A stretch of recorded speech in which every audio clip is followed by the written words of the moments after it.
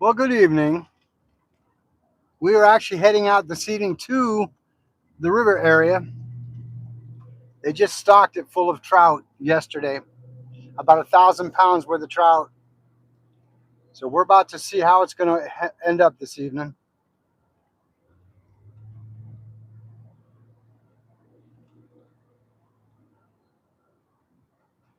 Thank goodness I don't live too far away from it. We're maybe about 5 to 6 minutes away from it. They're going to raise it up a little bit this evening, probably about a unit or so. Super Sherman, thank you. How are you? Welcome back. Good to have you back, Super Sherman.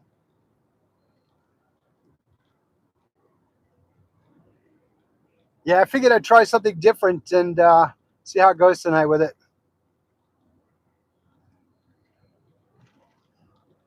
No worries. Tazzy, how are you? Thanks for joining tonight.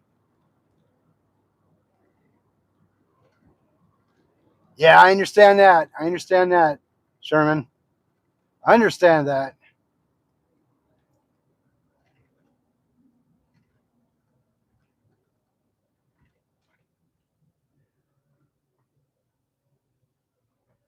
I make you miss Mojave Valley, Tazzy? I'm sorry. Yeah, I figured I would change up the live tonight differently. Figured I'd give you kind of a quick route on how I get there.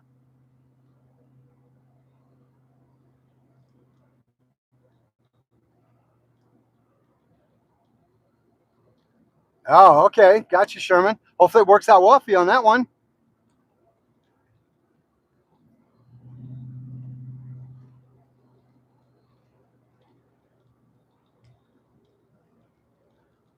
Stock market can be good if it's done right, for sure. Oh, no kidding. Nice. Nice. It's good to hear that.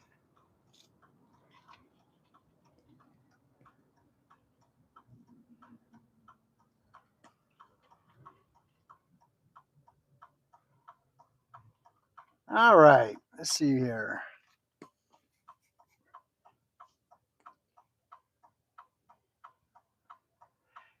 Faith Fish Hunt, how are you? Thanks for joining. No, you know what? I'm really funny about where I do get my sushi at, Tazzy. I definitely love it, but I just haven't found a place good enough yet for me to want to trust it enough to eat it. I'm not going to lie to you. I can be pretty particular in where I get my sushi from.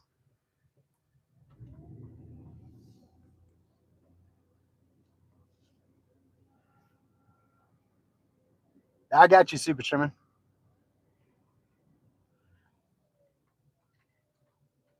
Man, they have a lot of RVs out in this area. I wonder what they got going on here. Are they pretty good, Taz? Well, it's good to know that.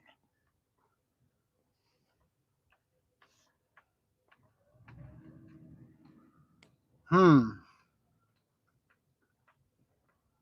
Well, they've got all this blocked off.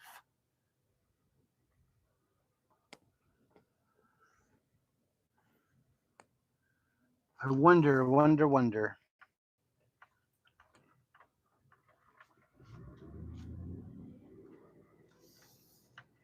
to check out a different part of the park area this evening to see. Oh my, boy, they got it all blocked off here. No kidding. Wow. All right, there's got to be another way to get in here. I wonder how.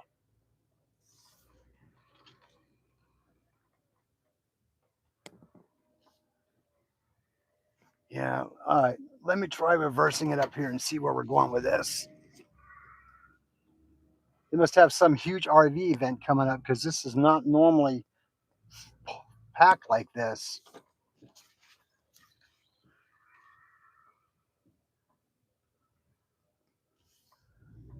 Folks, I want to say thank you for joining the channel this evening. Um, I'm actually trying to make access to an area that I know might be potentially decent for fishing tonight, but I don't see any other way in because they've got it all blocked off. And I need to find out if if there's a way I can get in. No, there's not. Boy, they got it all blocked off. Well, that's just not cool.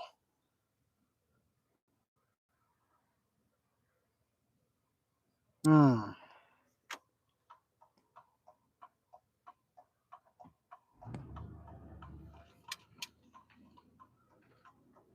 All right, we're going to check one more area, see how it looks.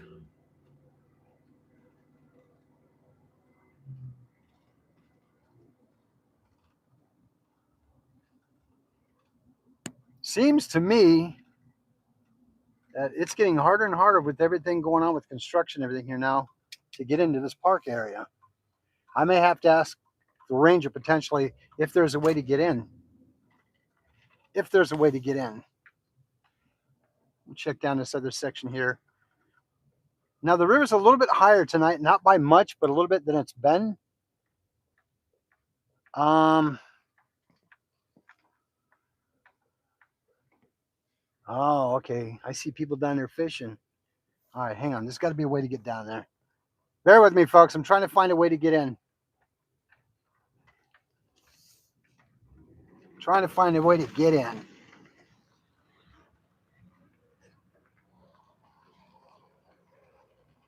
Yeah, they're out here. Something tells me that.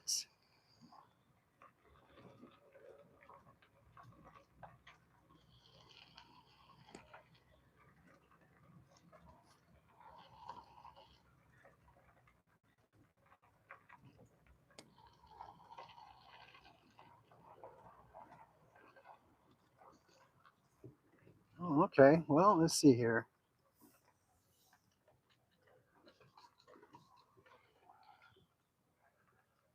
All right, I think I've got an idea. Folks, bear with me for a minute. I think I may have an idea. Yeah, all right. I think I figured out a way.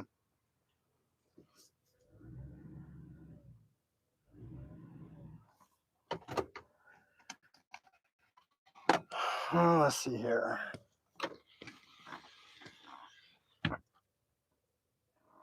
So, folks, check it out. I'm here at a different part of the area of the river right now. The area that I'm at right now is where they've been pulling out some of these bigger stripers after they've actually stocked. So, yeah,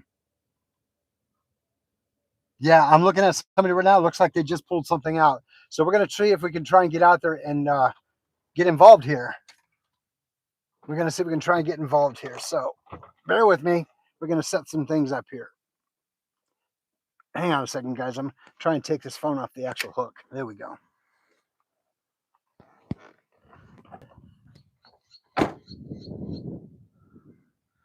This is the area that we're gonna be fishing at. So we're gonna see. Yeah, it looks like they might be using lures. We're gonna give it. Yeah. Okay. So it looks promising. So bear with me. Bear with me. Looks pretty promising.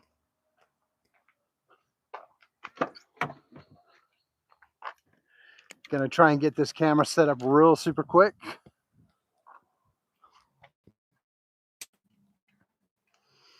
While I start getting stuff out. Bear with me here for a minute.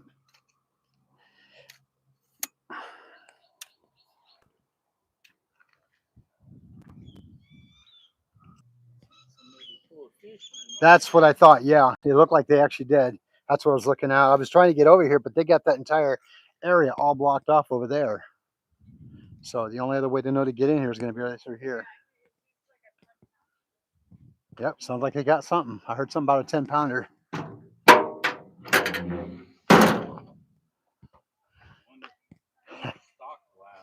Day before yesterday. Day before yesterday, yeah. All right, folks. Whoa. We're going to try and get stuff situated here, so bear with me for a minute.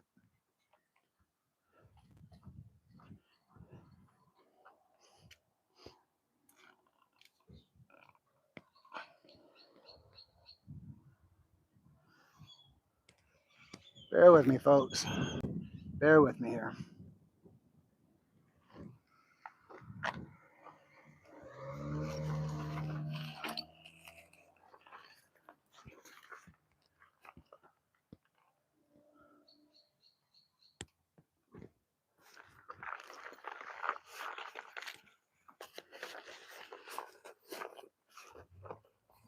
might not take everything out with me.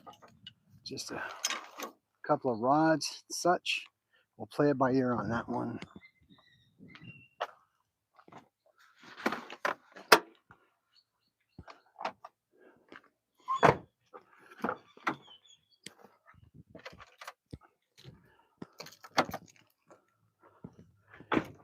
Now it looks like they're using possible lures and a couple of other things, but we're going to try and get out there and see what we can get.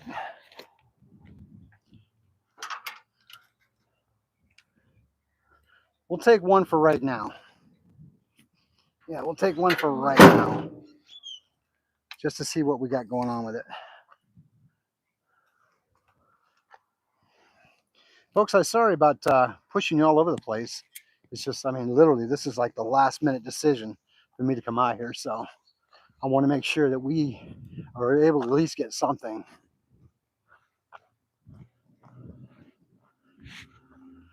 Good thing I have extra equipment if I need it. But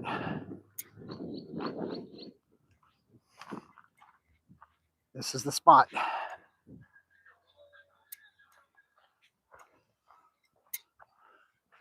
And I think ever since this area went public on YouTube, oh yeah, you got fish. Nice.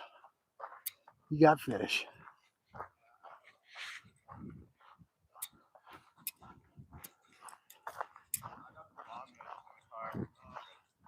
You need some pliers? I got some. What you using? Anchovy? This is a big swim bait, paddletail. Paddletail? That's what they're hitting on, huh? I fishing for like 24 hours straight. Wow. Finally got one, dude. Congratulations, bro. Thank you. If you got one this early, later there will probably be more there.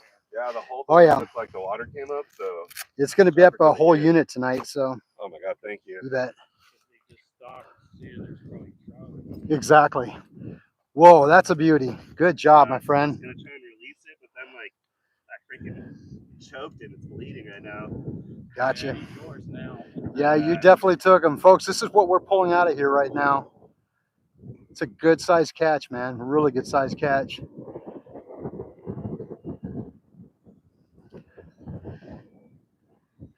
Golly, dude.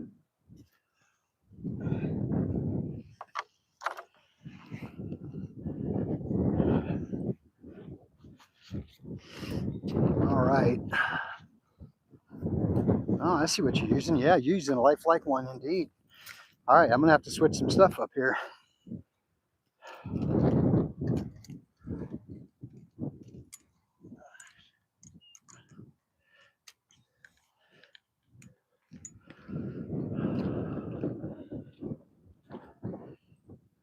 Daniel, how you doing, my friend? Thanks for joining tonight. Appreciate that. He's a good size. Got a gentleman right next to me. It's caught almost by between an 8 and 10 pounder for sure. Let me rinse these off for you. Yeah, no worries, brother. Appreciate that.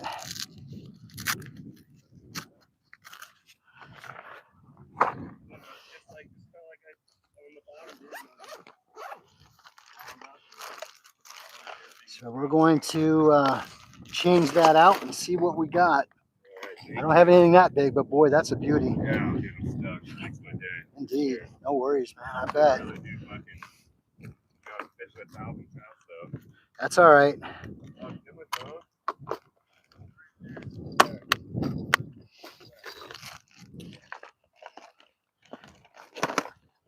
Let's see here. What do we got in here to bring to the table?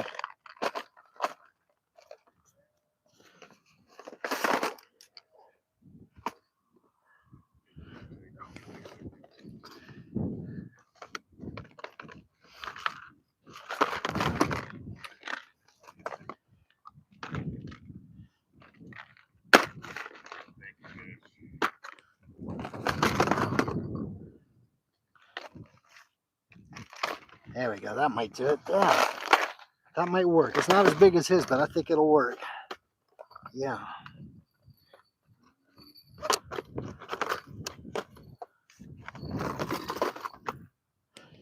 All right, folks, we're going to switch this out for this one real quick. So a little bit small, a lot smaller than what he's got, but we're going to give it a try anyway and see what's up. Michael, how are you, my friend? Thanks for joining.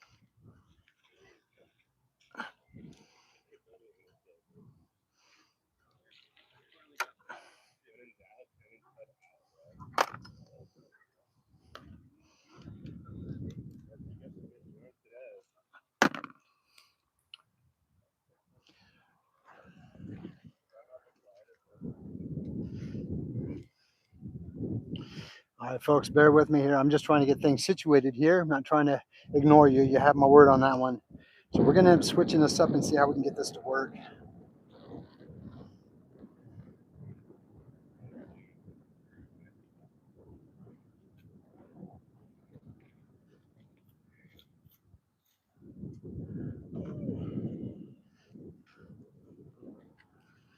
That was a rush.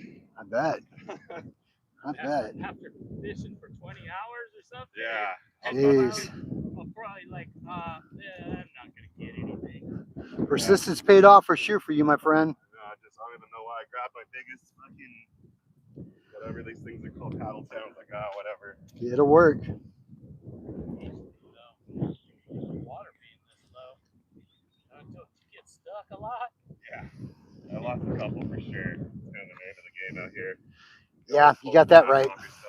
You got that right. Just got to like chalk it up as being part of the experience, I guess, right? Yeah. At least you know you're on the bottom when that happens. At least you know you're on the bottom. Exactly.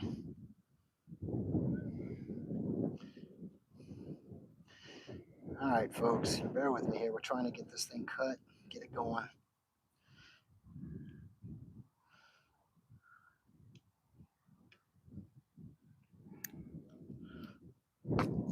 All right. You cast it straight out, didn't you? Yeah. That's what I thought. Way out there.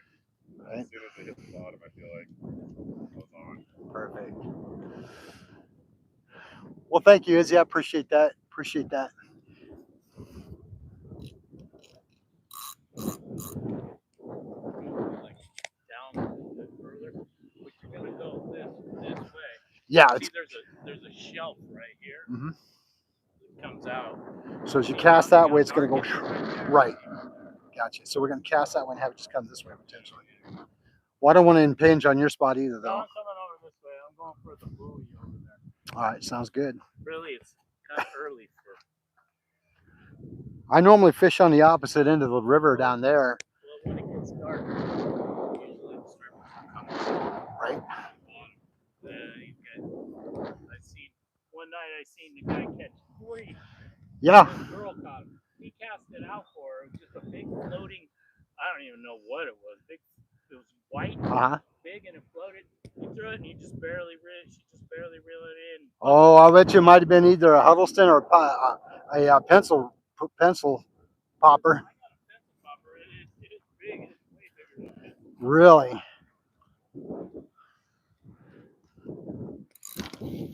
Oh, crap.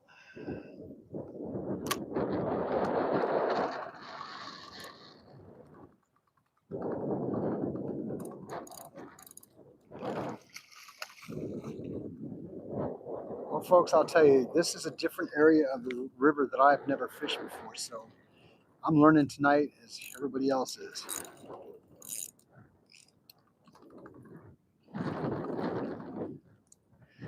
Yeah, there's going to be a lot of debris. A lot of debris. But the rule is, we get out here and we do it, right?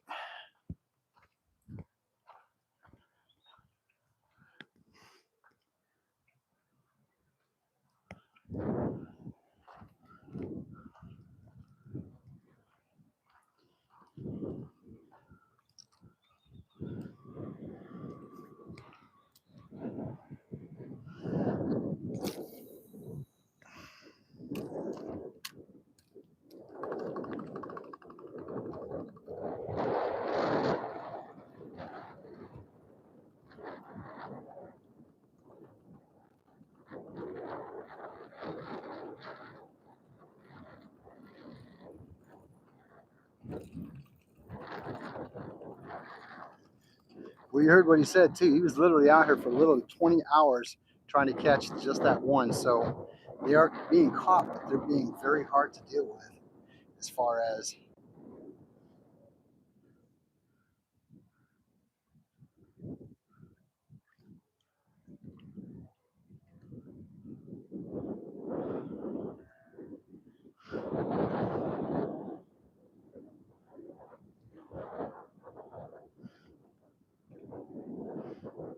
Well, that's just odd.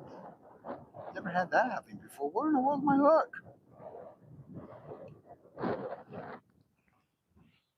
Interesting. Let's reset that up. This one seems to be kind of weird. I'm not sure what happened to the hook. The hook is completely gone. Never experienced that before.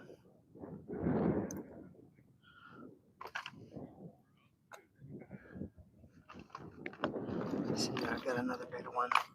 This time I'm going to take a better look at it. Why did the hook not appear?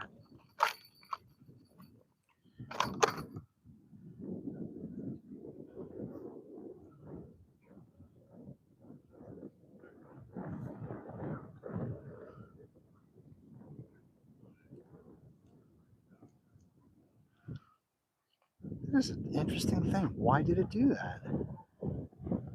Folks, on the last one I just had, it completely taken the hook right out. Completely took it right out.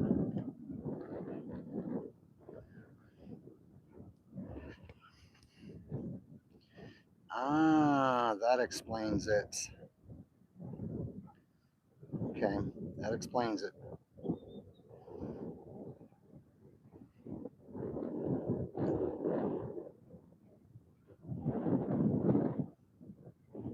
That's a heck of a way to find out that it's wrong.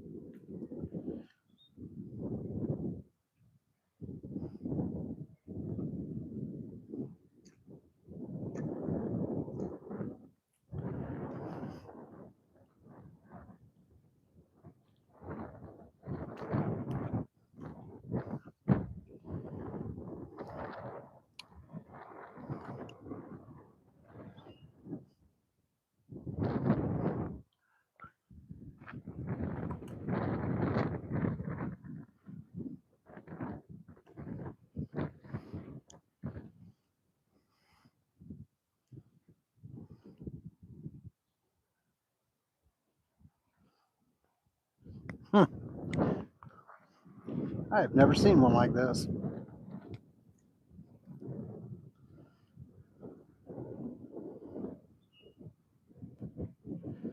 One of the disadvantages of using a new lure that you've not used yet.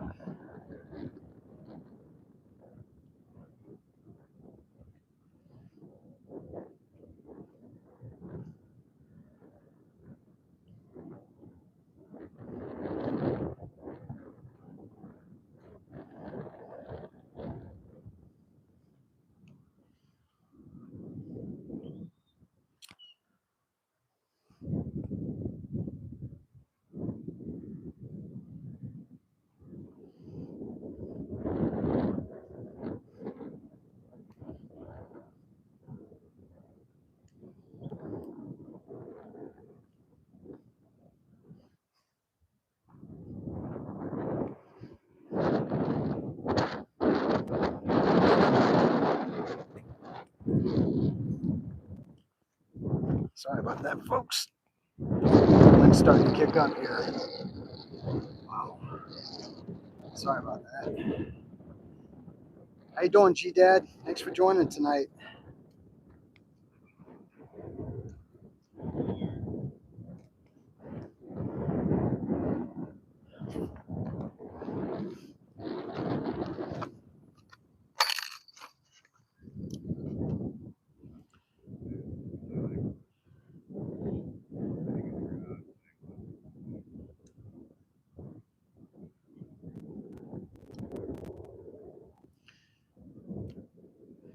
I've never seen these before. How does that even work?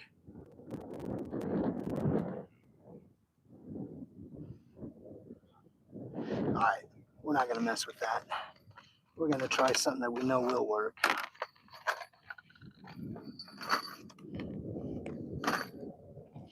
Go into my truck real quick. Folks, I'll be right back. Right back.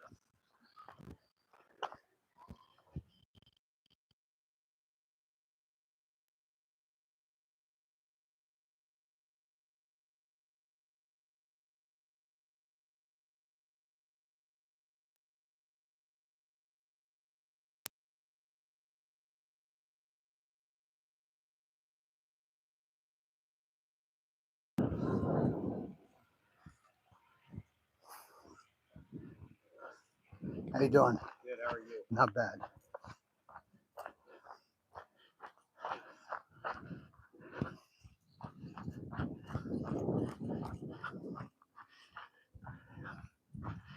Interesting thing. The bait I tried earlier, I've never used before. That rubber. Bought it at the Bass Pro Shop. I thought it was just an easy clip and go. Not so much the case. Just got a bait I bought from Bass Pro Shop I've never used before. Cast it in, the whole hook came out. I'm like, what? Never seen one like that before. Yeah. Well, it came in like this. It was like this, but I've never seen it like. So how do you attach it? It was in like this. Maybe these guys would know. I'm not so big with swim baits. Right? I think underneath, it's supposed to come out of his belly. I think. Can I pick one of you guys' brain when you get a minute? I got this from the Bass Pro Shop. I've never used it. How is that thing supposed to stay in? It was like this. When I threw the first one out, the hook and everything came out. I've never seen one like that before. Oh, it's a line tie. So you put the line through right here, Oh. and there's a little tube that you go, then you tie it, then it'll sit right in there like that. I learned something new. Yeah, line tie. Never even So heard of get it. right through the nose. Thank That way, when the fish get hooked and they don't have to leverage the bait. Perfect. Thank you so much. I've never even heard of that. That's why. It's called a line tie. Never even heard of it. So I guess you go through the nose and come out through here. Folks, I'm going to have to tell you, I'm going to play idiot on this one, my friends. This is what they call a line tie type bait. I've never even heard of it. Something that's been around probably for a little while. I've never heard of it. I guess your line goes in through the nose portion here, which comes out through here, through the slot. You tie it onto your hook, and that's what holds it in. So let's get this thing up and going.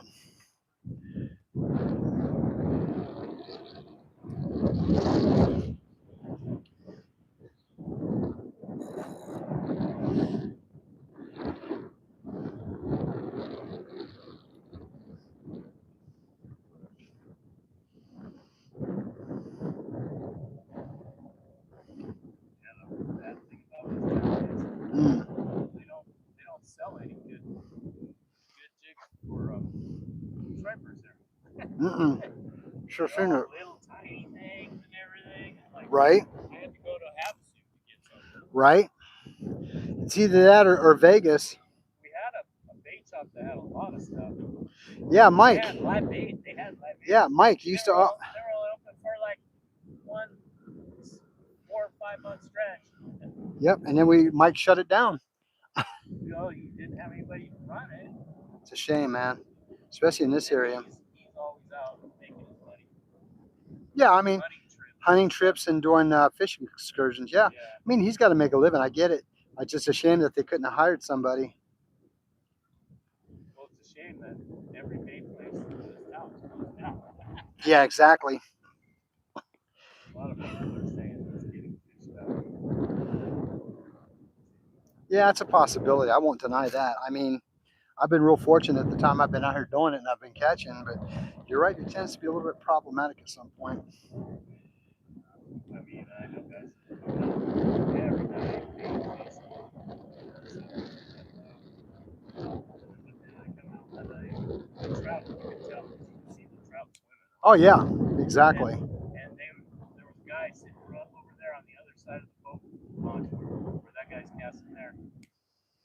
And he just threw it out a couple of times. And they were just like all over the place. Right. The trout were kind of stacked up against the weeds over there, and then Wow. the stripers were coming in, and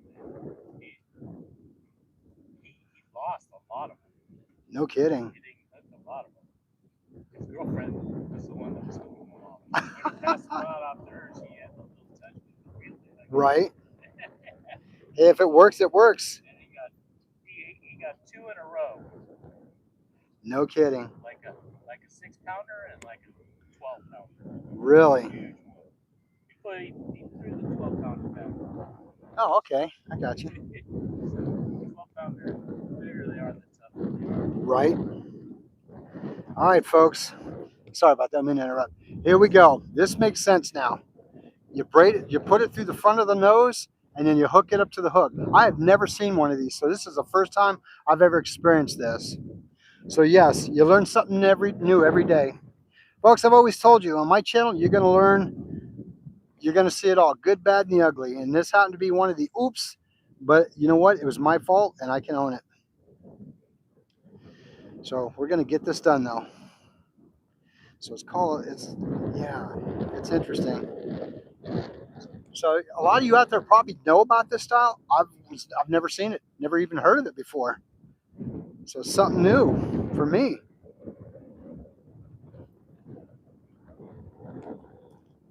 But I'll tell you what, folks, I will not forget. Now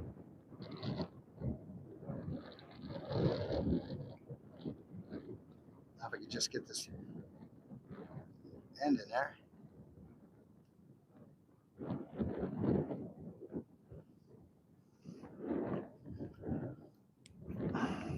There she be. There she be.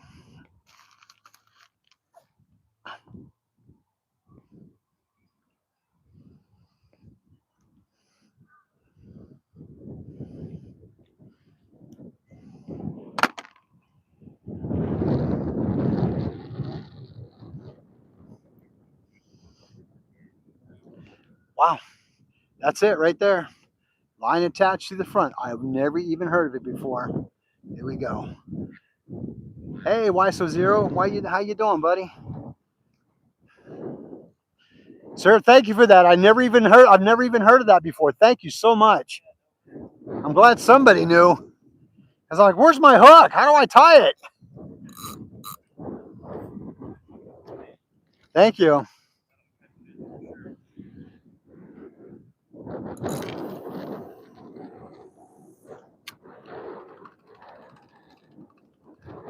All right, folks.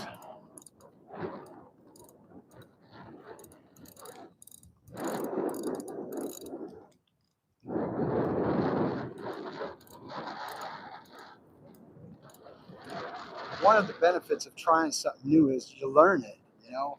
Yeah, it can be a little unnerving for the most part because of the fact is you're not familiar with how it works, but on the same token, you learn it as you go. And thank goodness we have a really good group in the fishing world that we're in that it works out well to our advantage. Oh, exactly, Michael. What a very nice guy it is. Because like I said, I've never even heard of it. But I tell you what, I'll never forget it. It's just part of fishing, you know.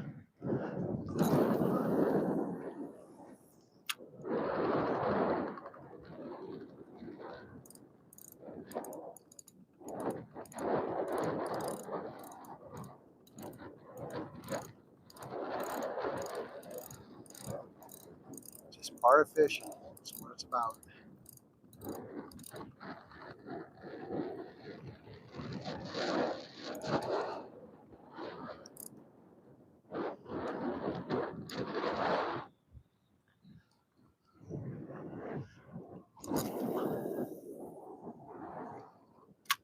That one seemed to be a little bit better of a cast out there, so.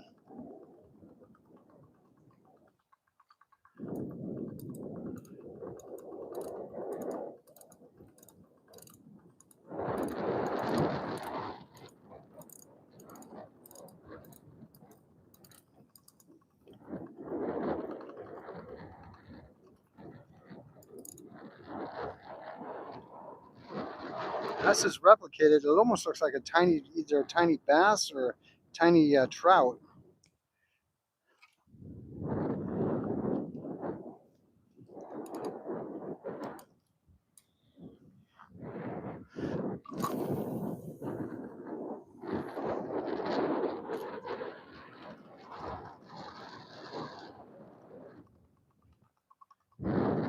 There's quite a few anglers out here this evening.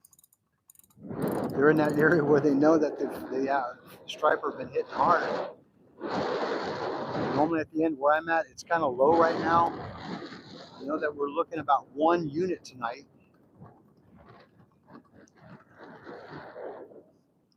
So it's actually not a bad situation.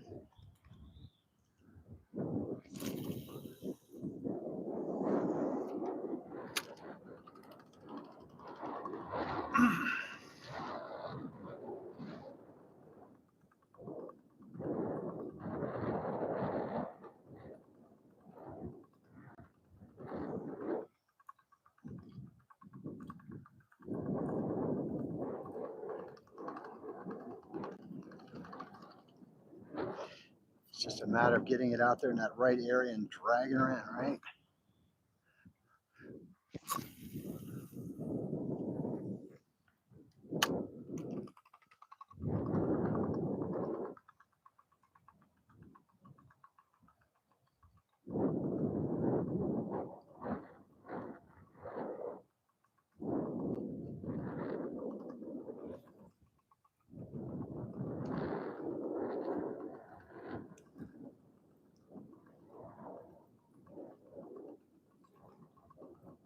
Folks, thanks for joining the channel this evening. I appreciate that. If you're brand new to the channel, do me a favor, hit that subscribe button. Make sure you hit that notification bell. That way you don't miss any of the content that I put out. YouTube does not automatically go to all, so you might need to go to your settings to click all because they will not do it for you. And do me a favor, give me a like on that button if you would, and share the content. Much appreciated. I'm just a little over 500 watch hours needed to hit the 3,000 hour mark. If you wonderful people out there tonight could do me a favor and help me get that 500 more hours that I need or so, I greatly appreciate it. I'm trying to make this channel grow and see where it can take me. I can't do it without you guys' support or help, so if you can help me out, I would really appreciate it. It means a lot to me. You find folks the only reason why I'm successful on my channel.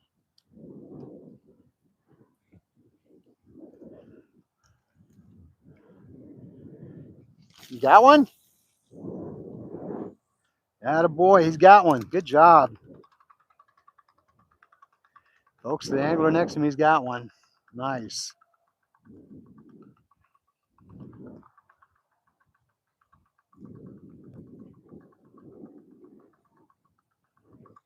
So that's 2 that's been caught since we've been out here. They're out here.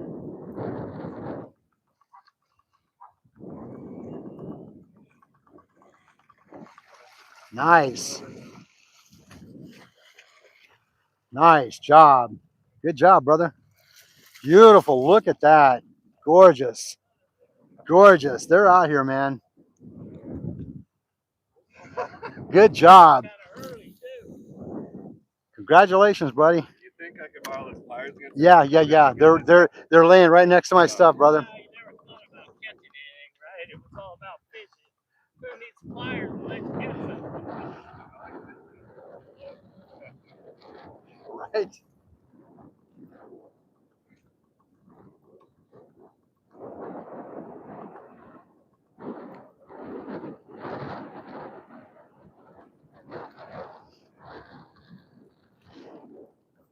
Yeah, mine's a bit smaller. I'm gonna definitely have to get me a bigger lure, but I think this one will catch something. Really, if you just get it way out there, like Yeah, long or fast, you know. exactly. Beautiful fish, man. Congratulations. You swallowed it. I think I can get this on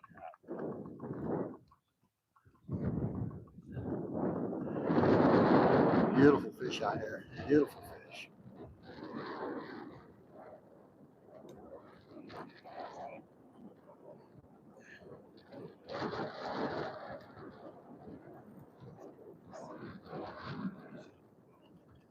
Yeah, he swallowed the whole thing, man. He just gulped it down.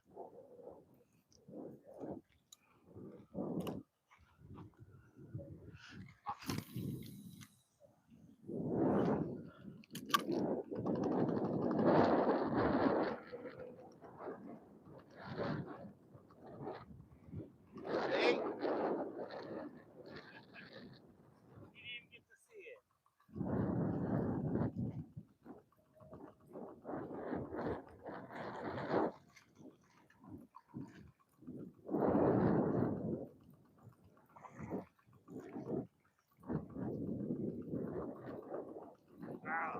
Go.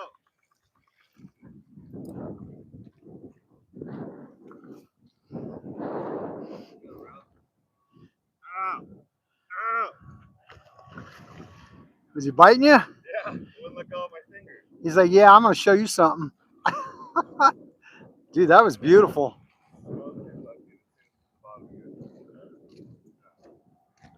Beautiful, beautiful fish. Yeah. Beautiful fish. Thanks, guys. Couldn't literally have done it without you. No, man. No. Keep them here, man. We can keep them next to each Well, other. put them next to your stuff because stuff gets lost on the river, right? Yeah, it I want does. so many pliers just setting them down. No, I understand. I appreciate that. Yeah, the water comes up. My buddy left the rod underwater once he got left down. I actually was down farther about 2 months ago where I had the actual fish take the pole and everything into the river. I thought I lost it for sure. And about 45 minutes later, I ended up catching my pole and the fish on it.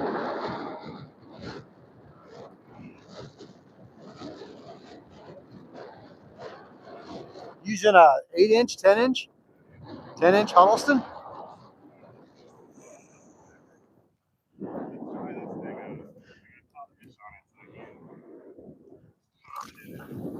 Well, indeed.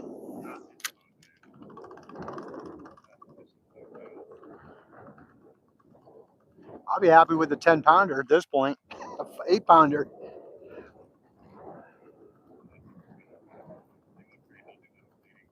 Good. Did it?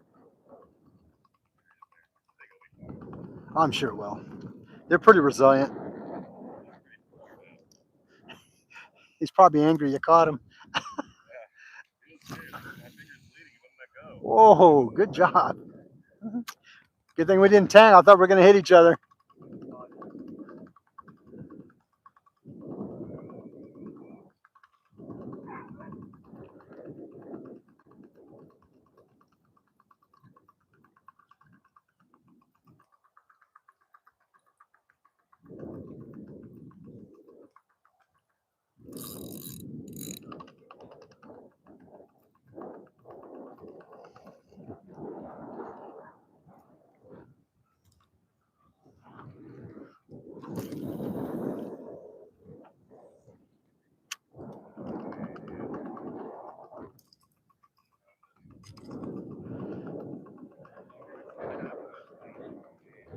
Folks, this is what it's all about. Out here fishing, spending time on the water, catching, enjoying the company of other anglers. It doesn't get no better than this. This is why I love fishing so much. I do apologize if it seems like I'm not. Oh, I got something there for a minute.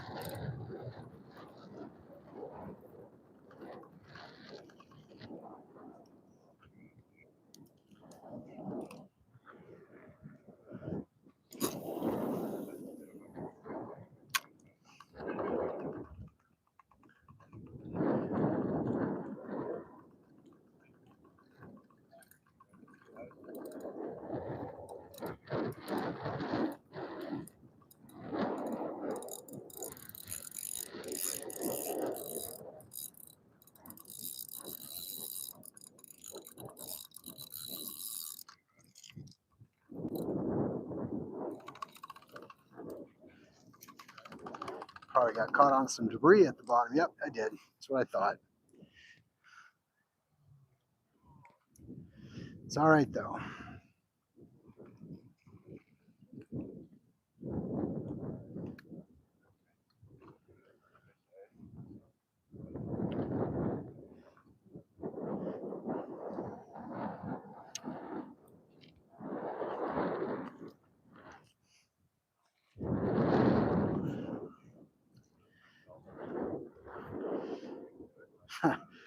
Tell you, man, that's interesting how the whole bait situation lined up like that. I have never seen one like that before. So, guarantee I'll never forget it.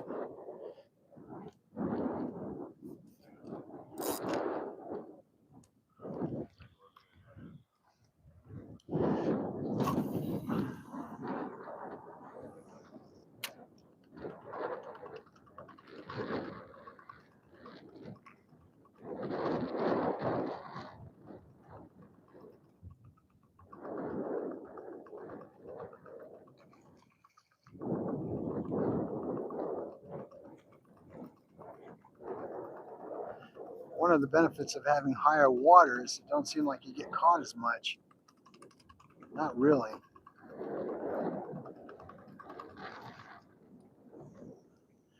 Unless you get to the shallower parts, then you do.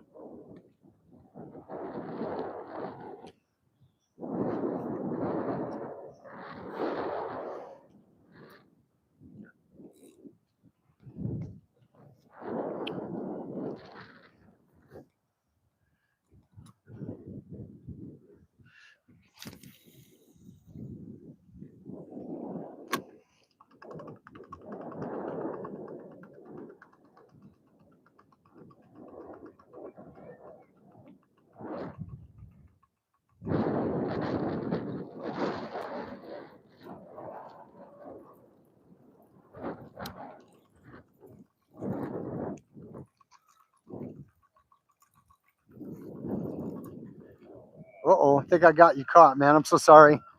That may have been my fault. Sorry about that. Yes, sir.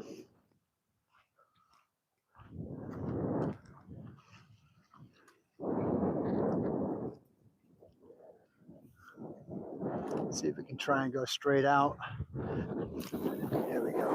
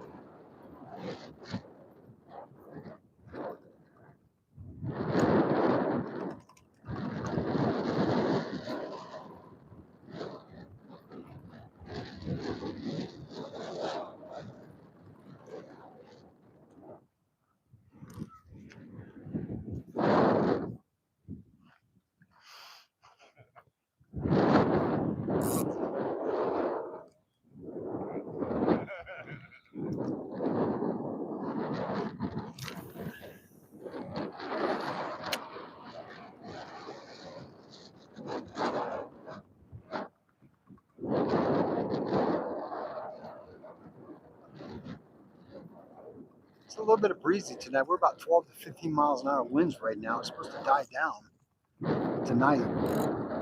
Oh.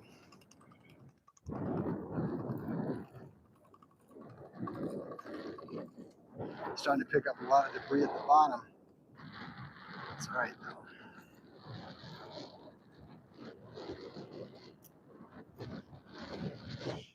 Partner, what do they call this kind of bait again? No, I meant the line through. Thank you, appreciate that. Line through, interesting.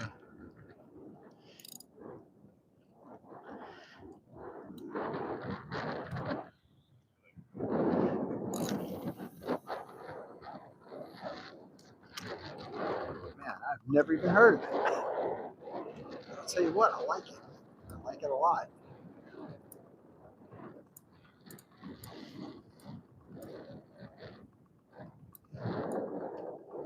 Now what they're using is a 10-inch rubberized swim bait.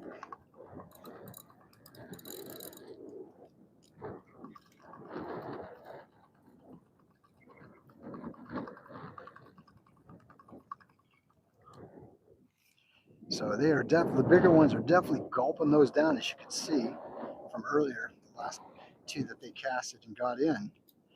Mine's not, mine's probably, if I had to maybe guess, about a 5 or 6 inch. Nothing like that, so we're definitely going to have to upgrade our arsenal of plastics, or lures per se, swim baits, because if that's what they're catching on the 10 inchers or 8 inchers, that's definitely what we want.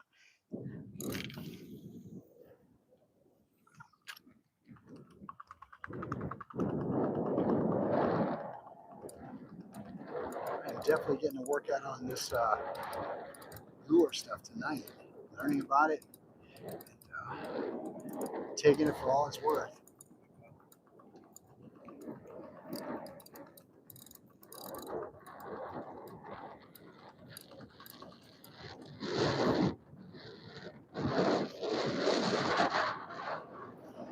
What's kind of cool about this too is that it's gives me new excitement to start using these types of lures a lot more frequently, other than just the anchovies that I've been using all the time. So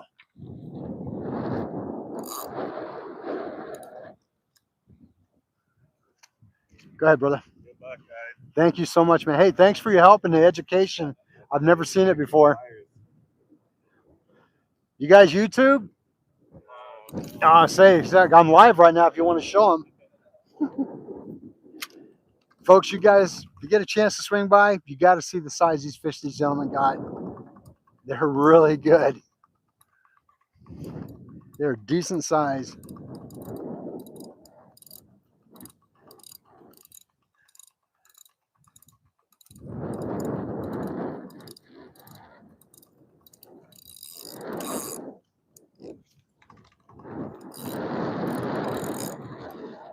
It didn't feel like a bite. It feels like I got snagged. Yeah, it's all right though.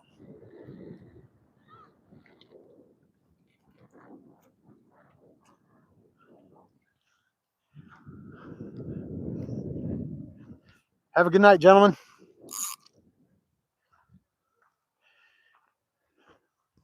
Partner, if you want me to move over, you can come over here.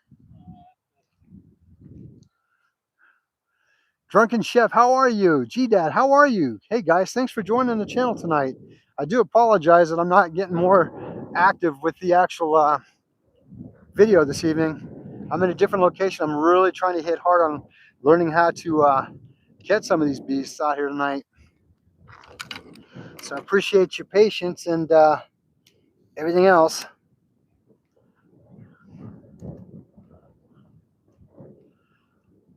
There we go. Beautiful, beautiful.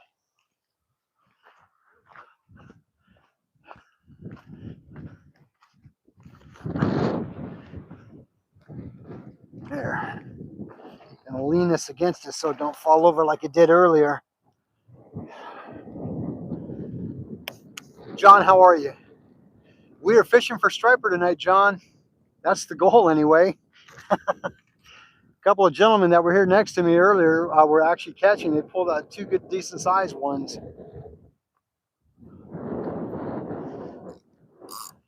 So that's how we're gonna see this rolls out.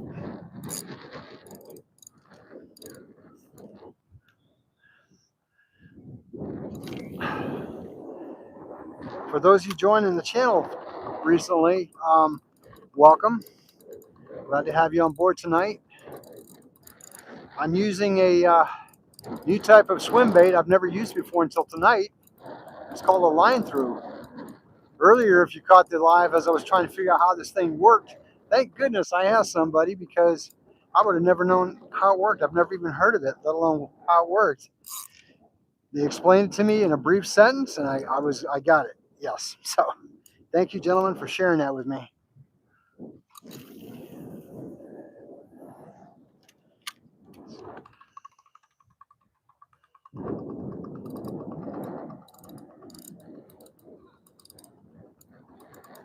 Now, they've already pulled out of here a couple of good 10-pounders as I was here. So they are definitely in the water tonight. They're active. They were using a 10-inch swim bait, though. I'm only using maybe a 6. So that may be a disadvantage. I don't know. We'll see. But again, like I said, you know, I'm learning as I go with this lures and these swim baits, because I really don't normally use them. I'm not gonna lie to you, I normally don't use them. But I'm telling you, I'm getting to the point where I'm starting to get hooked on them. I think they're a great asset, and I want to learn more about how they work. What am I caught on here?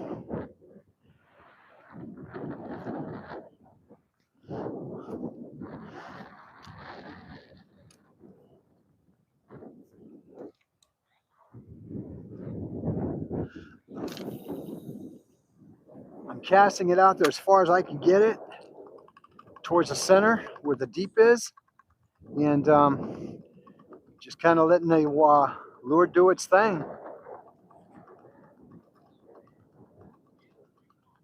Now, they've been swallowing those 10-inch swim baits that they've been using, so these fish are definitely aggressive and hungry.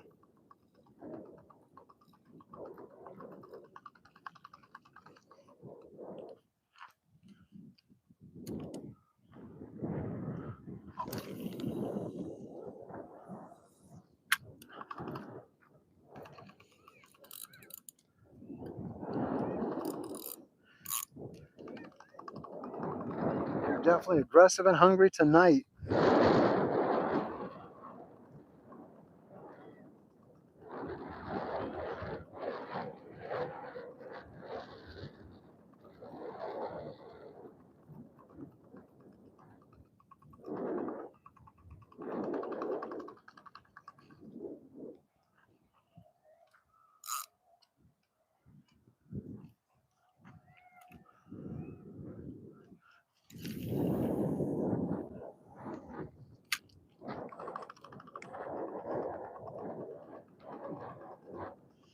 Pretty excited. I was able to finally get a new reel that I want for my Berkeley pole, my heavier stick pole. The new reel I got came in today.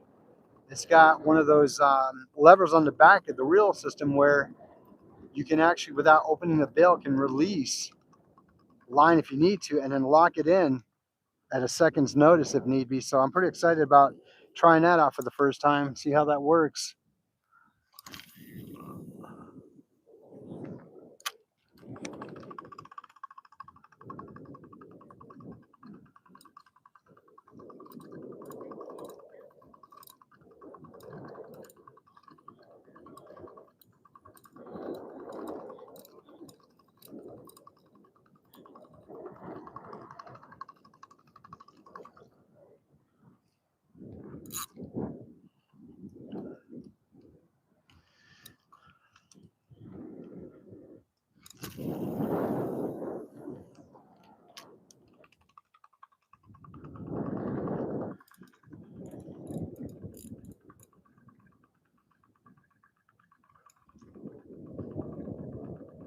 Oh, nice, John. Folks, I do apologize. I haven't really been keeping up on the comments. I've been giving a lot of attention to this new lure that I'm using, so I do apologize.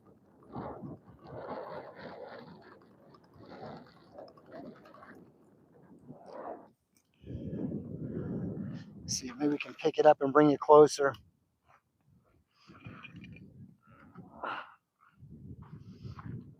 There we go. There we go. Bring it a little bit closer to where I'm at. Yeah, I'm not driving. I don't know why you keep popping up. Hey, Justin, how are you? No, no, actually, it's not Justin. He was farther. He was actually on the lake. The ones that you saw in this spot was a gentleman from Newport that caught him. He caught him early in the morning, just after they had actually loaded up with trout. They loaded up yesterday with trout, about 1,000 pounds of it yesterday. So,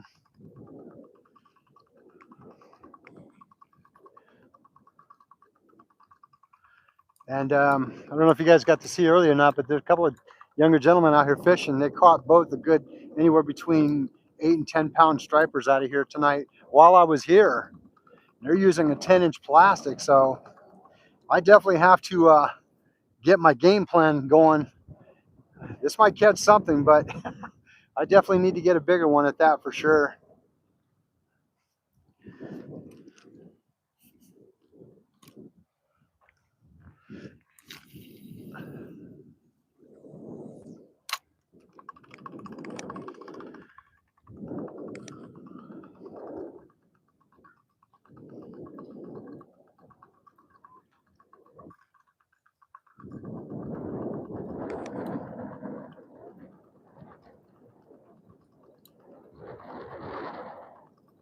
Yeah, I think I'm really liking this new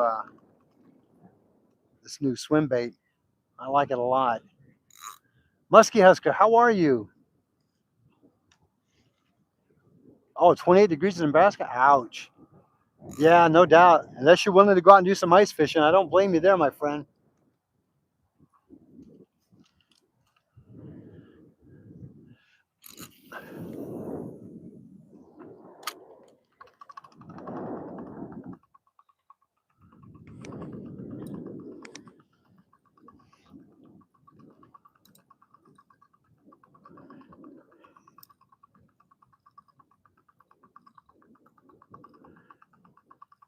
I can say for real though, one of the benefits of actually being out here, um, doing your best no matter what, whether you catch or not. Hey, Solo, how are you? Thanks for joining. Thank you. Appreciate that. Um, one of the benefits out here is learning from other anglers, you know, and watching their technique and style and what they use. That's pretty much a biggie for me. That's how I end up learning a lot. And I mean, I'm not embarrassed or ashamed to say if I don't know something, if I can't figure something out, I'm going to try and ask about it because, again, as I always share with you, fine folks here on YouTube, you're going to get the good, the bad, and the whoops and the ugly. If I don't know it, you're going to know I don't know it. If I've never used it, you're going to know it. Because that's how we learn. Ooh, nice couple of ducks there. Nice. That brings back memories for me. Brings back good memories.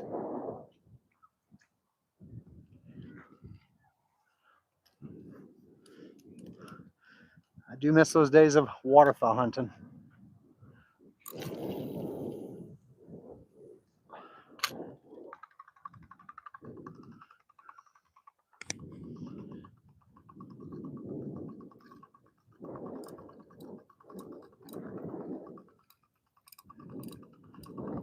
I got to give a lot of credit to my wife Barbie too, because she's the one that's really pushing me to get out here and use the swim baits and lures. Because she says you need to put more action in your channel.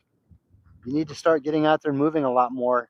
And you know, gosh darn it, I think she's absolutely right on that one for sure. You know, if you just kind of leaving a pole in the water all the time, it can kind of get mundane, huh? But I'm also a firm believer that switch it up, but if it works, stick with it, right?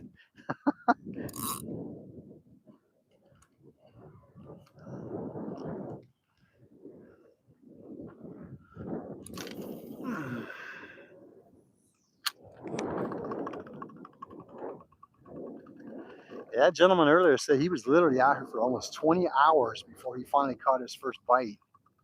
That's a long time. That's what you call dedication right there.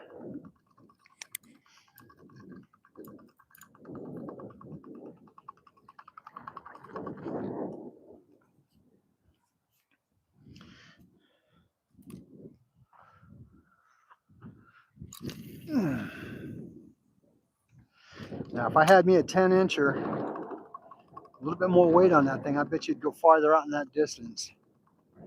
We're going to make this work what we got.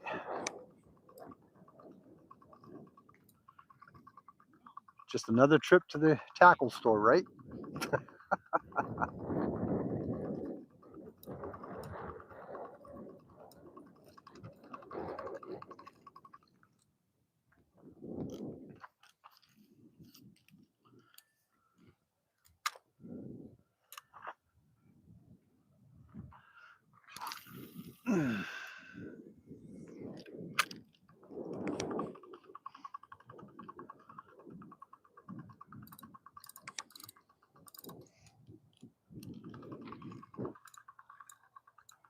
We got 1, 2, 3, 4, 5, 6, 7, 8, 9, 10, 11, 12, about 15, 16, 17 anglers out here tonight.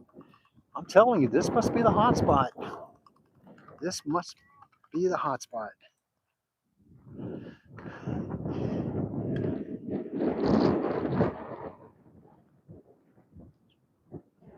Well, thank you. I appreciate that, Solo. 310, how are you? Glad to have you on board tonight. Thanks for joining tonight, folks. I'll tell you, I've got a new excitement for fishing a different type of unit tonight. And again, I want to thank my wife because she's the one that's been pushing me to get out and do these swim baits, these rubbers, and all these other lures. So, sweetheart, if you're watching, thank you so much. I owe it to you. Now, this is what I'm using tonight. I wish it was a 10-incher because that seems to be what they're catching them on, but it's okay. We might be able to still catch something on this, right? You never know. We're going to keep trying till we can't try. Solo, I do appreciate that. Thank you so much. I appreciate the words of encouragement.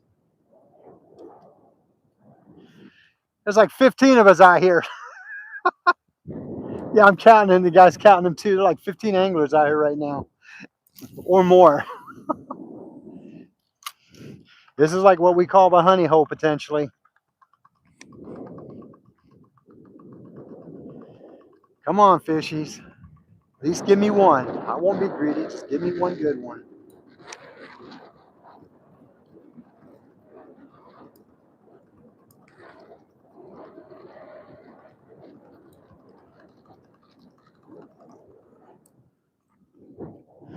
Yeah, knowing the size of this thing, though, this might be a minnow compared to a lot of the ones that they've been throwing out there. But hey, you know what? Better things have happened. Well, thank you, sweetheart. I appreciate that. My wife is definitely the driving force behind me, getting out here a lot, and she keeps me excited, keeps me enthused, and keeps me motivated. Because it's like I just really appreciate the fact that she believes in what I'm doing. It's a big blessing for me to have a wife that supports and encourages me to do it. I mean, there is going to come a time and place where I'm going to end up retiring and not working and just fishing a lot more. I'm wanting this channel to take off and just explode. Like I said, folks, I'm just a little over 500 watch hours from hitting that 3,000 hour mark, and I'm so super close, and I'm hoping to get it soon, and I'm super close to getting 1,200 subs tonight. Can't do it without you fine folks on YouTube,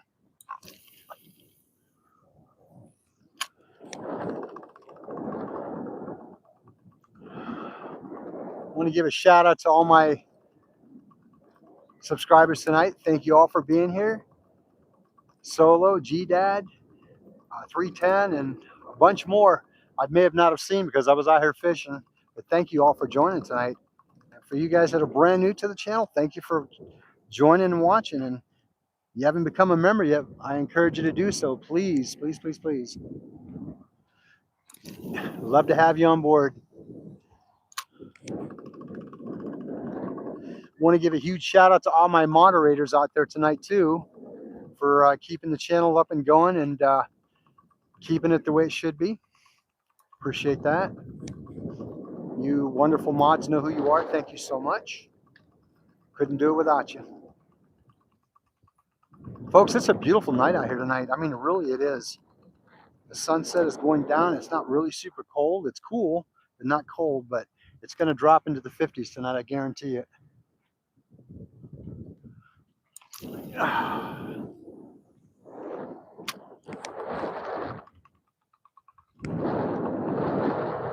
Looks like I might have to take a trip to the Bass Pro Shop or online. I have to get me a 10-inch lure now.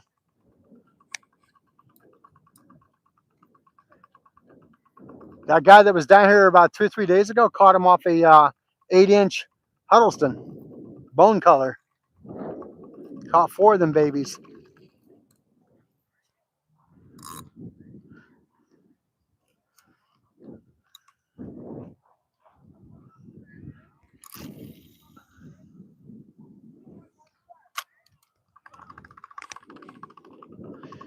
One of the fortunate things is I literally live about 5 to 6 minutes away from this beautiful river.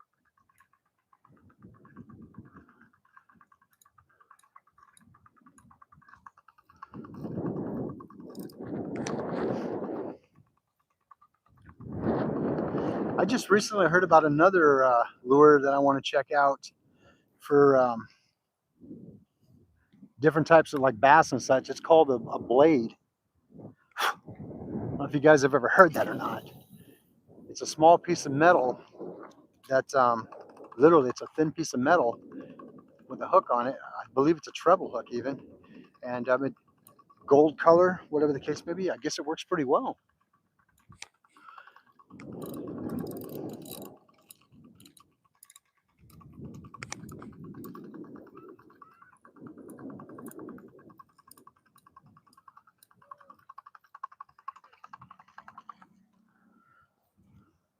Ooh, I've been cranking and cranking and cranking.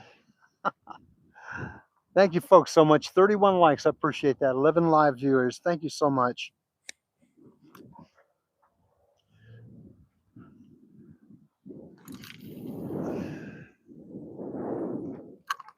I know a lot of you are probably getting home about now. Josie, you on board tonight? Thanks for joining this evening. I just now saw your name up there. Thanks for watching, Josie. Appreciate it.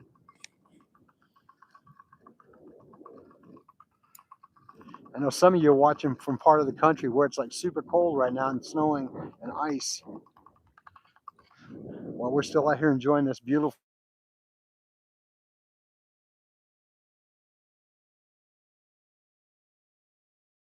Gave me a phone call. Uh-oh. Hopefully he can find me. I told him I'd be here.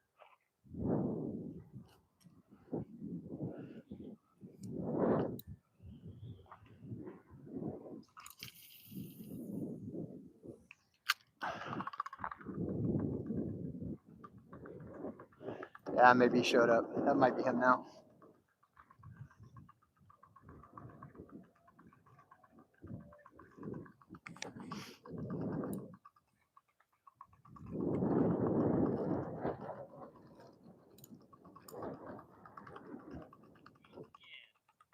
What's that? Weeds again?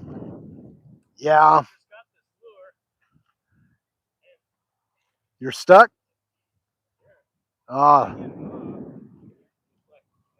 Dude, yeah, it's.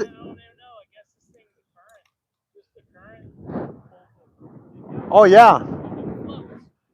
Exactly. You a top water lure? Oh, I got you.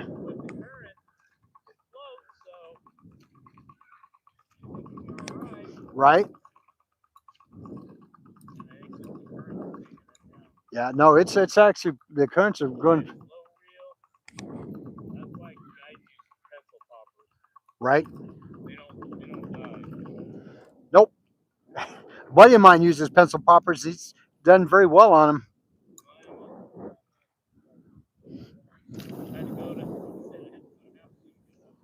All right.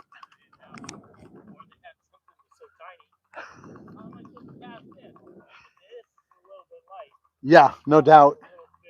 Yeah, no doubt. Yeah, it gets to be tough sometimes. I unfortunately, I wish they actually had a bait shop around here, but again, the closest one is either Havasu or Vegas. Cal Ranch, I mean, no disrespect. Hmm. It's too hard to go get bait. You know, and you gotta. If people aren't buying it, you know, it only lasts. You know, you have an aerator pumps and stuff. Sure. You know, I mean, we can get frozen shit at the grocery store. That's pretty much 90% of the time what I'm using is frozen chovies or whatever my wife makes. You know, I mean, I've been successful on that, but you're absolutely right. But they, when he first opened the bait shop, Whoa, whoa, whoa, whoa. Oh. Ah. It hit. I felt it. Yeah, I felt it. That's the first time I've had anything on it. like I said, that big hole right there. Right? Ah, he hit it. Hey, Cliff. Folks, he tagged it. I felt it. He tagged the bait. I felt it. Hey, Cliff, how you doing? We've sat here and watched two younger gentlemen here earlier catch two 10-pounders right here. Yep. He was the one guy says he's been out here for 20 hours almost trying to fish. Finally caught one. And he's using a 10-inch rubber. I've got about a 6 or 7 on mine. I just got hit on mine. I just got hit.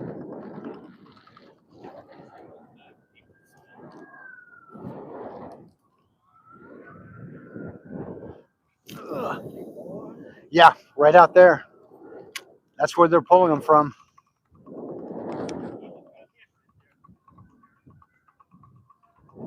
Yep, I was sitting there and I felt the tag and I'm like, dang it. Sitting there flapping away. Oh, no, I was reeling. I heard it. I felt it. For once, I was actually paying attention.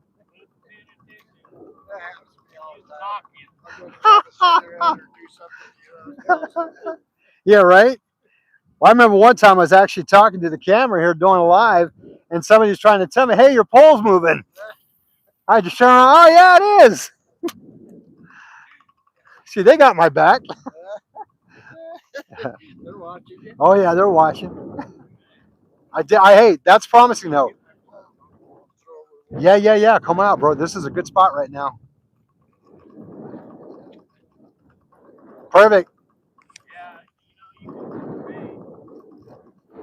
maybe put 2 on a hook. Yeah, right? I'll give this one a whirl until it gets... Yeah, right? I'll give this one a whirl until it gets dark, and then I'll start... Right here? Oh, yeah, exactly. And I know there's weeds here sometimes, but it changes every year. Oh, it does. Well, they're not letting you go around. No, I mean, they're letting it out for the parade that's coming up, but that's about it. They let a little more out at night so the cactus will get it. Exactly. That's about it. Exactly.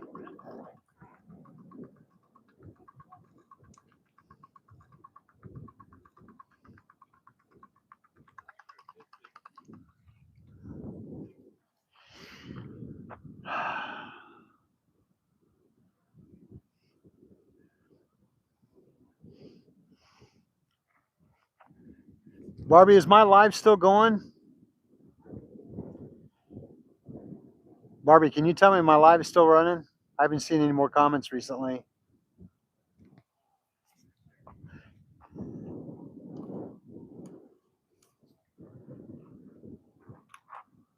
All right, thank you. Appreciate that, Birch.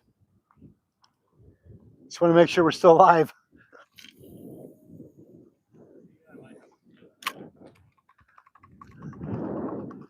I'm actually pleasantly surprised that this hasn't got snagged. That's probably the purpose of the whole thing. I'm liking that. They made this because it doesn't snag. I'm liking that. Especially when it's dark, it's too small. Yeah, this? It's too small. Oh, yeah. Well, You did get a hit. oh, I got a good hit on it. These guys are all here for the night bite, bro. Yeah. Well, come nighttime when it starts getting dark, They'll cook with bait out there. that's what I'm gonna do. I brought plenty of bait for that.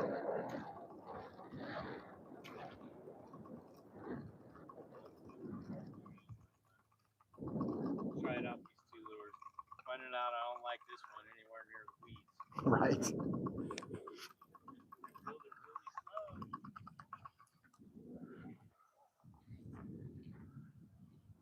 slow. Oh, thank you, Barbie. I appreciate that. Well, thank you, Michael. Appreciate that. Maybe if I cut this fin back. Possibly. The lure floats. It's a floating lure. Right. It floats. How's it getting in the weeds over there? Well, maybe it was I know your there's maybe. weeds there. That's why I fish it. Right. Because sometimes the trout back up against into the weeds over there. Right.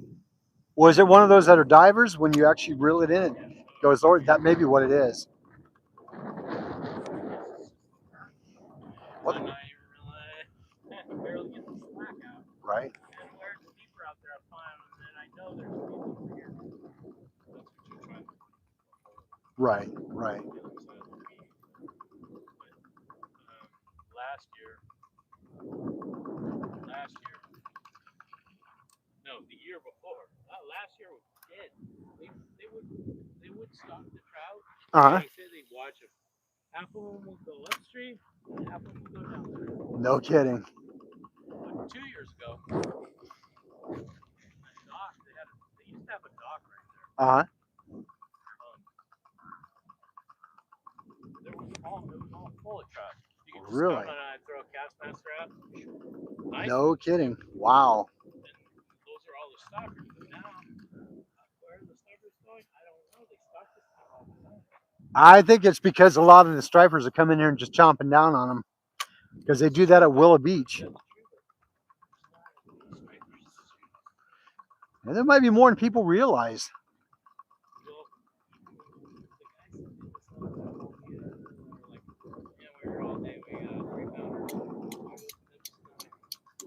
Right.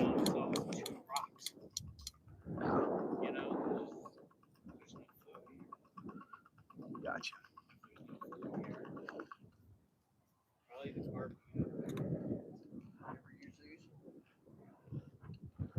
No. That's freaking cool. Keeps them everything wrapping around. Wow. We sell those things. You just slide on there. No kidding. Where'd you buy them at? I don't know. I've had them for a long time. That's pretty cool. Nice. They're not actually for that. They're actually for keeping two poles apart or something. No, well, I don't know. It's But it's Hey, my logic, it works for what it's used for. you can right, so you can walk. And Yeah. not Exactly. wrapping around your pole. I like that. That's pretty neat. That is pretty neat. Change your lure up. You know what? I've never used that stuff. I don't know if I like how it swims. I learned how to, just recently with the pencil popper, learned how to walk the dog with it. If you give it a snap, Yeah. But then if you reel, sometimes it's just on the top and it's not getting any action. No, I think it's more of a top bait, though. I don't think it's. A top Yeah. That's kind of what you want. Right.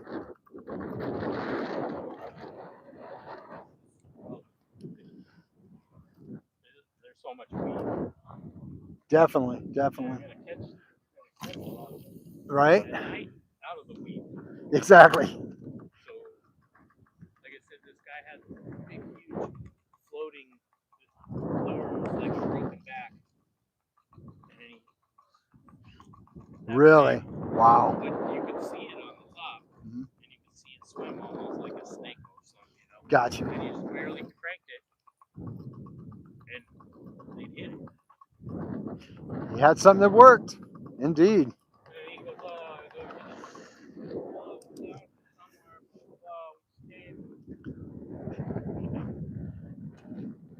Yeah. For the night, yeah. staying over the hotel over there. And when he took, he got a nice one. It was like at least 24, 28 inches. Oh, nice. Nice. And then he got a smaller 6-pounder. Sure, sure. He threw the big one back. And then Nice. But he was hooking them or missing. He was getting misses left and right too, you know. Oh yeah, that's all part of the experience, right? There you go. But it's nice to get something. Oh, exactly. You know, get one to pop his head up and snap at your shit. Exactly. Indeed. Indeed. What we got going on here? Hey, Phil, welcome. Thank you for watching all the way from Iowa. Appreciate you being here. The Fishing Fools. Hey, what's up, guys? Love your channel, man. I just found you. Great content. You guys are going to go well, man. You're going to do well with the channel. I enjoy watching it. Thanks for joining. Good to have you on here tonight. No, not yet. As far as for me, no. But we there was a couple of anglers that were next to me that were here. They were fishing. One of them said they were out here for a little like 20 hours, and he finally caught his first one out here, almost a 10-pounder. And then not too long after that, his buddy caught one about an 8-pounder. So, but we're out here, man. We're gonna make it work, brothers. Like I said, hey guys, a huge shout out to Fishing Foods. If you've not checked out their channel, I encourage you to do so. These guys are going to be good at what they're doing, man. Great content. Glad to have them on board. And guys, if you haven't subscribed to my channel, do me a favor, hit that subscribe button. Love to have you on board my channel, man. And it's great having somebody else out here who fishes Arizona like I do. Yeah, let's see here. Got to power up the old system here real quick, guys. Give me a second here.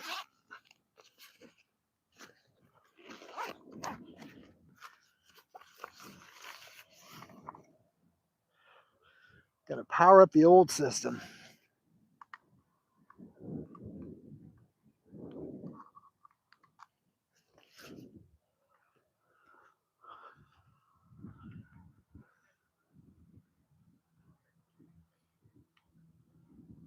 There we go. We got juice. We got juice. Perfect.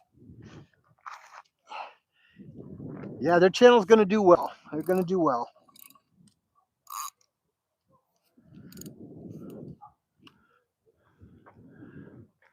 So, Cliff, this bait I'm using right now, being a swim bait that it is, I bought it at Bass Pro Shop about 2-3 months ago. Bought a couple of them, right?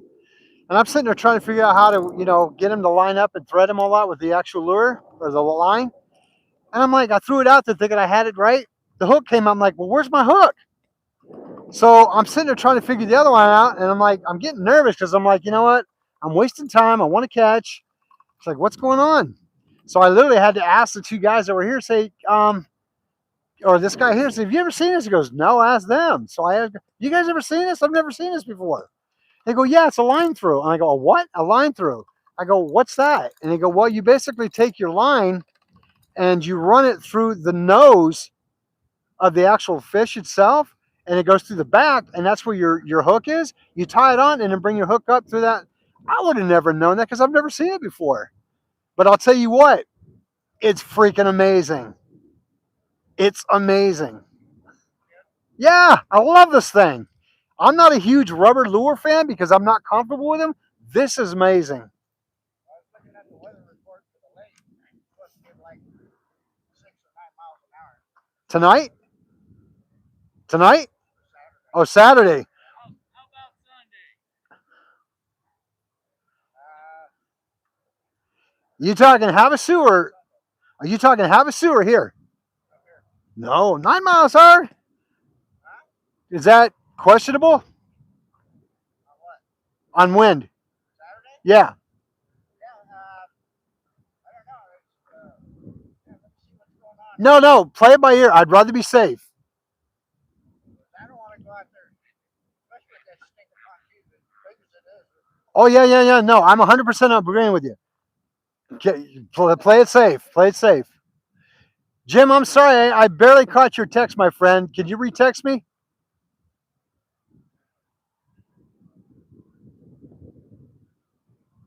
No problem, Fish Foos. You got it, my brothers.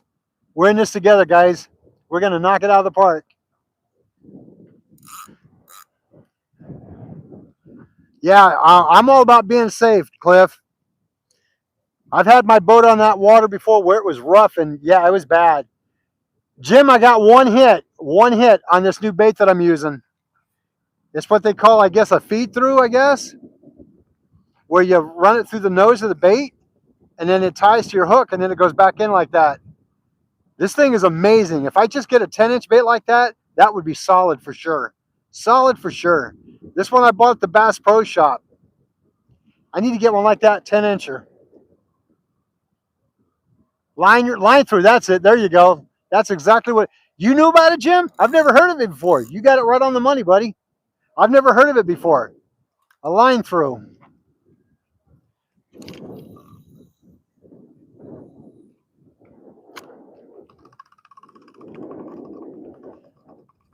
Yeah, I'm all about keeping it safe, Cliff. If it's windy, yeah. Oh, you do have some. Nice. Oh, Jim, a buddy of mine's talking to me. He says he has this kind of bait that I have. Yeah, I'm all about being safe on Saturday, bro. If it's rough, don't even worry about it.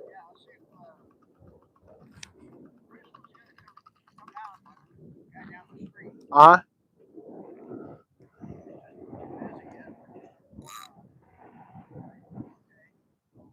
Gotcha.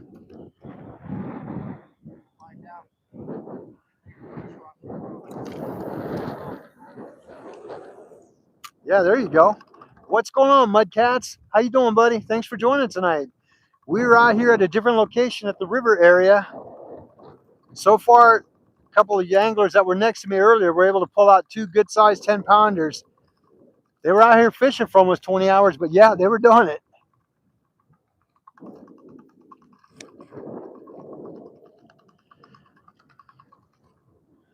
Jim, I only caught part of that text you just sent, brother.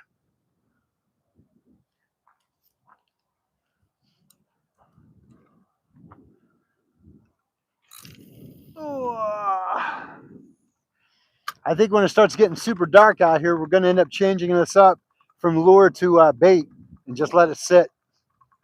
Put a couple of poles in the ground and just kind of wait and see what they do.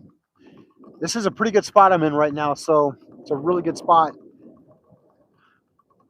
It's not too shallow, and it's working. Using anchovies, Cliff? Nice. I got extra if you need them. My wife made some dough balls too.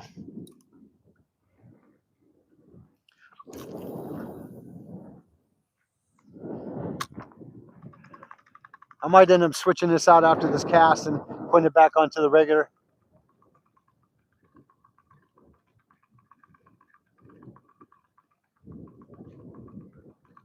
Yeah, you're probably right. I've got a bigger one at home. Well, Martin, I'm glad you finally made it, my friend. Glad you're joining here. We are live tonight here on a different portion of the Colorado River.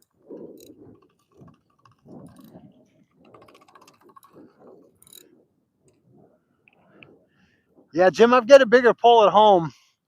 I've got that bigger, longer one from the Berkeley that I bought. I just got my reel in today for it. I'm pretty excited about seeing how that new reel is going to work.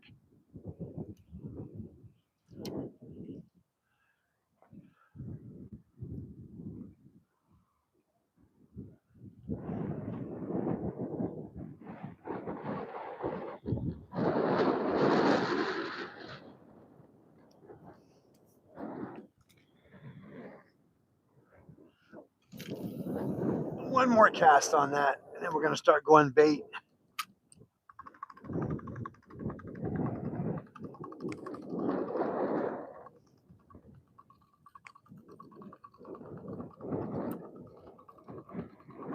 Well, I'll tell you what, man, I'm going to end up bringing another pool that's going to have this lure already set up on it. I guarantee you that. Because I love the way this thing handles. All right. We're going to set this one up for the night and get the other pole set up.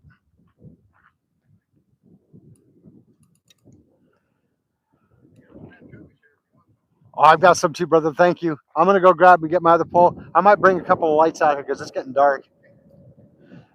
Folks, enjoy the beautiful view right here. I'm going to be right back.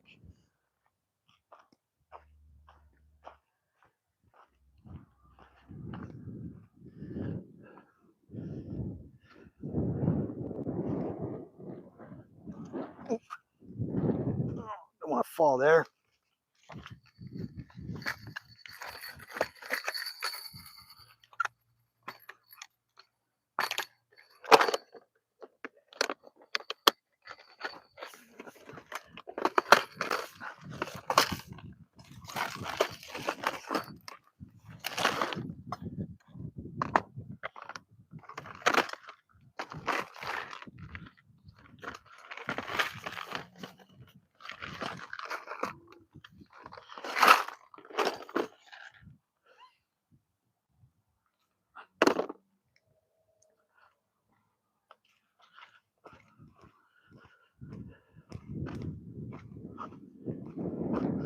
My truck's a little bit farther than I wanted it to be tonight, but unfortunately, this was the only place that I could park to get close to where I'm at. So I'll take a little bit of the bad for the decent location.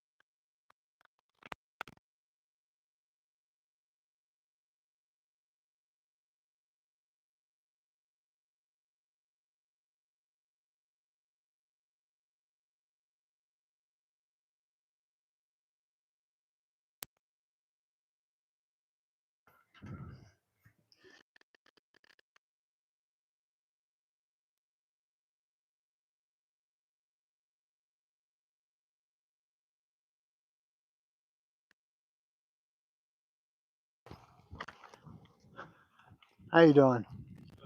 Not much.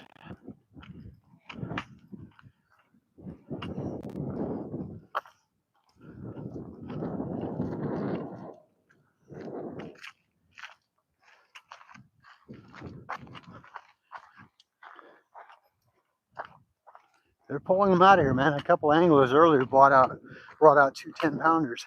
Oh, really? Yeah, he was here for a long time. He said many hours, and he finally caught them. Oh, nice. Yeah. But they're here. Wow. Yeah, they're here. Yeah, cool, man. Good luck, brother. You too, man.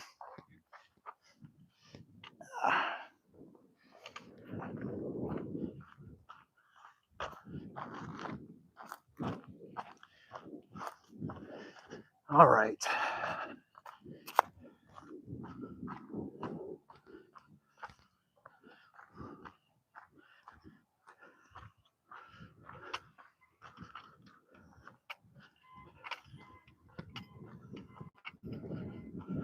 Forgot I had coffee with me. It's kind of like important, huh?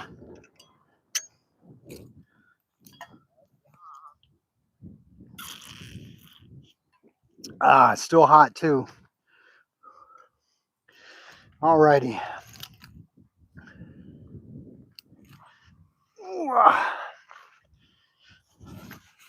Cliff, I appreciate you being out here tonight, man. It's really cool. Love it.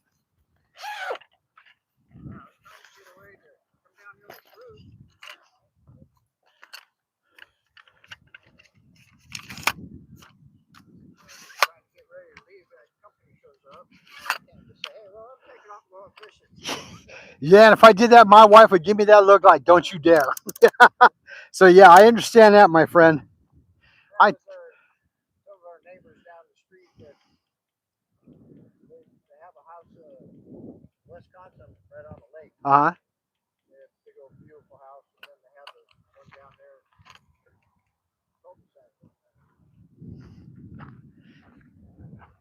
I got you.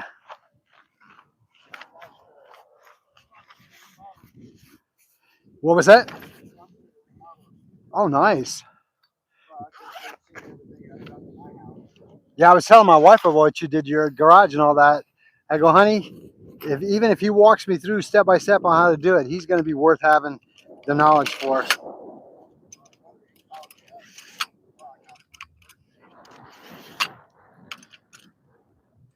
Oh, cool.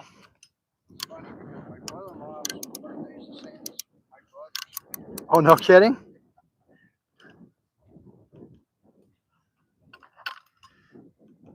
anyway, my brother was like, he goes, yeah, he goes, I just turned 79. And he goes, man, I can't go around. Would you go up there and do that? I said, yeah, I'll come up and play. You're an awesome guy, Cliff. I'll tell you what.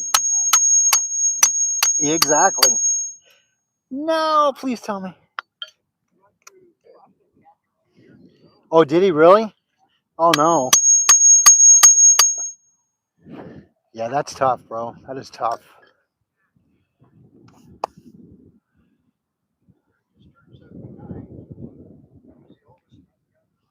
Ah, gotcha. Gotcha. Oh, yeah? All right. So, folks, I'm going to bring all my gear closer so I can keep track of everything.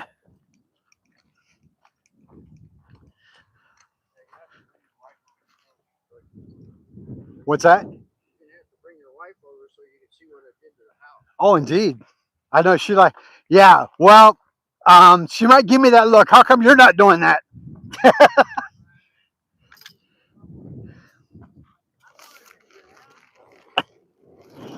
Yeah, well, knowing me, I'll look at your house and go, you know what? I want to do that. You never know, right, brother? You never know, man. All right. Yeah, you've done some incredible work to your place and your garage, even, man. It looks great.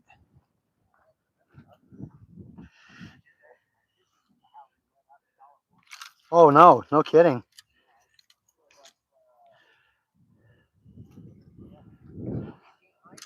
Uh huh.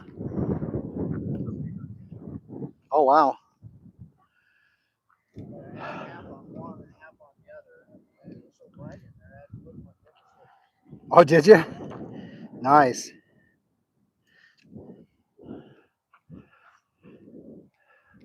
All right, folks, I'm getting ready to a point where I'm switching up baits and a whole strategy at this point.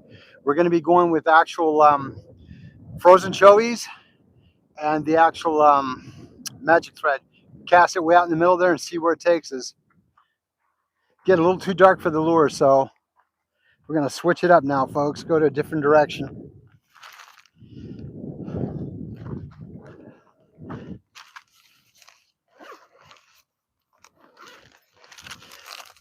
Cliff, my wife made some dough balls. You want to try some?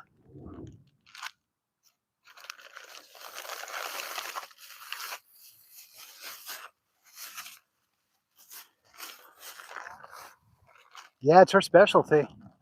She's got all kinds of good stuff in there. No, they're probably for cat, carp, whatever. I mean, she's got everything and everything. Coffee, everything in there. You know how to make a really neat dough ball? How's that? Get some cornflakes, Uh-huh. you don't have sugar and stuff on it. Uh-huh. Put them in a bag and crumple it all up. Oh, like panko. Yeah. And then you crumple it all up, and then you take a little bit of water, balls, Uh-huh. What? dries, Yeah? and then you throw it out there, and the cornflakes start dissolving and stuff, just like chum. Oh, yeah. Yeah, it kept it good enough over. Wow, okay. Barbie, if you hear that, that's another idea. This cornflakes don't do it. She's gonna go, yeah, thanks. No, I think she would do it. I think she'd be excited to do it, actually. I'll tell you, my man, my wife, she's really good about getting stuff going for me like that. And then there's another one. This old guy told me about it. It's called pink stink. Pink stink? Yeah. What? It's beef liver, Uh-huh. chicken liver, Uh-huh. and a little bit of vegetable oil. Uh-huh. And you throw it into blender, blend it all up. Okay. Uh-huh. And then you set it out in the garage where it gets all nice and warm. Uh-huh. But do not screw the lid on. What? Oh, Because it builds up pressure. really? Yeah. He screwed up, and so that's how it became the name. Pink stink? Stink. He walked out in his garage and the jar blew up. No kidding. There's some pink stink all over the place. Wow. His garage, he said, like, took forever to get pink stink. Oh my gosh, I bet. I bet. Note to self, no pink stink. All right, folks. Did you really? On the pink stink? No, it's just I called it that turtle. No kidding. Yeah, it's got a 2.5 pound turtle down there. They got turtles in Havasu? Turtles in here. I didn't know that. There's turtles on this lake pond and stuff. I never knew that. Yeah, I never knew that. Wow. Folks, like I said, I'm learning something new every day. Did not know that we had snapping turtles in the river or the lake here. I always see people that I follow that are fishing out in the areas that they live in. And they're catching turtles all the time. They're like, these darn turtles. They got a little trumpet nose on them. No, really? You go back into the coves and you see these little, like that, looks like the end of the horn Yeah, sticking up. yeah. Oh, no kidding? Oh, wow. All right, see if we can go to that area where it's deep. All right, folks, we're on this. Let's get some action going. Not on the pole, come on. Got my own line wrapped up. All right, here we go, folks. Ah, good spot. Good spot.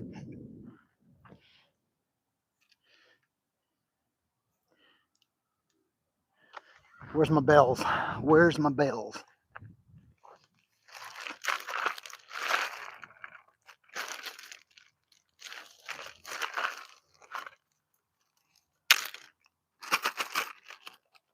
It must be in the other bag.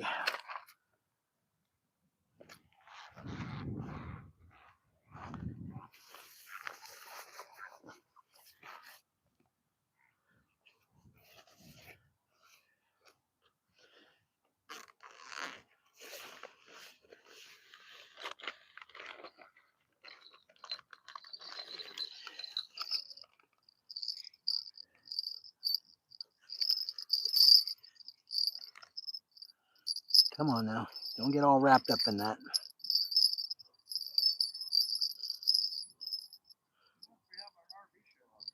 I'm thinking so because I've never seen so many RVs in one spot unless it's an actual show. I tried to get down here a different way of parking, but it was all blocked off due to the RVs.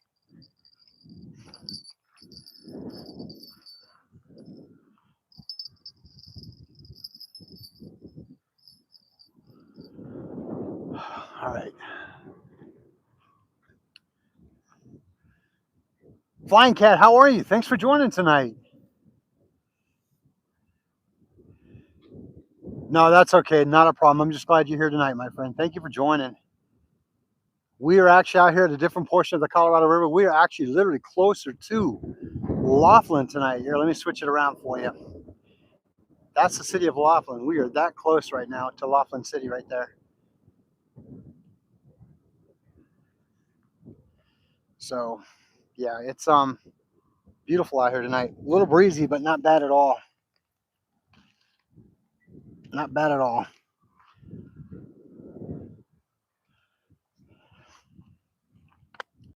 All right, where's the coffee? Oh, there's the coffee. Gotta have the coffee.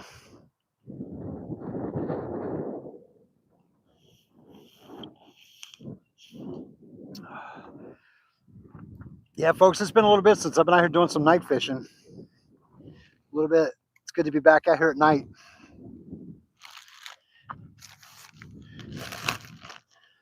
A little breezy, but not too bad.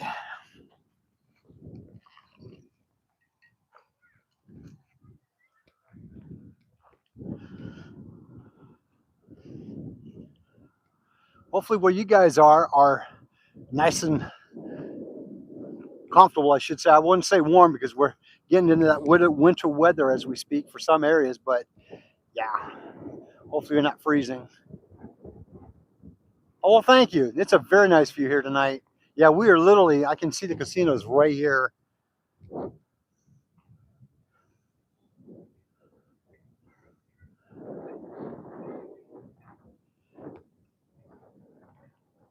For those of you just joining, they stocked this area about a day or so ago with roughly about 1,000 pounds of trout.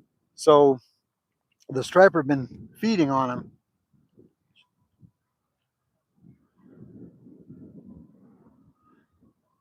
Well, V-Nice, what's going on, brother? How are you? Glad you can make it tonight. I appreciate that. Thank you so much. Daniel, how are you? Thanks for joining tonight. Appreciate you being here. Indian Whiskers, how are you? Thanks for joining. I got a bell on there, so you may see it moving a little bit due to the wind and current.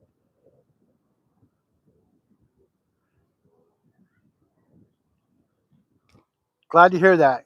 Yeah, let's hook up and do that, V. Did you just cast your line, Cliff? I wonder if one of them did, because it sounded like something jumped over there.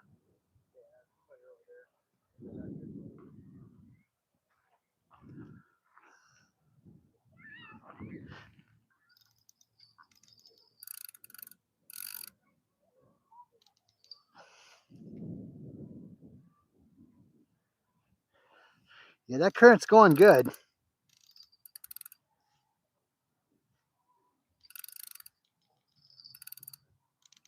Yeah, that current's going.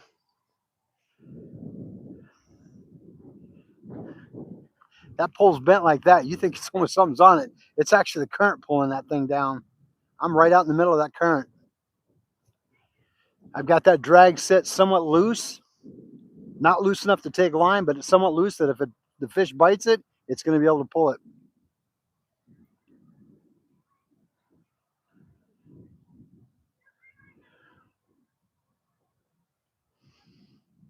It was a good day here out here today. I got a chance to actually use one of my new lures I have never used before until today. A little bit of a hiccup in the road when I first started using it because it was like I wasn't familiar with it.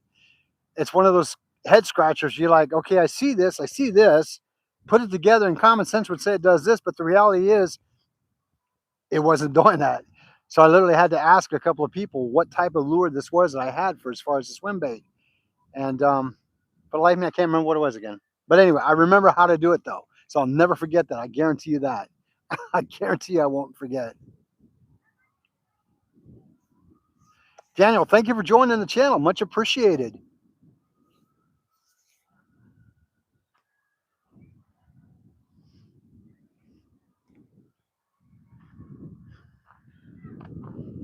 Man, just the excitement of being out here earlier today when I was out here during daylight, seeing all those stripers that were, the two that were brought in.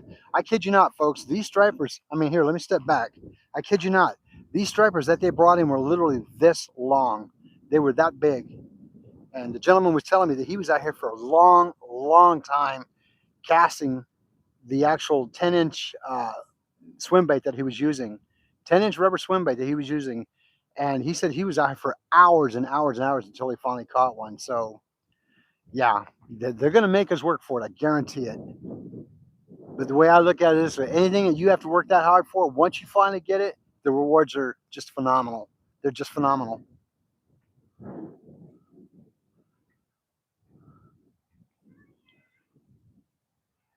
was kind of nice too because my arm was getting kind of tired casting, reeling, because I was probably casting and reeling for a good hour and a half. My arm was starting to get tired.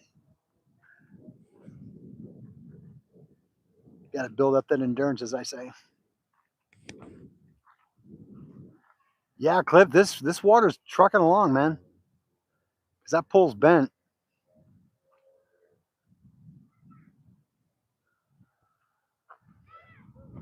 It's moving. But they raised it to about 1 unit, probably a unit and a half even. I'm telling you, I think this. I heard that drag.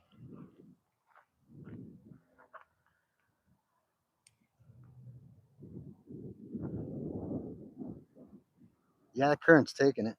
It's moving the pole. Um, I heard they're going to end up raising this up for the Christmas boat parade that's coming up. 4 units, and they're going to drop it back down again.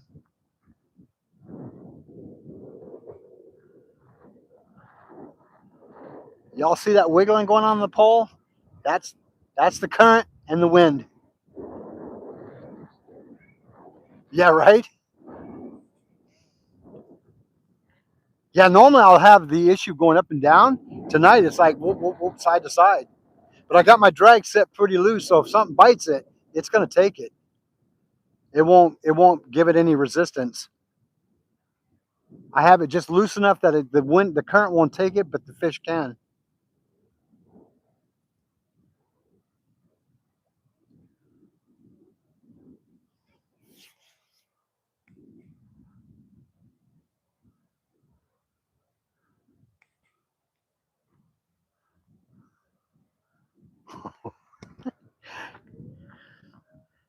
Cliff, we might have to sing the fishy song. We might have to sing that fishy song. Yeah, I'm telling you, man. Come on now. Everybody, let's all join in. Let's sing the fishy song. I have 3 rods. I've got one that's got a swim bait on it, and I've got another one that I need to set up for a hook. But right now we just got this one. I'm taking kind of a little bit of a break. So yeah, I know probably 2 rods would be better, but I've got the one pole that I'm using has got that decent sized swim bait on it, and then the other pole that I have is um, a lighter pole. Literally, if anything was to take that lighter pole, I couldn't be able to bring it in because it's the line on it's not strong enough. I guarantee it. But you know what? Might be kind of fun just to try it out anyway.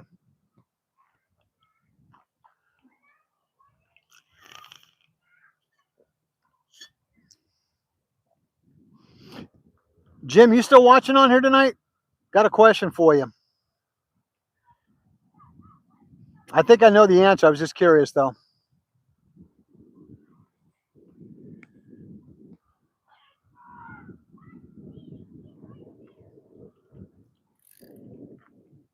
It is my drag. It must be the current taking it.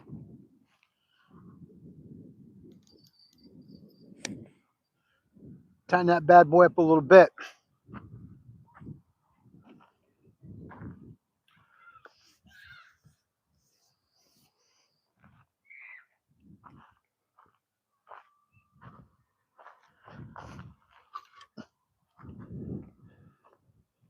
This was the other rod that I normally use right here.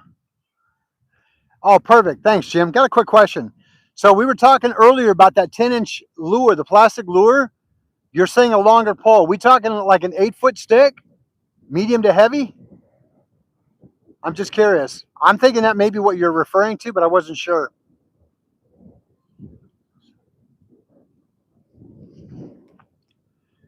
Explorer asked the question, what camera do I use while I'm doing my videos? I'm actually using my iPhone. I have an iPhone 12 that allows me to go live, and it seems to do pretty well. Not longer, more power. Are we talking line strength or girth? Folks, there's a lot of things I still don't know about fishing as far as techniques and what goes complement with what. I'm learning as I go, and fortunately I have a lot of good people on here that actually give me the direction. Okay, rod power. Okay, I'm kind of lost on that one, Jim. You might, if you could elaborate a little bit more so I can share with everybody here on the channel. So Jim says in order to go to a larger swim bait, like a 10-inch or more, you need rod power. My curiosity is what does he exactly mean by that? And again, I'll be the first to tell you, I don't know. So if I know, I can share it with you, and you may have the same question that I do. Not sure. Oh, so it is talking about So your rod power is how much how much poundage. what poundage of line that you can use and stuff Oh, on your pole.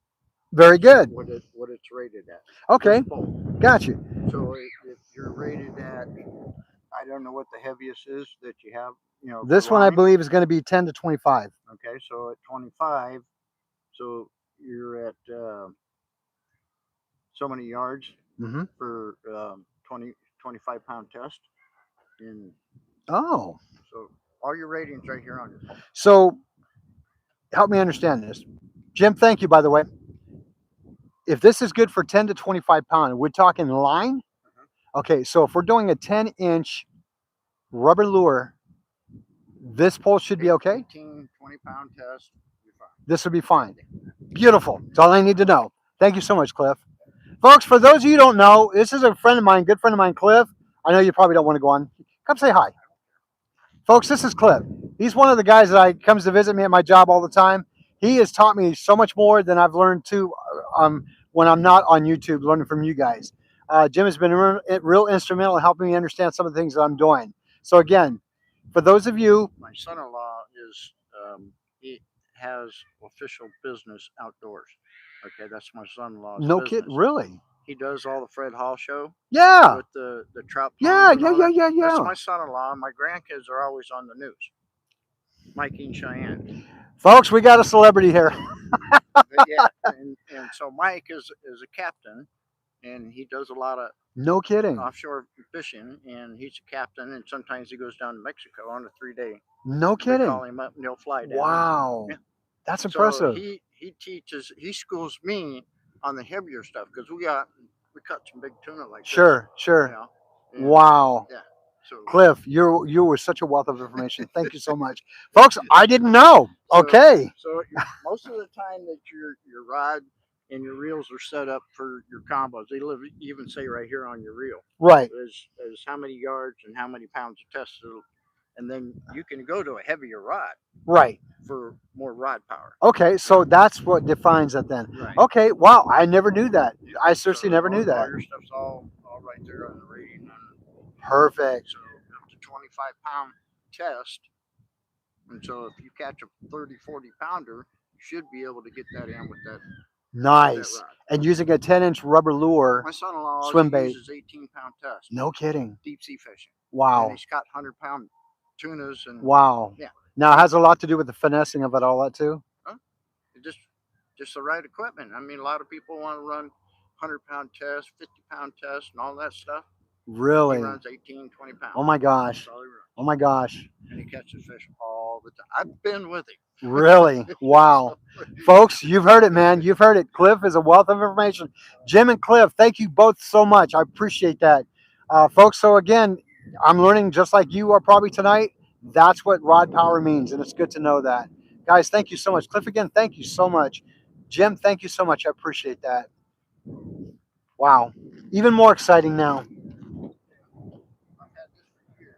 Uh-huh. I bought this. It was a Walmart special. Okay. And it's an actual Garcia. Abu Garcia, okay. Okay. Yeah. Rod reel combo. Nice. And this is rated for 25 pound test. No kidding. Yeah. And you have such a tiny spool on there, though. Right. Well, that's it. This is a combo that was all set up, and this is an 8 braided. Was it 15 pound test? Do you mind showing real quick, Jim? I'm sorry. Or Cliff, I'm sorry. So, folks, Cliff, I'm going to call you Jeff. I'm sorry. Cliff was sharing with me that this is the combo. It said Abu Garcia. It's rated for, what was it again, Jim? 18 pound or more? I'm sorry. I call you 20, Jeff. 25. 25 pound. Yeah. And he's got braided line on here. 15 pound. 15 pound braided. It's an 8 strand. Now, on your leader, do you just use this as the same with the leader, or do you I use change a it out? 10 pound leader. Do you mono. mono? Okay, you don't use fluorocarbon. You use They're mono. fluorocarbon. I Oh, don't care, okay. you know? Gotcha. Okay, so that makes It don't sense. make it- I Okay. just use a leader, a 2 foot leader on there, and I use the swivels, but I only use I don't use the clip ones. Use Right. just the ball one. Right. With the hoop. And Right. hoop. Right. Yeah. Okay. Nice. And that's all we use deep sea fishing. No kidding. Yeah. Cliff, that's amazing. Wow. And this is 15 pound, 8 strand. 8 strain braided. Yeah, I used to use braided quite a bit, and then I finally got away from it. I don't know why I did. I bought a spool off of. You ever go to Timu? Oh, Timu? Yeah. My wife loves that place. I got all this. Really? So they do have some good stuff on Oh, there. yeah. They even got a bunch Nice. of rods and reels. No Or a bunch kidding. of reels. Yeah, Wow. they got some great big ones that's got a counter on it. And everything. Really? Yeah. Oh, I'd love It'll to get tell one you with how a many counter. yards are, That I would love to do is get a counter on one. Yeah, Tim Hughes got them. Yeah, Perfect. and they're cheap. Nice. Hey, nothing wrong with cheap as long as they And work. if it breaks, so what? I don't have that much money into it. I don't have a $300, reel, Exactly. you know, Exactly. or $800 reel Right. and stuff. Exactly. Just fishing, not for the sport, Yeah, for the fun of it. I got you. I got you. Well, folks, there you go. Cliff has really explained it to me in detail, and I think it's amazing how that works. Barbie, my wife, says hi, Cliff. Oh, indeed, Montez. It's cool stuff indeed. Yes. And what I love about fishing, especially with talking with anglers like Cliff and Jim, who's watching my look at lure weight. Look at lure weight. Oh, look at the lure weight also? Okay. Gotcha, Jim. So this I bought at Bass Pro Shop. Okay. It's a Veneta. And then I bought the reel. Okay. I paid $250 for this thing Woo. 12, 15 years ago. Wow. It's probably worth more than that now. At Bass Pro Shop. Wow. That's a nice rod and reel set. But Wow. the worm jigger and stuff. I change it up. But yeah, I mean, it's got nice action to it, And it's medium to light or Yeah. nice. It's only, I don't know. It's got all the ratings on the poles. Okay, now I understand what that meant. Yeah. So it's got all your, right there. It tells you how many yards and how many pound tests that, Gotcha. Now, when it refers to This test is pound, I get. This is a braided, but Correct. I think this is only like 8 or 10 pounds. Okay. Now that I get, but when it talks about yards, you can go that many yards with that much. Yeah. So if you're running a 25 pound, it will tell you 100 roughly. This is 6 to 12 pounds. So you can run 6 to 12 pound comfortably at 100 and some yards, basically. But it'll tell you how many yards on it. Oh, I got you. Okay. Folks, this is good stuff. This is great stuff. So yeah, anytime you go to look at a rod and stuff, it'll tell you what your rating is on here for what kind of a reel. Doesn't matter what kind of reel you put on here. Right. It's just what kind of line you're gonna run, whatever the pole can stand. Okay, so this would be 6 to 12 pound line. You're looking at 8 to half ounce lure, 6.3 medium. That's kind of cool. So you could comfortably run this between 6 and 12 pound line, right, at X amount of yards per se, like 100, whatever the case. Yeah. Comfortable. All right, that's awesome. So you don't want to spool it up too high. Right. But yeah, and it's just, and then shoot, I'll grab a bunch of it and then I'll snip it off and put all fresh stuff on there. Gotcha. Because, I mean, it doesn't get used. Gotcha. I'll pull off 100 yards or 50 yards or whatever, or 20 yards and put new stuff on there. Gotcha. So the benefit of not spooling it to the very top is because of the bird nest effect? Right. Because then once your bail's off and you get out there, then a lot of times it'll just want to Gotcha. fall off. Worse than a bait caster, right, probably. Okay, so, that makes sense. This is how I'm running. Here. So take my little. Oh, you got a drop shot, don't you? Yeah. Yes. Carolina rig. Or Carolina. There you go. That's what I meant. Thank you. Or drop shot. Carolina rig. Yeah, this one's definitely Carolina because I recognize that's what I use on mine. I'm actually starting to want to get into drop shots. Oh yeah, that is cool. See the little. Yeah, that is cool. That's the only little swivel I use. Oh, that thing is tiny. Holy cow, that is tiny. That's awesome, Cliff. And you're doing an offset? What size is this? And That's a number 10. a number 10 aught or just 10? I don't know. I always look at them like an aught. It looks like an aught size to me. What do I like? I said I'm still learning. Cliff. You know what? The fish, especially the stripers and your largemouth bass and stuff. When they hit, they always hit from the head. What do you mean? So if they're out and you're catching, if you're with the anchovy, they don't hit from the tail. They hit from the head. They go for the head. Oh, no kidding. Yeah. So so like say you have an anchovy. Hang on a second. Let me pull this thing in, Cliff. There might be.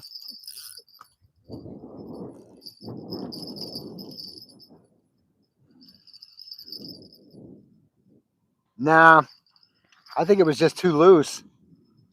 Well, yeah, when you got your hook set up on an anchovy, okay, you Uh-huh. run it through the head, right? Yeah. And so even if you got the hook showing, it's no big They're deal. gonna. They don't care. They're looking at the anchovy. They always come in for the kill, hit the head. No kidding. Largemouth bass, smallmouth bass, they come in for the head. No kidding. Yeah. Wow. They don't come from the tail. They always hit the head. See, Sharks, everything does. I never does the knew same that. thing. Okay. They all fish and they go for the head. When they go for a seal, what do they go for? The head. That makes sense. That makes sense. White Wow. bait, any of that, they all go for the head. No, that's really informative information. See, now it helps me understand a little bit more logically what's going on underneath the water and when they're taking it. Dude, I'm telling you, that flow is fast. My pool never bends that deep. Folks, now I'm glad you guys got a chance to hear what Cliff was saying, man. This is just amazing stuff here. I've learned so much in like the last 6 minutes that I never knew about power of the rod. From like Cliff and Jim, both thank you again for that. The amount of line that can be used that's recommended, the amount of distance that's recommended for it. It's just good stuff all the way around. It's just good stuff all the way around. And again, even how fish will aggressively attack on the bait, like he was telling. And I never knew that. I never knew that fish, when you're going out there and you got your bait out, I never knew that they would attack from the head that direction. So very interesting stuff.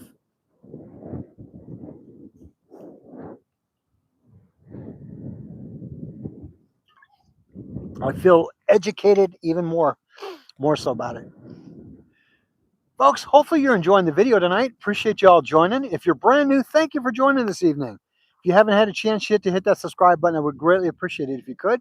Love to have you as part of the family here on Arizona Outdoors. Um, Make sure you hit that like button, but also make sure when you hit that notification bell, you go and you hit all, because YouTube will not automatically do that for you. So you have to go and hit the all button. That way you don't miss any of my content, whether it's shorts, lives, or videos. I give it all to you. So, all right. Appreciate y'all joining tonight.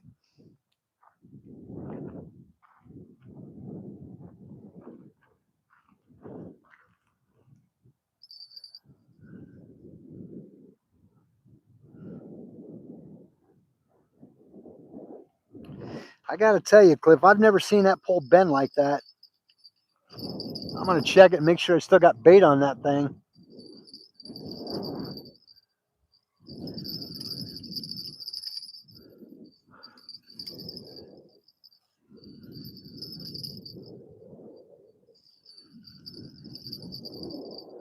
Yeah, that current is really taking it, man. It is taking it good tonight.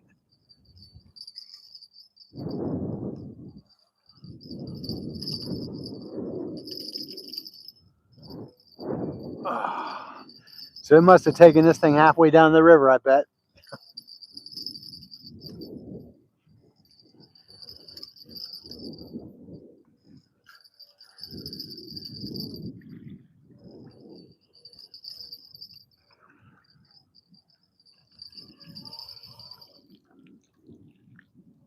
Yeah, got a bunch of weeds. This one's hot. What's that? This one's hot. I put a whole anchovy on there. Uh huh. Cut anything. Look at his tail. Oh, you sure did. You got bites on that thing. Wow. But see how my hook is Uh-huh. right here? So you got, His head. no kidding. Right through his head. Right through the right up into the jaw. See, I can see it sticking out right there. Uh huh. Yeah. And And that you don't way have, it stays on there better because you got a little bit of a skull, and then you get the bottom lip. Okay. and you Keeps never his have a problem mouth- with them falling off. Keeps his mouth closed. Oh, no. And yeah, after he starts getting, sometimes you'll cast out there and rip his head off. When he starts getting soft. Yeah, right. But Interesting. so when that weight's down there, then he's up there like this. He's floating. Exactly. When they come in right here and hit for the head. No kidding. And so yeah, that's why when you get the little ones and stuff, they'll even go for the head. Really? Yeah. Wow. That's why you always catch them. Makes You know, sense. you hook them in the lip and stuff because they're going for the head. Makes sense. They're trying to kill it. Yeah, it does make sense. Excellent. Good information. Good information.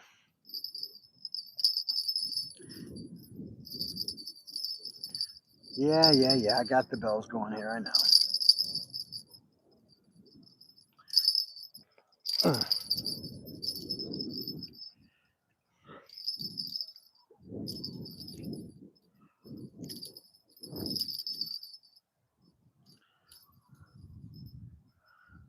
Yeah, the bait is still on there. Yeah, it's kind of messed up, so I think we're going to end up changing it up. Oh, that came right off. Yeah, so it was bound to fall off eventually anyway, so.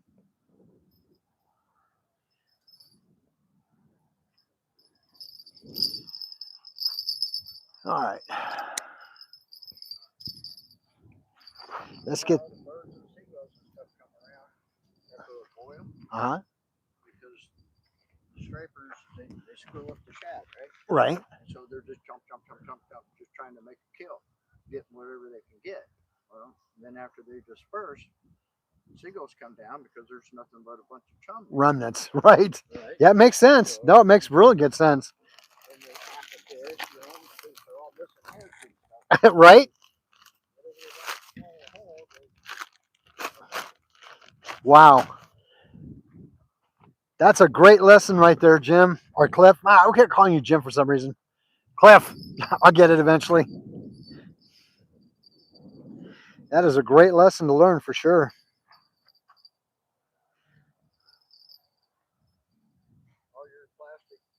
All your plastic worms and stuff, right? Yeah. So if you're jigging with a plastic worm, where do you run the hook? You don't run it in the middle. You run it up in the head. Right. With a little bullet. Right. With a swivel or a bullet weight, slide weight, right? And so the hook's right up in the front. You turn it around and stick it back into it, so that way, you know, so when he comes in and crushes it, he gets bit. Usually 90% of the time, you hook him in the lip. Nice. Because they're always crushing. Nice. So, yeah. That makes sense. Makes a lot of sense. They're always going for the head. Most of your lures and stuff, they'll have 2 hooks on them. Where's the second hook? It's in his belly. Where's the other hook? It's up by his head. That's right. No, you're absolutely right. Absolutely right.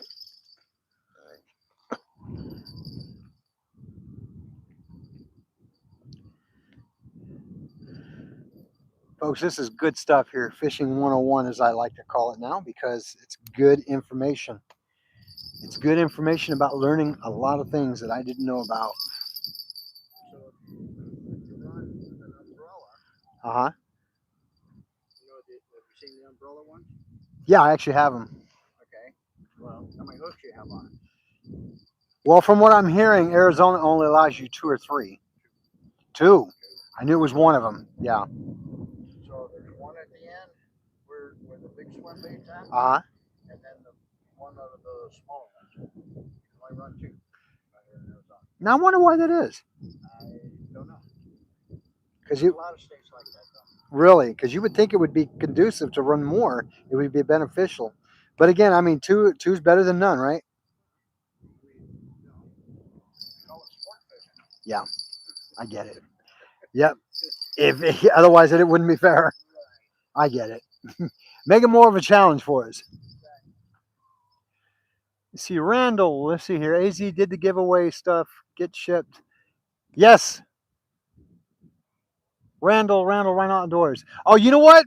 Randall, you're the one I actually, Randall, I remember you now. Yeah, I was trying to, I never got any information on you. So do me a favor, go to my email, arizonafishinglife@gmail.com, arizonafishinglife@gmail.com, and send me your email this evening and I'll get it shipped out for you.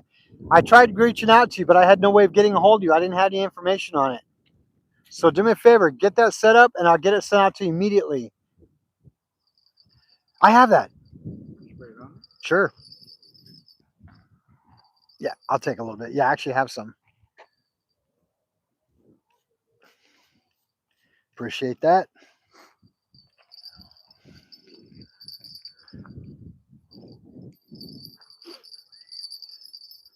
Yeah, Randall, do me a favor. Send me that email, buddy, because I had no way of getting a hold of you, and I hadn't seen you on live recently. I have it. It's waiting.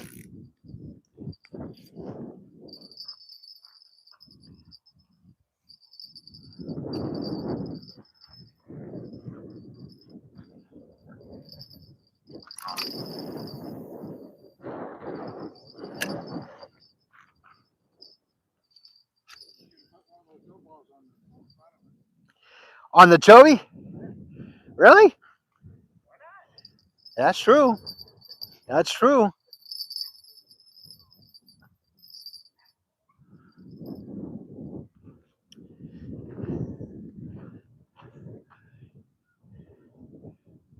know what a trout salad is? Uh-uh. Okay, so you use a treble hook, right? Mm-hmm.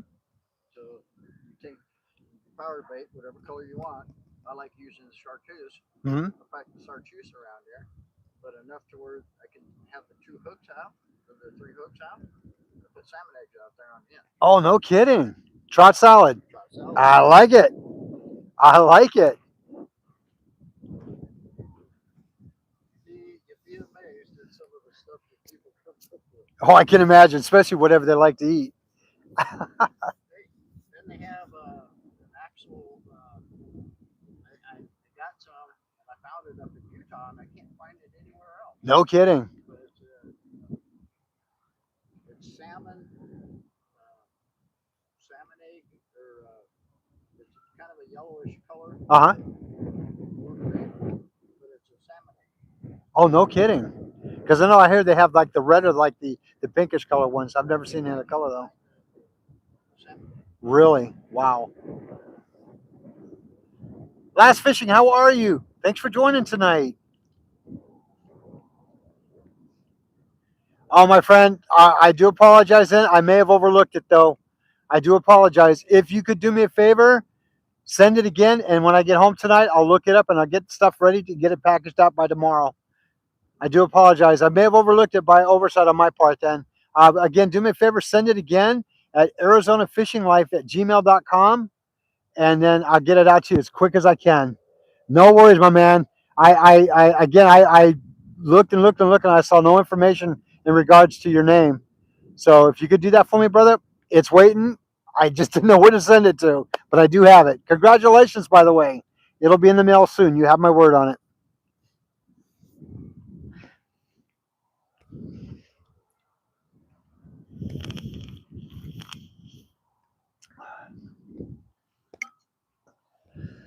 Not a problem. I don't want to keep it any longer than we need to, my friend. You've won it, and I want to make sure you get it. No problem. Thank you.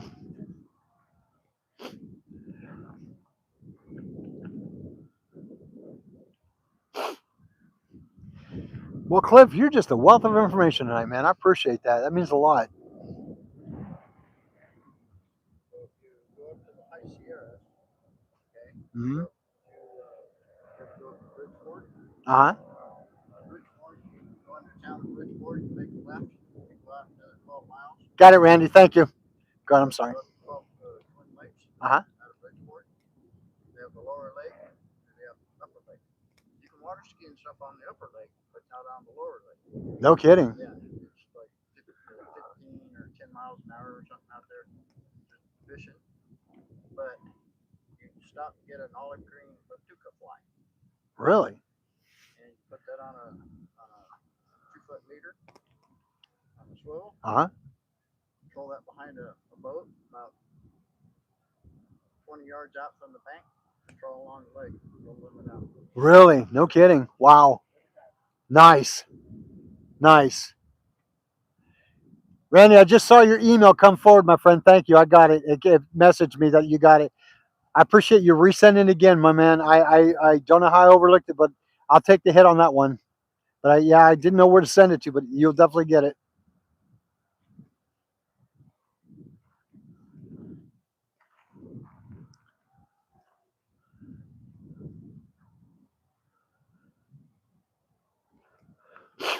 Well, folks, it's been a really, really good evening tonight as far as the live. Got to see a couple of anglers catch some fish, got some really good knowledge about fishing setups, fishing information on rods and reels and lines and such from Cliff and from Jim. And it actually also, I need to know now what size of lures I need to get to accommodate for that. It's just been a really good night. And for you folks joining tonight, appreciate that so much. No, thank you, Randall. I appreciate it. All right, come on, fishes. Let's go. I know y'all hungry.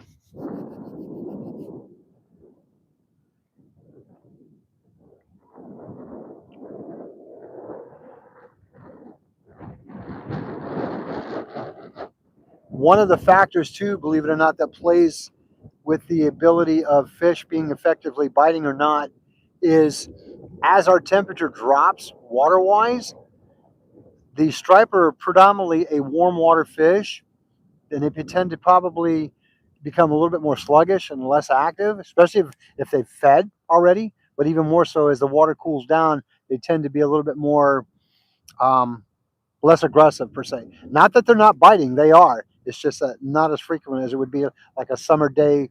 The water's temperature is a little warmer. The heat outside can still be caught, but it just makes it a little bit more difficult. I noticed the last couple of videos that I've been doing. Excuse me. I know I've been having a little bit of trouble trying to catch because they're just slowing down. But we continue to try because that's what it's about. Like today, we saw a couple of good sized ones that got caught. It's just being, getting it and getting out there and doing it. I think I was really surprised when a gentleman told me he was literally fishing for literally 20 hours, it seemed like, before he finally caught one. So again, it just goes to show you that they are starting to slow down a wee bit. But it is still obtainable to get one for sure.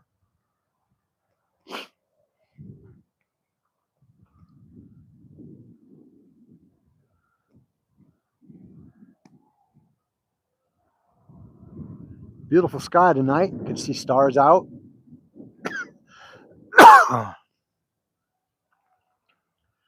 Cliff, there's a gentleman that I used to come out here with when I used to fish down at the other end.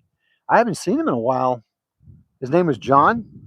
I haven't seen him in a while. I wonder if he's still fishes anymore.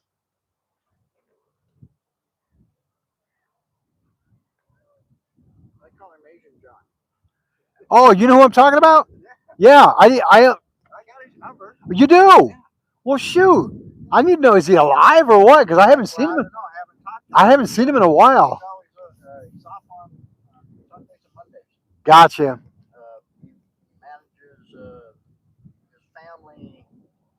Somebody in his family owns a nail business or a nail shop down in Port Mojave. Yeah, I think you're right. I think you told me that. Right over here by Smart and Finance. No kidding. Yeah, that's what he told me. Oh, cool. So he's always got his little brother with him. Yeah, exactly. Because sometimes I'll see him come out here and they'll be sitting out there, him and a buddy or a brother. I told him, I said, well, yeah. I said, some Sunday or Monday or something, we'll get together and we'll go fishing. Yeah, Boat and stuff. absolutely. And he goes, I don't care. I'll go fishing anytime. Yeah, because I haven't seen him for. I'm like, man, hopefully he's okay. Yeah, I got his number. I just haven't called him because I haven't had a chance to go out on a Sunday or a Monday. Right. So, Well, if you talk to him or you get a hold of him, hey, tell him Tim from the other guy here named Tim is wanting to know how you're doing. I hadn't seen him. give you his number. Well, I wouldn't feel right just taking it because he may not know who I am. So how'd you get my number? There you are. Yeah, but he might say, well, how'd you get my number? I'm like, well, I don't want to say Cliff gave it to me. I told him, I said, yeah, maybe we can get together with Tim, take the boat or something. Oh, indeed. That'd be great. He goes, yeah, that'd be cool. That'd be great. I'm off all the time, so it's like. Hi, Frost. I do remember you. Thanks for coming back tonight. How you been? Jim, I only caught part of the message. The striper active between water temps of such and such, and then it cut off.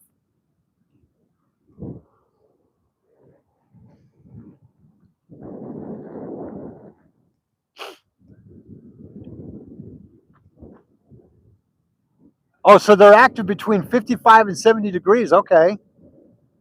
Okay. That's good to know that. I did not know that. They like the colder water. Yeah, they do indeed. Well, the striper do because I've read somewhere that they're normally a warm water fish. Really? Well, then somebody lied to me. They're cold water fish.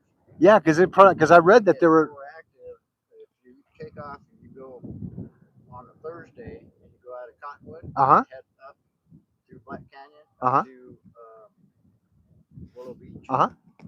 because they're always letting the trout on Thursdays Right. and their feet. So Right. on Wednesdays and Thursdays are good days for the big stripers up there. To go fish. Yeah. But at Willow Beach, that water's 51 degrees. It turns your ankles purple. So I literally have read in paragraph they are basically a warm water fish. Not these ones out here. Really? Yeah, they like the cold water, just like trout. I think I know where I read it, and I'm like, man, if it's where I think I read it, then they need to re-update that. See, what you have to watch is when our weather starts changing, Right. the lakes and the rivers change. Correct. So they flip. Okay, so instead of the warmer water being on top, it flips and goes down. Okay. So the colder water. So you got to watch what times of years. So how deep and stuff you're going to go for the No stripers. kidding. They'll go deep. Wow. Okay. So when the lakes and the rivers flip because of the weather, it sends the water different. So it sends the water colder or warmer down below, keeps them a little more active. Makes sense. Makes sense. All right. I'm going to definitely do a lot So more yeah, research on it because you I. jump a lot on and watch the pro bass fishermen. My brother-in-law, Linda's brother, he was semi-pro. Really. He does. He was out here in Santa Clara, Santa Clarita? by Pismo and all Yeah, that. that's Santa Clarita. Fishing all the lakes out No there. kidding. Wow. And now he went to Missouri. Okay. So he's right on the lakes out there, one of the big top pro bass fishing lakes right there. Nice. I just recently read that they said that striper were warm water fish. I'm like, okay. Ah, Nah, you go up there to Willow Beach, that water's you know, it's definitely cold indeed. It's indeed. Tyler, how are you? Thanks for joining tonight. Appreciate that.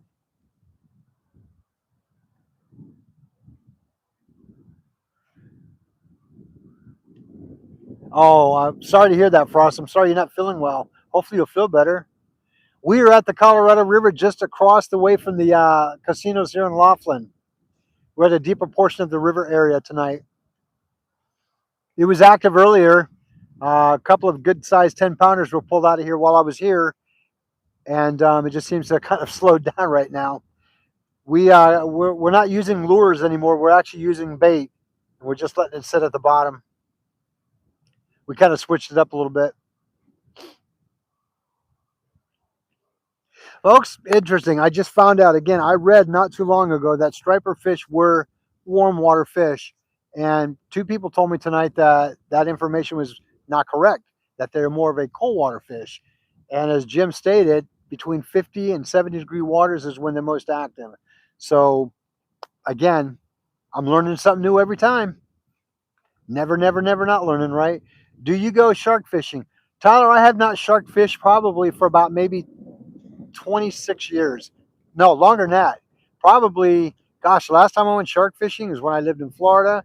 Gosh, it was like in the early 80s. It's been that long ago. Way longer than that. Yeah, it's been a long time. I did caught 2 sharks out of the Atlantic Ocean and never went back.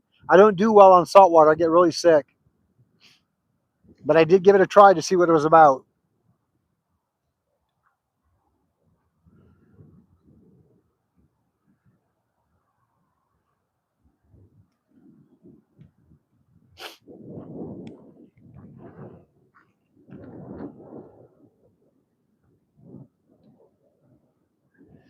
Yeah, sometimes, Cliff, it seems like fishing like this is like we're waiting for trout to bite. It's like I don't hear anybody hitting anything right now.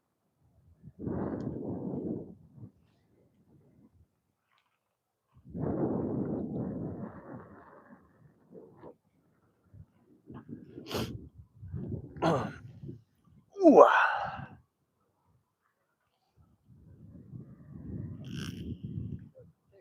Cut an anchovy in half. Okay. Mm-hmm. So all fish have a little backbone to them. Right.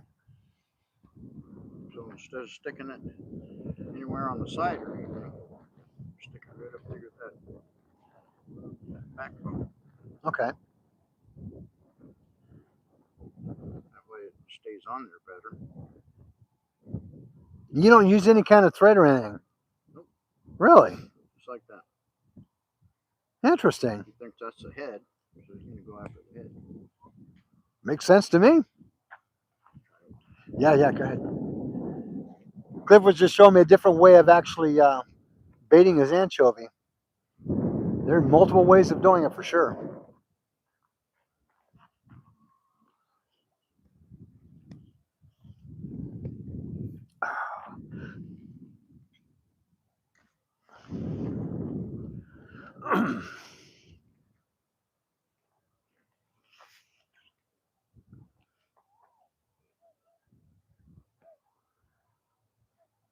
We got a restaurant not too far from here.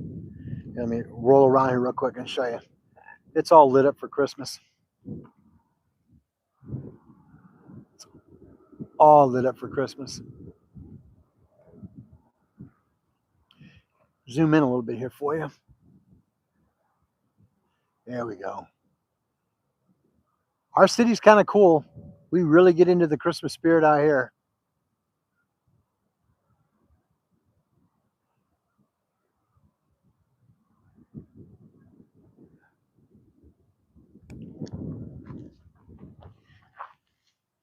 Ooh, ah.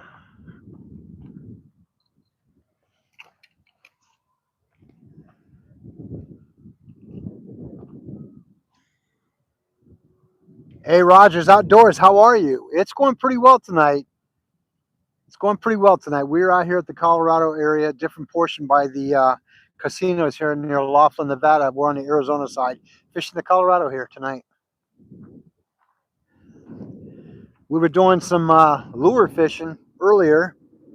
I was using about a 6 or 7 inch swim bait, and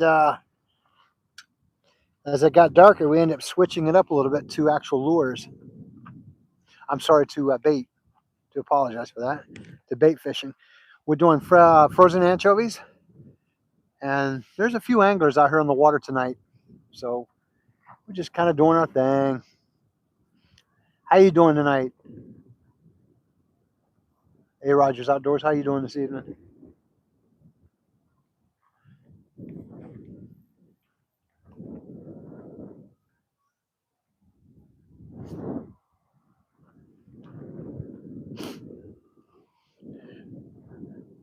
Yeah, I think I'm going to check that line. It's been a little bit in the water, see if everything's going on with it. All right. Weeds. I'm going to check this to see if anything's even bit on it.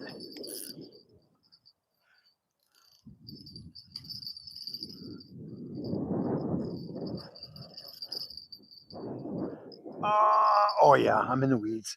I can tell already.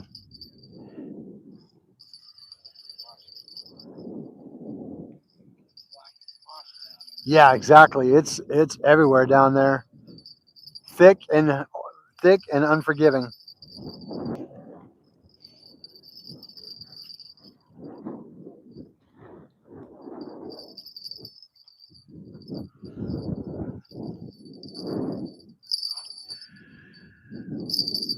Folks, appreciate you joining the channel this evening. It's your first time here. Well, welcome. My name is Tim. I'm with Arizona Outdoors, and I'm glad to have you here. If you have not subscribed yet, do me a favor, take a moment, hit that subscribe button. Love to have you join the family. And make sure you hit that notification bell to all, because YouTube will not do it for you. You have to manually go in there and change it to all. That way you don't miss any of my content. And I tried luring this one up a little bit differently. I'm not sure if I'm a fan of the way that came out, so I might try something different. Yeah, not trying to. So we'll cut that down and try something different with it.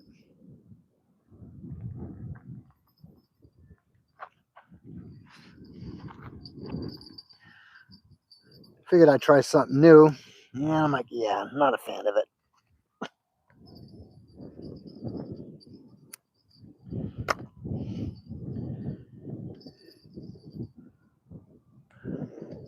So that being said, try and lure this up this way.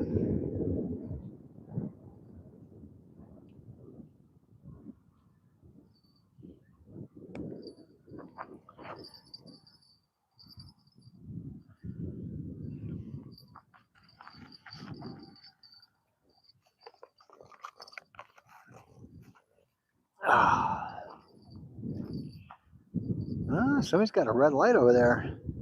Nice.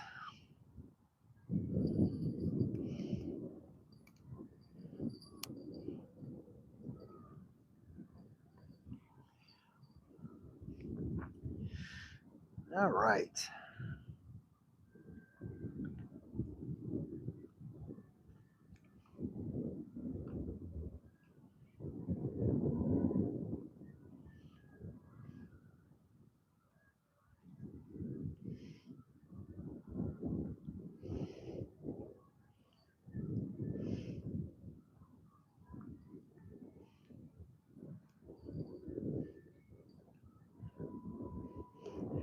Trying to work this one out here through that.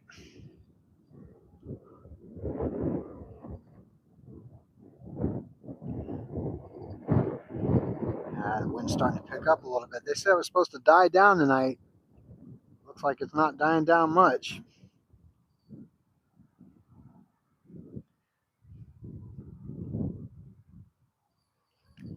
There we go. Got that where we want it.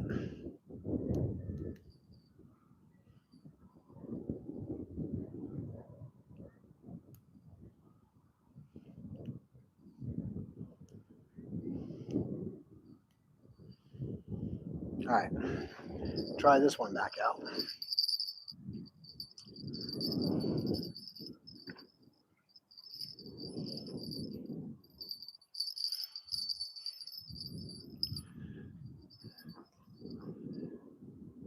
Hey, Wicked Weasel, how are you?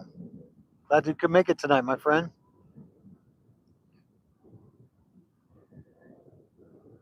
Oh, yeah, I can imagine you guys are actually getting hit hard up there in the wintertime right now. Stay safe and warm up there, my friend. Wicked Weasel, how you been? Haven't seen you in a while. Hopefully things are well with you.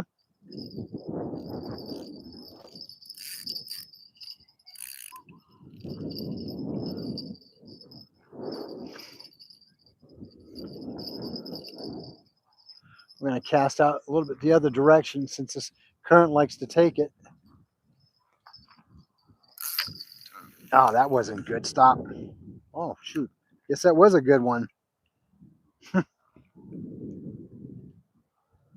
Well, ain't that something? I just lost my bell.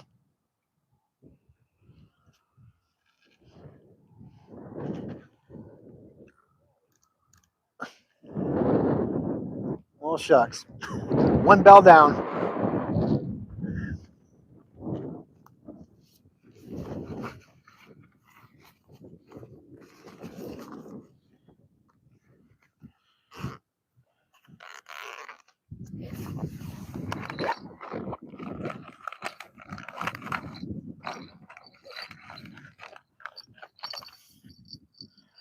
All right.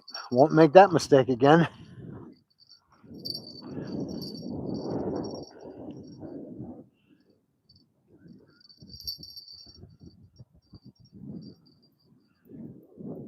Will not make that mistake again.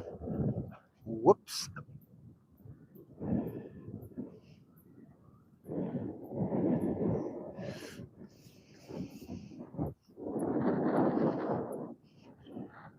Cliff, the river claimed a bell. It went off, it went. I cast it like, wait a minute, it's awful quiet. Where's the bell? It's gone. Yeah, I did. I forgot. At least it wasn't a lure. I could deal with it. I could deal with an inexpensive bell, not a lure.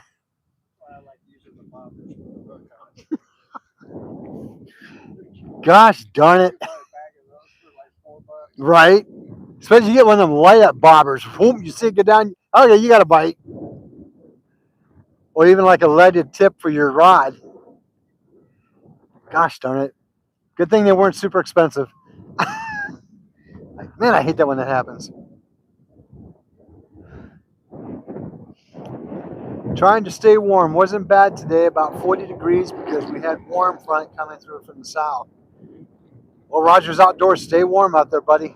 Definitely stay warm. It's like the wind is starting to pick up here a little bit.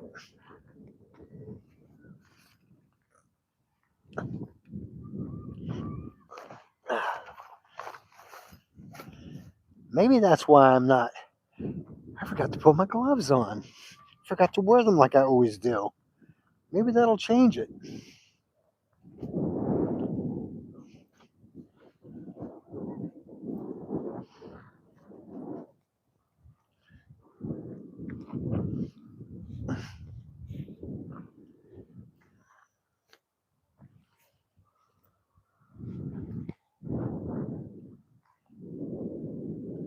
I don't know what that was, but did you hear that? That was something big right here. I just heard it kick. It's like the tail just whipped. Come on, fishy. Take my bait.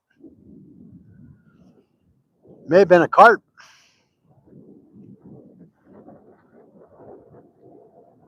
That may have been a carp, folks. Sounded big. Japheth, how are you? Thanks for joining. Glad to have you here, my man. We are doing some night fishing in a different part of the Colorado River. Got a friend of mine out here fishing with me tonight, Cliff. He's on the other side of the camera here, but he's out here fishing over here.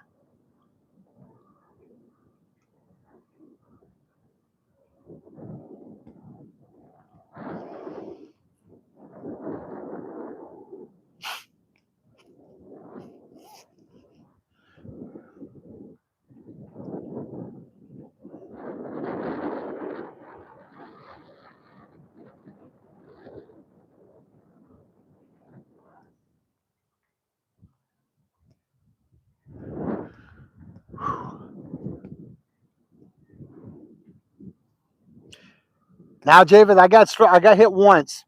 I got hit once earlier tonight on a lure that I was using. As soon as it started getting darker, we had to go on to just catching, putting bait in the water. Earlier tonight when we were here, we saw a couple of younger gentlemen out here fishing who'd been out here for literally hours and hours and hours before they finally caught anything. They pulled out about a couple of good 10-pounders apiece. For the most part, it's been slow out here, but they're catching. It's just far and few between, it seems like, but we're catching whenever they want to bite.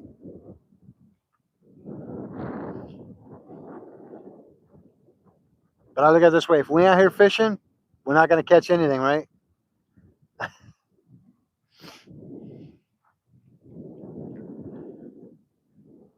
Cliff, I don't know what that was, man. It swished.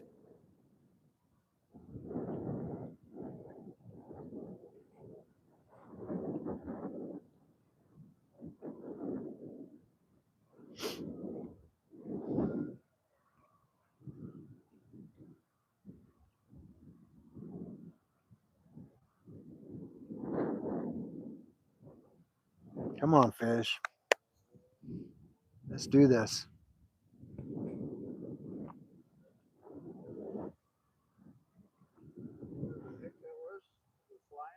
What's that? It's about 3 inches long. It's flying light on the water over there. There's probably a fish came up after it. Oh, And he just flew off over. Yeah, it's about 3 inches long. I don't know what it was. that's weird.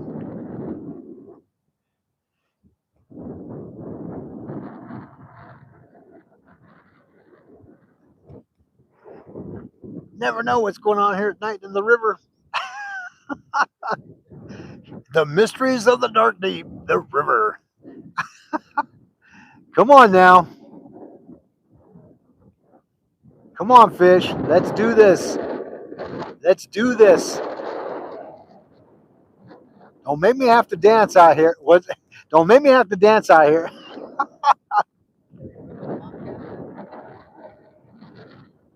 No. Yeah, I'm down there fishing.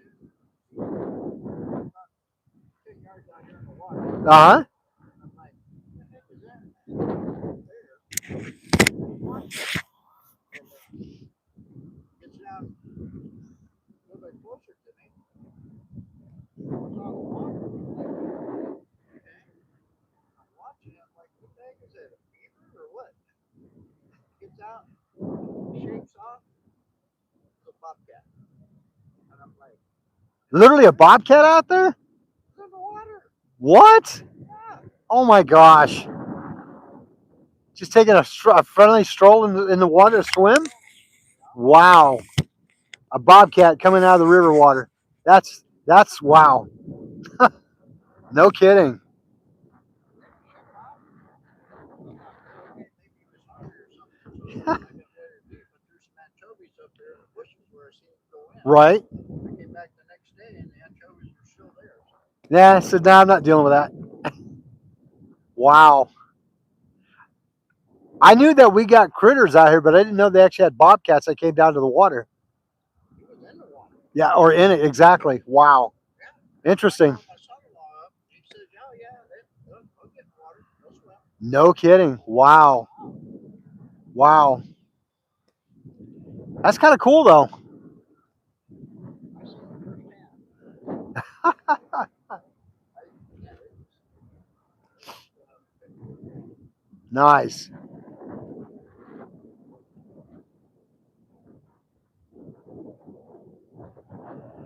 You know, Cliff, I'm kind of wondering with this water being as low as they keep it now, I wonder if it's even harder on the fish. Deeper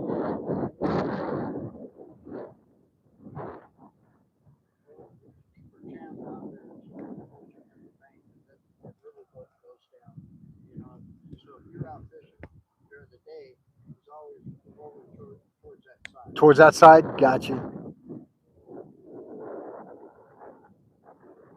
When I was casting my swim bait out pretty far earlier before you got here, and it was pretty hitting close towards the center where they were catching those actual stripers.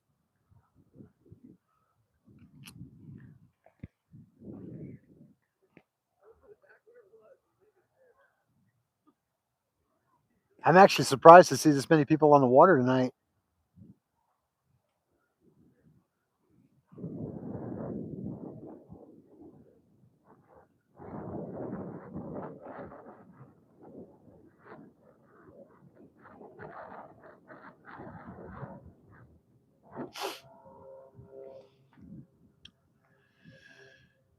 Folks, appreciate you hanging out with me tonight.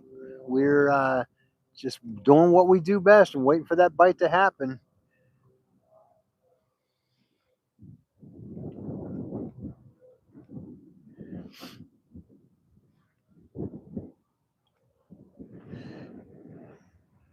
It's a beautiful evening out here on the Colorado River. A little bit breezy, but we're just doing what we do out here, waiting for them fish to catch up and bite. Wow, we're already 176 minutes and 47 seconds. Nice, impressive.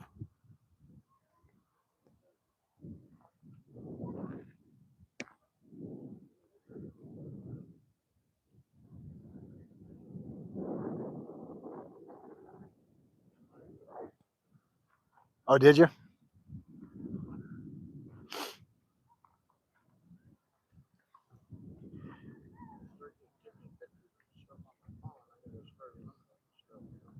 I got you. I got you. Right? Oh, okay.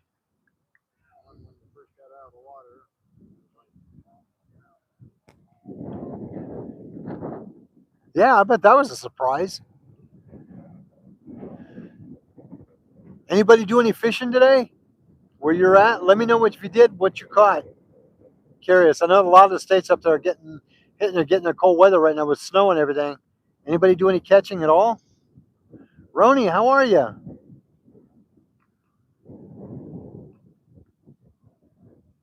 Well, I appreciate that. Thank you, Ron. Appreciate that, my friend.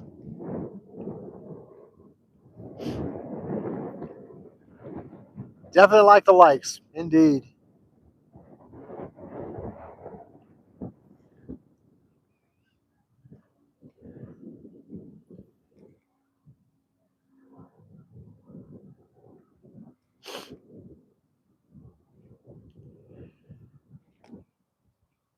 Not too much right now. It's been earlier this evening. They were hitting pretty good. Couple of anglers that were not too far from me. I watched them pull out a couple of decent sized ones. But after that, it's kind of quieted down a little bit. You caught a smallmouth on a hot dog, Jeff? That's pretty impressive. All right, congratulations on that. Catfish. Yeah, they're out here, but nothing. I mean, I was using swim bait earlier, and I got a hit on it, but it ended up kicking it back out. And then as it got darker, we ended up going to using bait, using anchovies and such.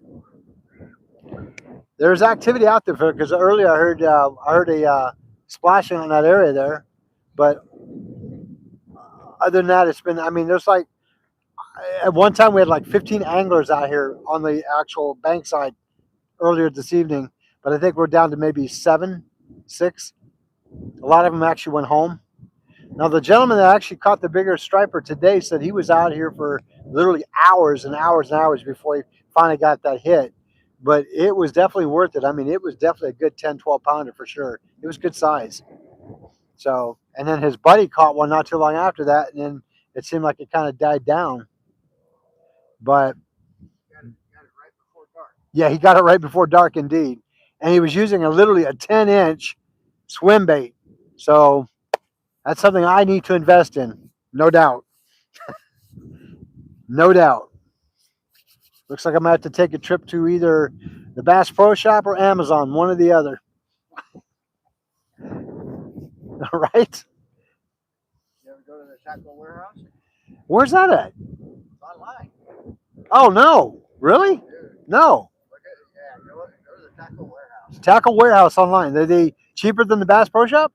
Oh yeah. Really? Tackle warehouse would put them to shame. Oh, hey. All right, folks. I just heard it from the horse's mouth. Cliff, as we say. Tackle warehouse. Tackle Warehouse. Folks, I just found out that you can get cheaper fishing products, lures, swim baits, all the above from there. Tackle Warehouse. I'm going to have to check them out. Really? As far as I never heard of it. Yeah, I buy most of my lures and stuff. Well, thank you. I appreciate that, my friend. Thank you, Explorer. Glad you found the channel, man. If you haven't became part of the family yet, love to have you on board. Hit that subscribe button. Hit that notification bell for me. Hit all so you don't miss any content.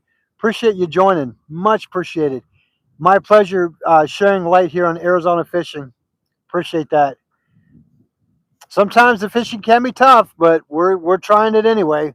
Thank goodness I've got more video of me catching than of me not catching. So, you know, Muddy Waters Outdoors, how are you? Thanks for joining this evening. Glad you're back. Hopefully you've been well. Tackle warehouse. Aw, Soft baits, look at that. whatever you want. This is crazy. Tackle Warehouse. Shop there all the time. Wow. Nice. All right, folks. Cliff showing me it. Tackle Warehouse. We get 10% off on stuff. Look at that. What? Okay. And they ship direct to home. Nice. Wow. They got everything. Awesome. Thank you, Cliff. Videos. Yeah. Okay. Soft baits. Oh, we're getting to the good stuff now. Stop baits. Oh, no kidding. Wow. Okay, yeah. Nice. Oh, they do Berkeley, 6 cents, all that stuff. Wow. Okay. It's like the Amazon of fishing. I'm sold. I'm sold. No more Amazon. Tackle warehouse, buddy. Nice. Yeah. Excellent. Wow, look at that. Look at that. Worms, jigs, everything. All right. It's crazy. Yeah. You got me sold. So, you can even shop by brands if you dislike a particular brand. Right. They carry it. No kidding. Yeah, right there. What? Yeah, look at that. Berkeley's. Berkeley. Black Label, whatever you want. Wow. That's awesome. I have to check them out. Tackle Warehouse. Yeah. Do I know what I'm doing? Oh, sure. Oh, perfect. I'll send it to you so you don't forget. No, you know me, I will forget. Folks, he's sending me the link to the Tackle Warehouse. Let's see here. Oh, you're very welcome, Muddy Water Outdoors. Glad you got it. Thanks for letting me know you got it, my friend. Appreciate that.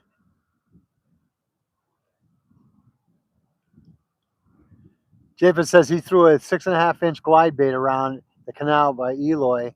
I'm not even sure what I was fishing for. You know what, my friend? It don't matter. You were just out there doing it. Something was bound to bite, though. As long as you get out there and doing it, you're doing it right. Who's that guy? Oh, that'd be me? Aw. Okay, so there you go. Appreciate that. Thank you, Cliff. And yep, just came through. Folks, Cliff just sent me the link to the Tackle Warehouse. So I'm going to go do some exploring on that site and see what kind of goodies I can get into. And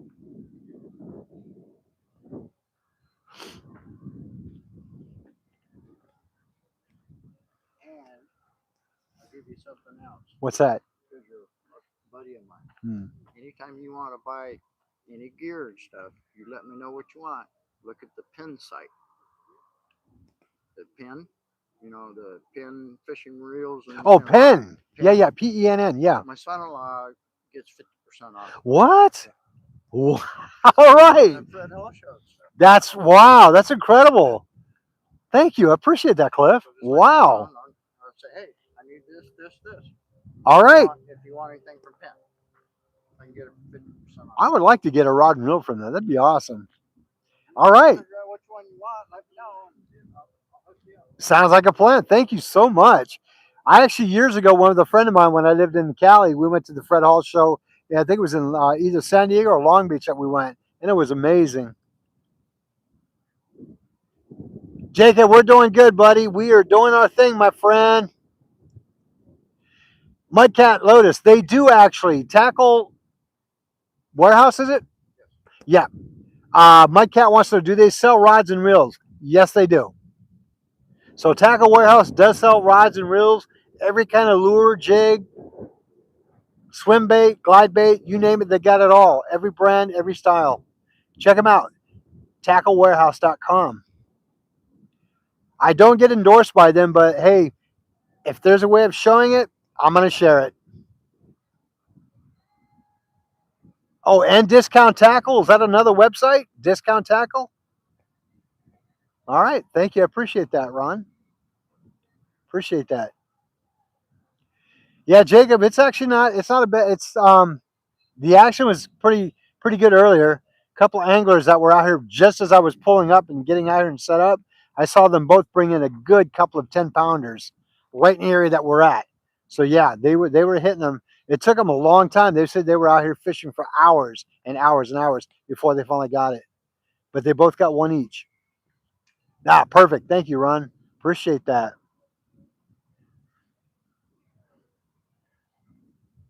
So two good places to get fishing gear on. TacklesWarehouse.com and Discount Tackle. Great to know that. Yeah, Jake, it was, man. Got me excited, got me fired up. Started throwing my 6-inch, 7-inch lure in there compared to their 10.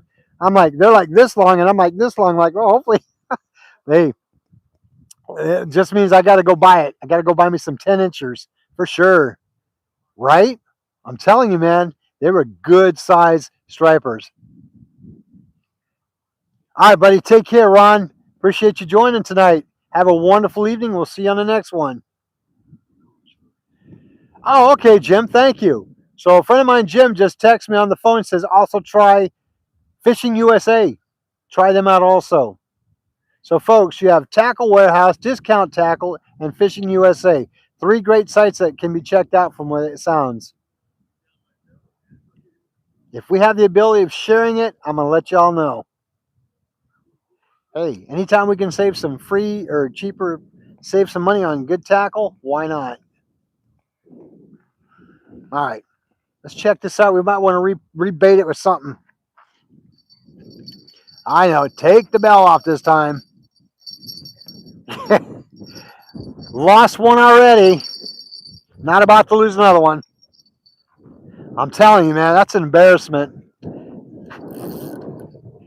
I just realized when I cast, I'm like, wait a minute, I don't hear no bell.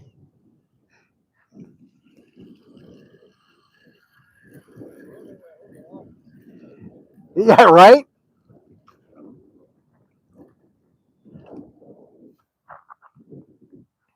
All right, this one was probably kind of all flavored out, so we're gonna definitely switch it with something good. Put some fresh new on there. You know. Another thing I like too, Cliff, is this new glide piece for the weights. I love that thing. Well, if you want to really do everything right, you should run a bead on there too. Oh, I did. Did you get a bead? Yeah.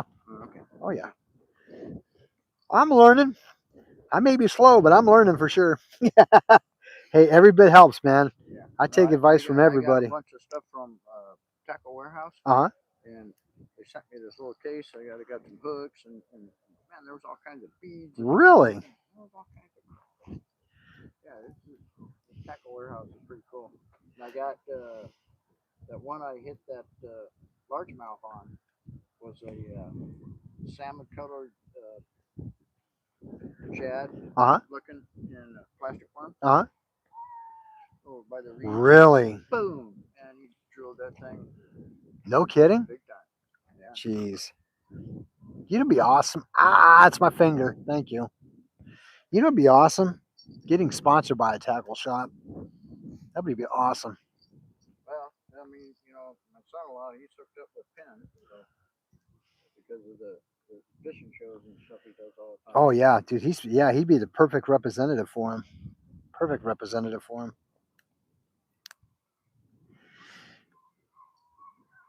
Well, one day, one day, you never know. Those are the ones I cut down there by Vito. Nice. I have my hand over his head. Yeah, that's nice. What? That's the one you said by Vito. Wow. 2.5 pounds. Nice. I looked at my watch when I caught him. It was at 9:30 in the morning. Really? I would have never thought that early. Well, you know what? There's this one guy that's got a channel. Uh huh. And I was watching him. I forget what this guy's name is. This guy's a cracker, but he's been fishing for years and he's pro bass fisherman. Uh huh. Blah blah blah. He goes, that getting up at the butt crack of dawn and get out there when the sun's coming up and stuff. Yeah. Goes, how many fish do you at the top? He goes, they sleep just like we do. Oh, really? He goes, I don't even hit the water till 8 o'clock. No kidding. He doesn't hit the water, and he still catches. Oh yeah. Wow. You catch more fish between 9 and 1 o'clock than you do any other time. Yeah, because the old misconception was that you had to be up before the sun gets. I always do. Chum the water. They like that head and the tail. That's what makes them swim. Hey, I don't deny that, but it works for me. I promise.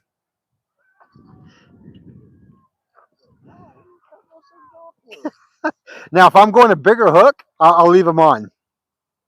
I don't care. I'll leave them on all the time. I'll leave it all on there. You gotta let it all hang out.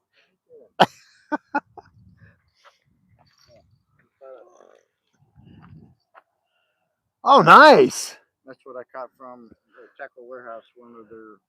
They sent me a bag of these shads. Uh-huh. Got different colors and stuff, and this one was like a salmon color. Uh-huh. And kind of a silver on the bottom. Uh-huh. Yeah, and the largemouth at that, like 4.5 pounds. That's beautiful. Nice. Oh yeah, she's a beauty. I love it. All right, man. Come on, fish. That's the one that I hit right there. The kids wanted to get off the boat, so I was fishing by the reeds right there. And I just put the plastic worm on there. Boom. Bam, you end up tackling it. Nice. Nice job. that's my son-in-law, my grandkids. They're the ones that you'll see him on the Fred Hall show. Oh, on okay, the news and yeah. stuff, and Mikey. Well, next time he's on, what channel does he normally go on? The Outdoor Channel? Or No, he's on the news and stuff. He just does he's got his own setup and everything. He doesn't Really? do it by cast or anything. really? Because because he's a fish captain. Yeah. You know. Yeah, I got you. So he's hooked up with everybody. You know, he does the Fred Hall show. He sets up the trout ponds and stuff down there so all the kids can come in and fish. Nice. He sets that all up, and then my grandkids are always there, and then they always interview them on the news. The past 3-4 years. Nice. Been on the news. That's the way to do it.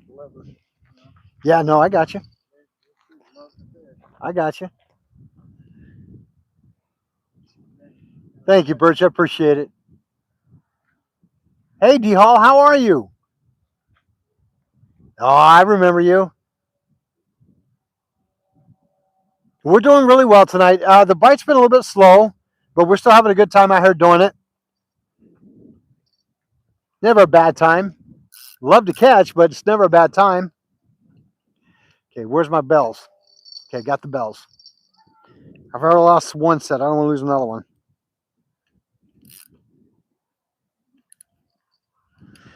All right. I'm going to try casting straight across this time. Whoa, come on. Come on. Oh my gosh. You're not going to believe this. I just caught my own phone cord.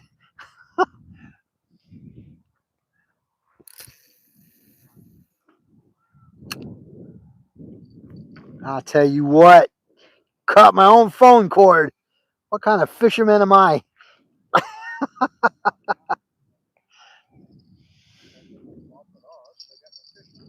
What's that?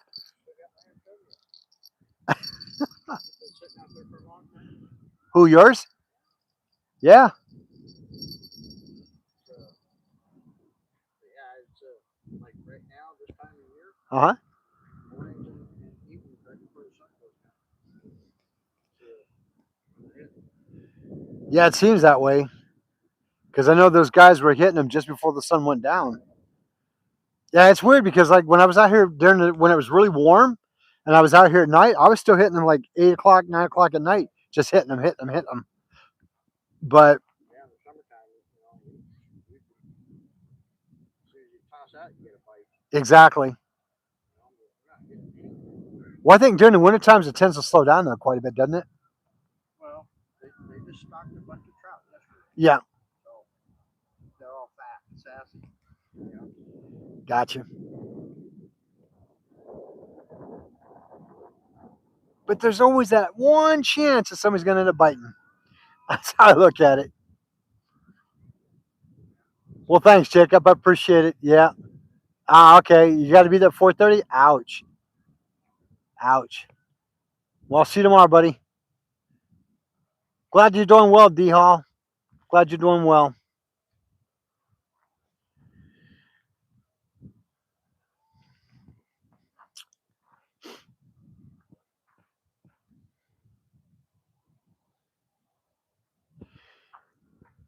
I think as the season changes, the weather changes, it makes it a little bit tougher to get bites. They do happen, but it seems like it makes it a little bit tougher. But like I said, if we ain't here trying, then we're not fishing.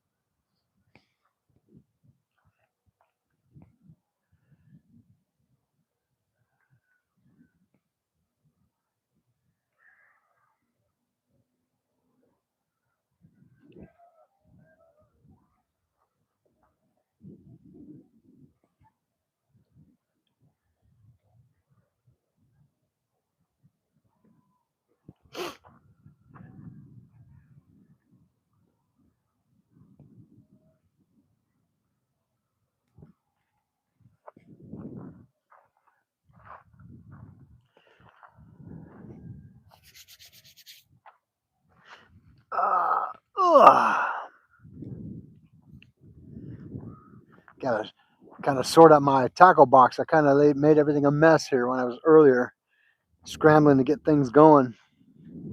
Pulled out everything.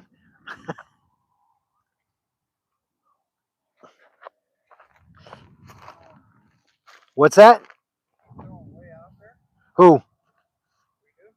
Yeah. So we keep throwing out there. So I'm just going to throw out here A little bit closer. a lot closer. Yeah. Just to see what Interesting. I've actually had carp come right up here where I could see them. I've actually had that happen to me too, where they've come right up to the water edge here. It's like they come up and say, "Hello, I'm here."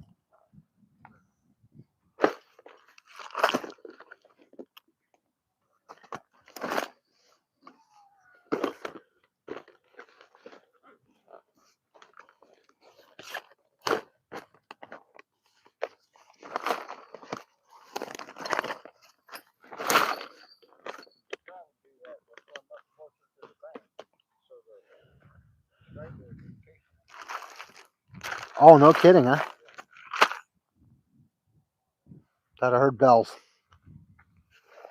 Got excited.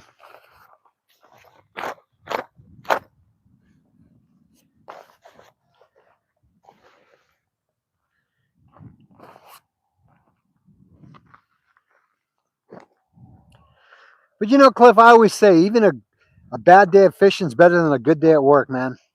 I love fishing, no matter what. What's that? Indeed. Indeed. Oh, yeah, no doubt. Right? You know, and I'll tell you, I mean, it's always great to catch, no doubt, but sometimes I just like coming out here and just doing it. You know, it's just really fun being out here and just enjoying it and getting out here and exactly, exactly.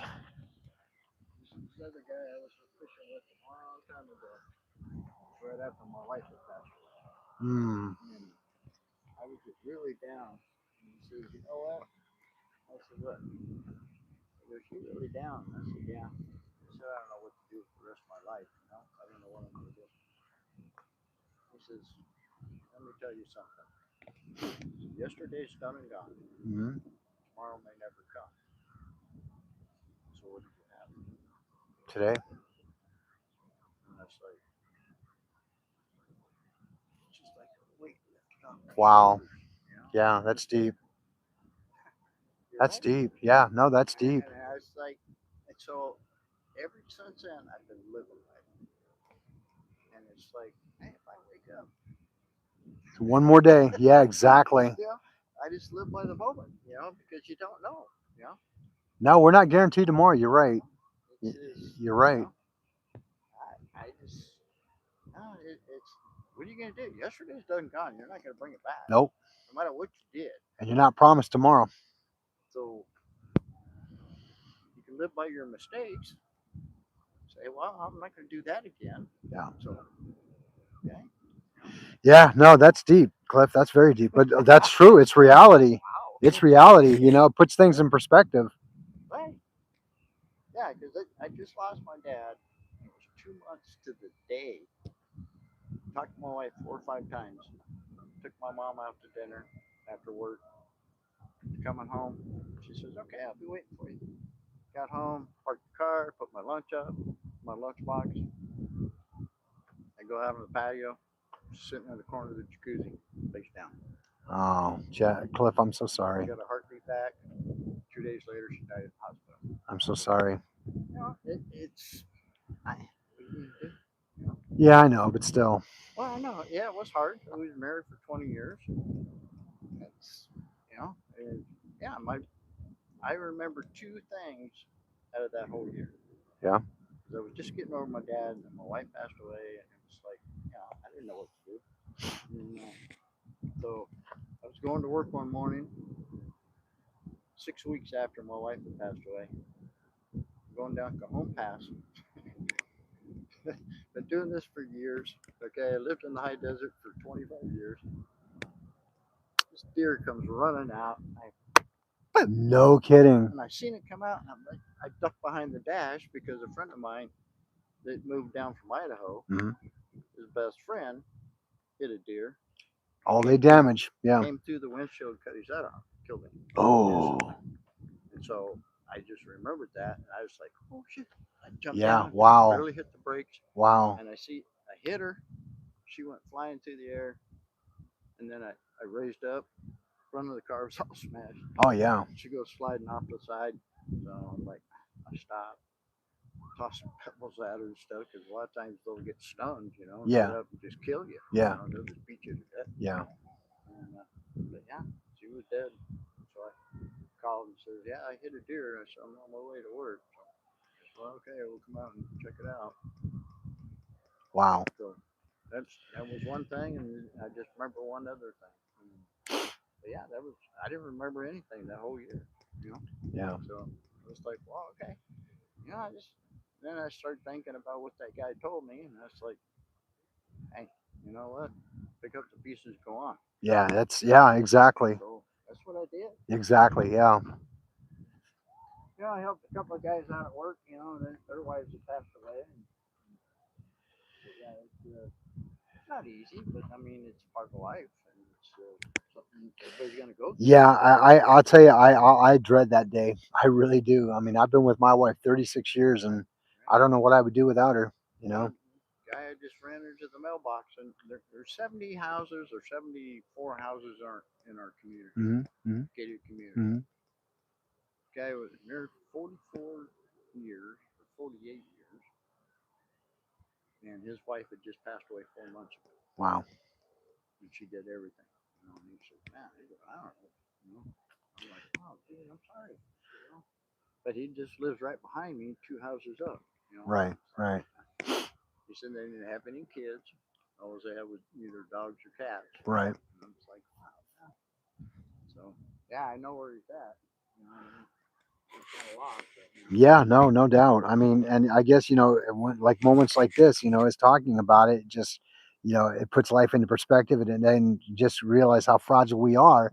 But we're not guaranteed tomorrow, and it's like, take every moment and live it. just like Bruce, the guy that cut it last night. His wife was out. They come down from Humboldt County, Uh huh. and she was highway patrol dispatch, Okay. and their youngest son was highway patrol. Right. He'd only been on the force a couple of years. Killed in the line of duty. Wow. 24 years old. That's sad. He's young. You just don't know. That's right. No, you're absolutely right. You're absolutely right. You're absolutely right. We can leave out of here and be going home and hit a burrow. You never know, man. Hey, it doesn't. It's happened before, right? It's happened before. It happened last summer. Guy down there on 95, down there in Fort Mahoney, hit a burrow. Yeah, I think I heard about that. Yeah. I think I heard about that. You just never know. Nope. What are you gonna do? Exactly. Day by day, my friend. Masoud, how are you? Thanks for joining. I unfortunately do not understand what you're writing, but hey, thanks for joining. Appreciate that. Japheth, have a wonderful evening, man. Get some rest, and good talking with you, and we'll talk next time. Folks, that's one of the benefits of fishing, with friends out here. Sometimes conversation can go deep, but that's what it's all about. It's healing, therapeutic, sometimes deep. And but the reality is that we have one commonality. We fish and we talk and we share, and that's what it's all about. That's why I love this fishing community and this, where that we do. That's what we do. We take time to get to know each other, and we learn to enjoy life and fish. It's just what we do. We're not guaranteed tomorrow. He's right.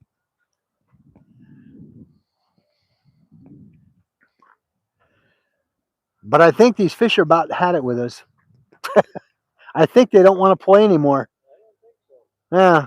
Boy, when did they light that all up? I don't remember being that late. Just all of a sudden the lights came on. Did they really?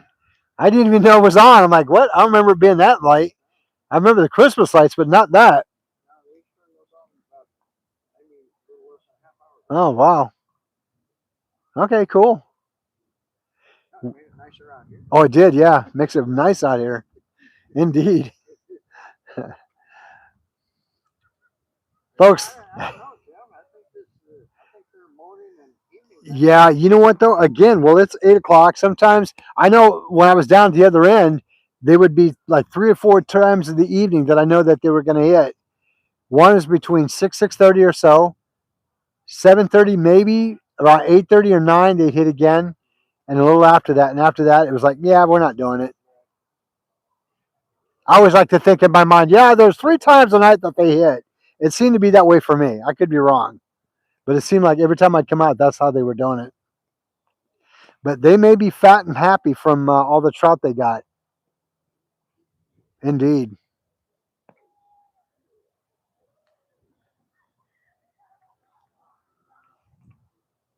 Yeah, it's almost 8 o'clock too.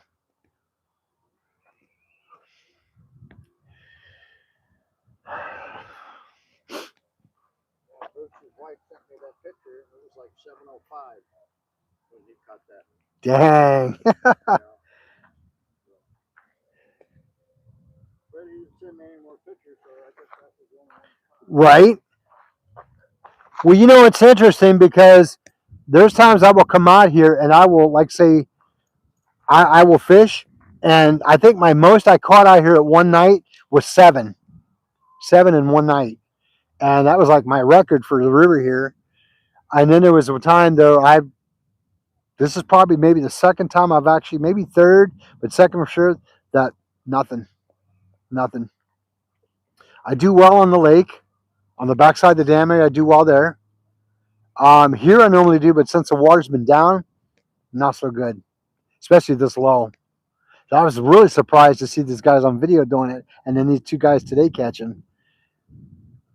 They just happened to be at the right spot at the right time. Yep. D Hall, it's been quiet. It's been super quiet right now. We're literally hitting that 8 o'clock hour on my end, and we might be calling this one a wrap soon. Fish have their own timeline, and the water is really low. I mean, it's probably dropping even lower than it was when we got here. One of the well, boy, I'll get it out. One of the disadvantages here tonight was that we were only at like literally 1 unit. Normally, when the river's flowing good, you're looking at 3, 4 units. It's perfect. It's great fishing and all the above. A couple of factors though is one, potentially water temp. Okay, maybe, but definitely the height of the river has a lot to do with it. Plus the fact that they actually fed them yesterday when they dumped 1,000 pounds of trout into the river as they stock like they do. I believe was that weekly, Jim? They do, or Cliff? They do that. No, they only do that maybe once a month or twice a month. Okay, so bi-weekly potentially. Okay, so Cliff was just telling me sometimes they maybe do it once or twice a month here in the river section by the community park where we're at, and the fish have eaten all that. So again, a couple of variances of why it may not be happening. But again, if we're not out here trying, we're not catching, right? If we're sitting at home, we're not fishing. So we're getting out here doing it anyway. You know why they're planting the trout down here? No. It's keeping the flies down. Because the trout will eat the fly larvae, Oh, and it keeps the flies down. that Go explains down to why. Havasu, and the flies are crazy down there because the water's too warm. Trout don't like it. No, they're definitely there, cold water. Right. That I do That's why know. they put them in here. Gotcha. Gotcha. Keeps the fly population. So sitting around at the house, you get 1, 2 flies, Right. 3 flies. Well, I've been out here. Well, I've been out here live and cameras, lights, everything, everywhere. I'm like, holy crap! They're not flies. Oh, so the actual flies is what? Oh, okay. Ah, see, I'm learning something new. That's why they plant them in. Nice. But the striper too busy eating them, so therefore they don't want to eat ours. Right. Shame on them. So a lot of times you go down after, like when they yesterday, well today and maybe tomorrow might be good. You go down to the other park, Rotary. down the Rotary. Yeah. You go over there by the boat ramp. Yeah. Where that thing is. Yeah. There's a big old hole, and all the trout school up in there. I've heard that's where they're hanging out. No kidding. Yeah, I've got 2 or 3 out of there. Hmm. Asian John goes down there. Hmm. So the boat ramp, you had that concrete. So right at that concrete, just right past it, right there. There's a hole right like a swirl. Yeah. Ah, okay. So if you just cast out there, right in there. okay. There'll be a lot of guys that be standing up on the end and they'll cast. Yeah. You got to get the trout all the way up. Yeah. Yeah. No, I got you. Or they'll be doing it on the side like we are in the bank area. Okay, I've heard that. I've only fished that rotary maybe twice since I've lived here, so I probably should start hitting that spot. But go there, Vito's, man. Hit Vito's right there. Yep. Take a right, go down, and it's the nature trail. Right. Just keep. There's some houses right there, and it goes down and it goes off to the left, goes over a little bridge thing. Just keep following that down all the way to the end. There's a restroom there. There's about 100-yard walk to the river. And it's not Indian reservation or nothing. No. Oh, okay. New spot. Nice. And then if you look to the right, like when you pull up, there's another pond out there. Right. But you can't fish over there because they're raising sucker fish and 3 other fish. So in that pond. Right. But the river, you're good. Oh yeah. Just don't touch the pond. If you walk down, if you look down, you can see the new Laughlin Bridge. Okay. Yeah. You're right there by it. Oh. There's a little tower thing. There's a picnic table underneath there. There's a steel tower. You go up on top and they have one of those View cams or whatever. view things. Yeah. You can look all around. You can look all down the river. Nice. It's cool. It's good to know that. All right. So Vito's. Right down there to the right. You go walk down the little sandy road. Get there. Go to the right. That's where I catch all those stripers. Nice. We have to take a drive out there. We need to take a ride out there, me and you. Yeah. We'll have to hit a ride out there then. Check it out. Big old 4 or 5 pound trout swimming by, and I'm throwing lures at them. I'm throwing power bait. Everything. Right? And the other 8-inch comes up, and he looks at the power bait, and he goes, Ah, jeez. looks at it, and just swims away. Jeez. No, you're kidding me. Really? Wow. Well, it's good. Right? Lure I had at it, all my trout lures, everything. Wow. Okay, then we got to take a trip to Vito's then, Cliff. We got to get out there and check out Vito's. Another area to fish that I did not know about until recently. I know you told me about it before, but now I exactly understand where you're going.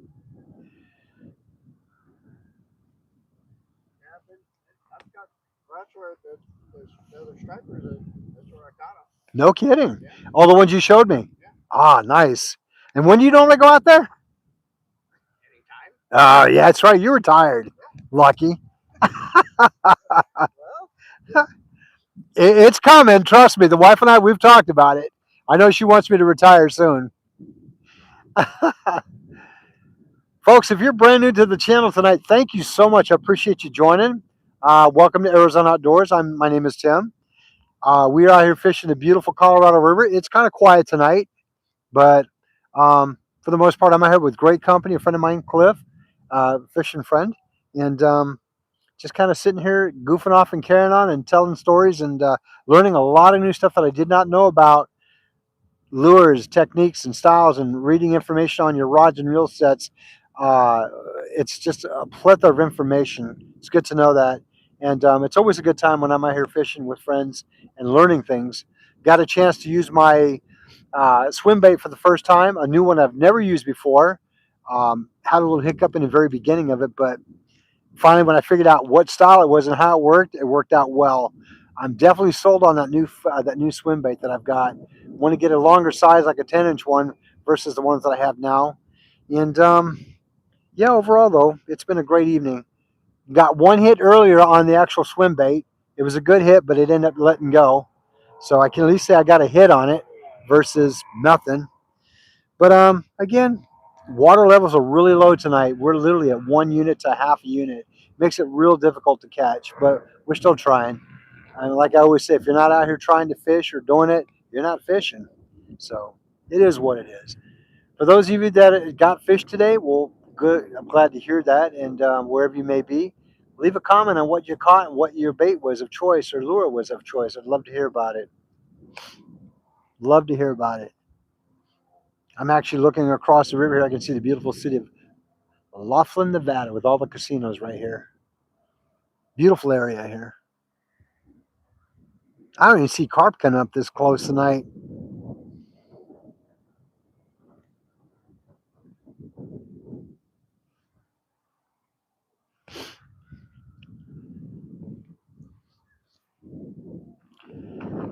Yeah, let's check it. We might be calling this one a night after this.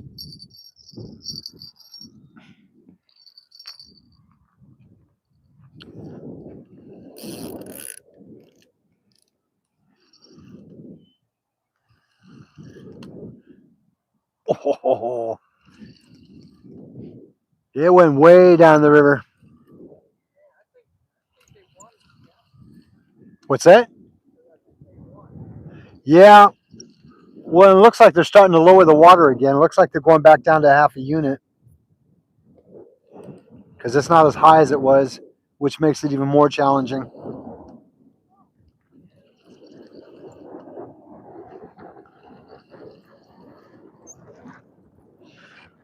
Yeah, not even a hit, not even a bite. Bait's still on there.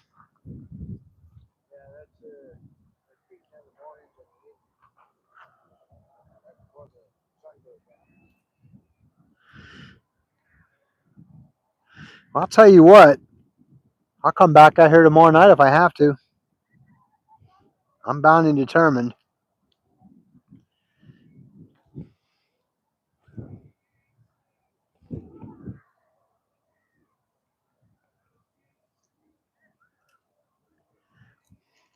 Yeah, the only thing is about the Vito's, summertime it gets pretty crowded down there. Oh, does it? Yeah, especially on the weekends and stuff. But I always go during the week, and then they always close right after, right before dusk. They come down.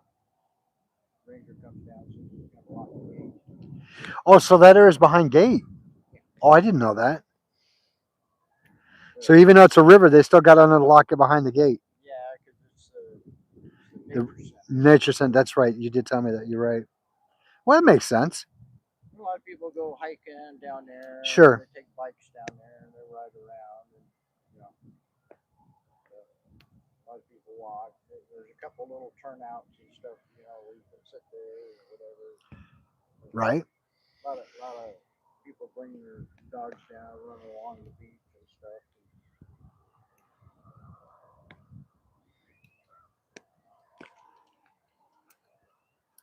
Well, it does pretty good over there. Right. Done pretty good. No, exactly. I've done pretty well here too. Tonight's just not favorable. Doesn't seem like. One time I was over there, so I had about a half a bag of anchovies. Uh huh. So I toss out there, bam, I get one. Okay. Uh huh. They're small ones. So I'm like, okay, so I let him go. Throw it out there again. Bang, I get one. Every time I threw it out, there must have been a school of them out there. Catching dinks. I must have caught 30 fish. Yeah. And I was down to 3 anchovies. And I'm like, you know what? I'm out. I'm out. Right? They were all this big, you know? Yeah. Oh, I've get massive amount of dinks out of here. Every time I threw out, I was like, holy crap, I'm getting tired of catching fish. Yeah. Exactly. Yeah. Exactly. I'm like, wow, that's a first. No doubt. Let's see here. I'm gonna read a quick comment. Hang on a second, Cliff. Let's see here. Expert, yeah, the fish. These fish are very finicky. You're absolutely right. They decide when they want to eat and when they don't want to. I think they've been filling themselves on the trout that they've actually just recently dumped into the river here. So, see, D Hall says my husband and I are coming out in February and we want to pull the boat. Since I've moved away, what is the weather and how is the lake in February? I don't know, Cliff. What do you think of the? What do you think the weather in February is with the lake? I've got a young lady out here. Her and her husband are coming out, and they want to bring the boat. Okay, there's Catherine's Landing has a website. Okay. Okay, Mhm. just get up Catherine's Landing website for weather, and you can check the weather, daily weather, wind, Perfect. the whole 9 yards. Perfect. That's So what I do. no, that's great information. Thank you. Appreciate that. So D, gentlemen, my friend Cliff just told me you can go online to Catherine's Landing. You could probably find it either catherineslanding.com or it being maybe. Catherine's Landing, Lake Mojave, weather.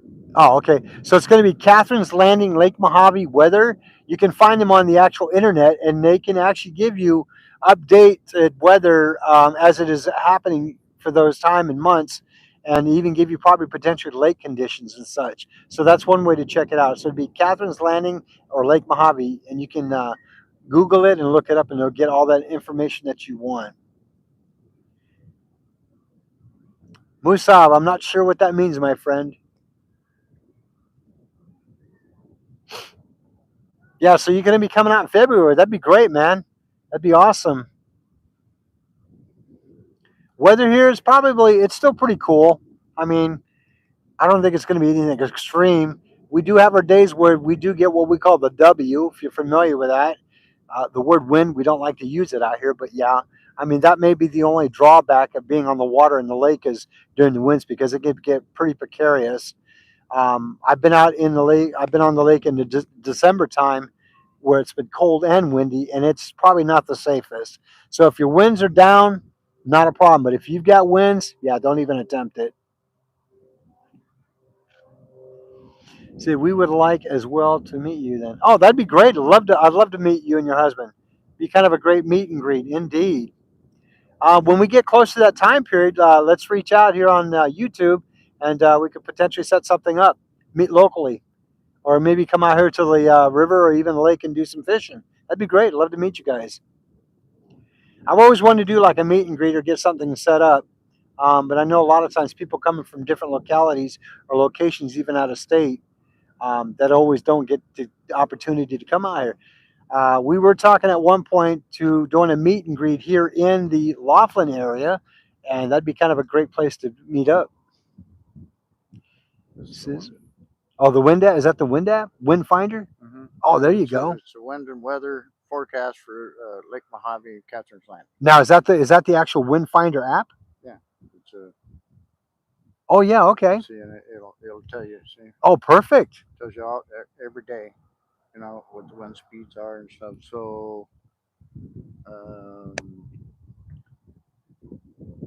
okay, that's Thursday, Friday. So Saturday, it's supposed to be like 6 miles an hour. Oh, that's not bad. 6, 5, 6. And that's a free app you can get. Mm-hmm. Oh, that's nice. Just brought it up. Here, may I sure? I don't pay for anything. All right. So, D, check it out. You can go on your phone. You can download this app to your phone, to your smartphone. It's called. You don't even download it. You just click on it. Oh, windfinder.com. There you go. Windfinder.com. Go ahead and click, or go ahead and click on that app or that site right there, and you can get the latest and the updated on weather, wind conditions, lake conditions, and everything day by day by day. Windfinder.com. No, not the wind finder. No, not the wind finder? No. Oh. This one right here. Well, it's It says wind finder. Windfinder.com. Yeah. I'm sorry. That's okay. You're right. No, so it is windfinder.com. Yeah, I'm like, but I'm reading windfinder.com. Yeah, no, it's okay. Not a problem. I'm driving. Yeah. Oh, hey. But no, yeah. So make sure it's for Catherine. Yeah. So again, the windfinder.com, and you want to make sure it's specific for Catherine's Landing, Lake Mojave, Arizona. There you go, and that'll give you all the day-by-day information that you need. There you go, buddy. Thanks, Cliff.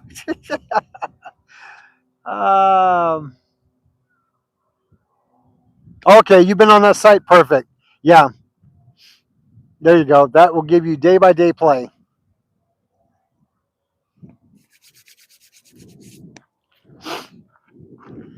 Oh. Well, Cliff, I'll tell you what, buddy.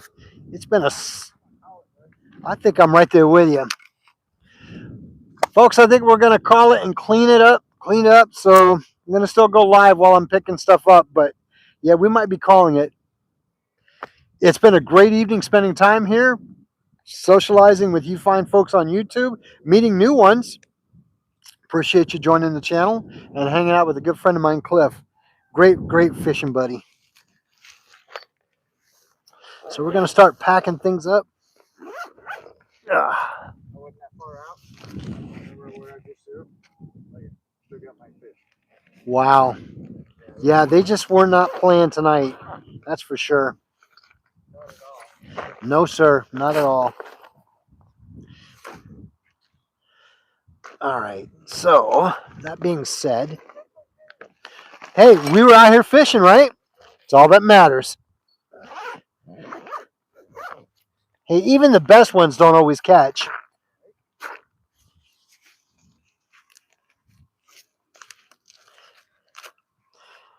I think I need to invest in a wagon.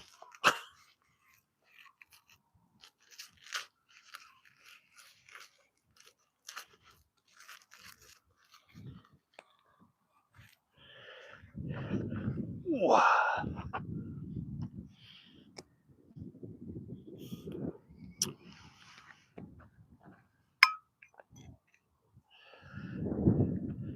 got to take this power down.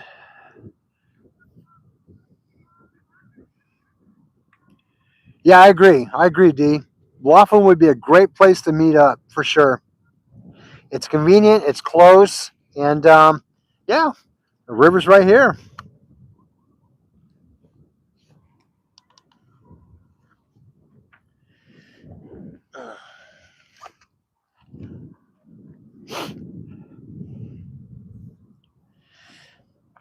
All right, folks, I'm getting ready to pack stuff up here real quick.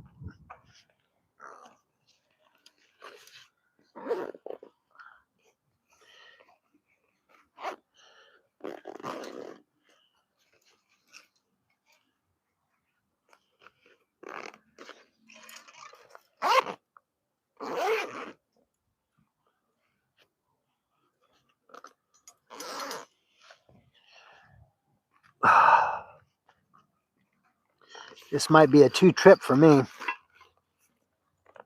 I got so much stuff. Might be a 2-trip. I got quite a bit, Cliff. What I might do is just do a couple of trips.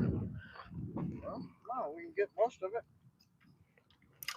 All right, let me bring this. We got a whole extra hand here. Yeah, I know. Let me bring this down just a wee bit, folks. We're going to kind of pack things up a little bit here.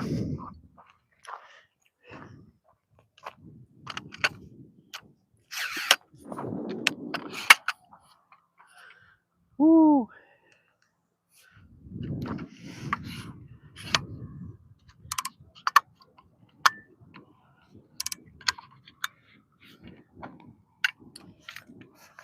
Give me a second, Cliff. I'm sorry. Take your time, man. Okay, I appreciate that. Pack it right. You know, don't get in a hurry.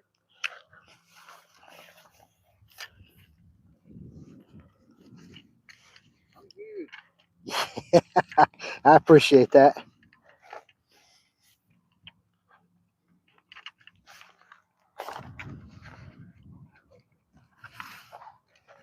I'm huge. If we can make it on one trip, do it one trip. Oh, I'm okay with that. All right, there's that one. It's not that far to walk, but still. No. Why have to walk back? Exactly. You still have to.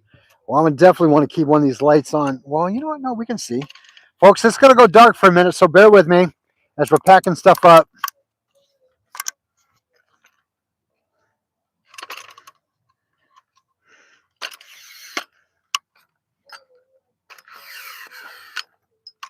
Okay, we'll turn around that way you can see Christmas lights. Enjoy our Christmas lights for a second, folks.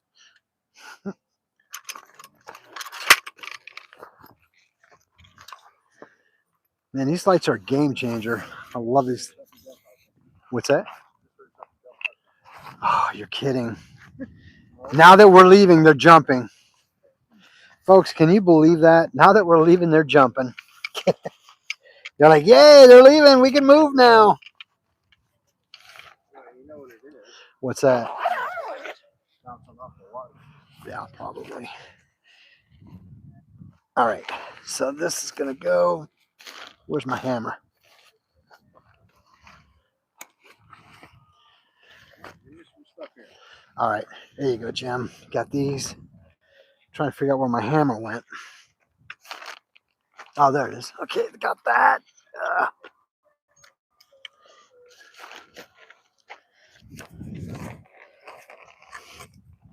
Jim, would you mind taking these, bro? I'm so sorry. Got that. Watch your hands. I want you to. You're good. My fingers are caught. I'm sorry. No, not your fault. My fault. Look at that. Look at that. Right? One shot, dude. We are experts at this.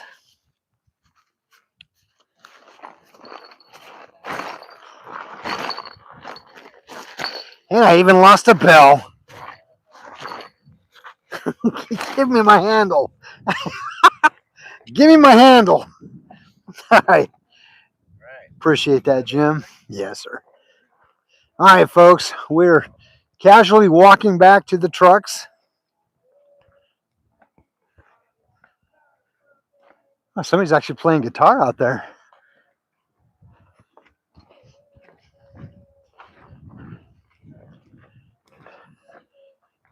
This is one of this place that you folks see right here that's all lit up, all pretty for Christmas, used to actually be a boat that ran on the river. What was the name of this boat, Cliff? I don't know. It's a river cruise. Yes. Maybe they have like a cocktail dinner thing. Yeah. Whatever. They used to marry people on that boat too. They just go up inside the dam and come back. Right? No, but this one's actually stationary now. It doesn't move. That's the one that my son and daughter-in-law got married on. Really? Yep, the old one right there before they dry docked it with the new one. Yeah. Now they converted it into a restaurant and other things.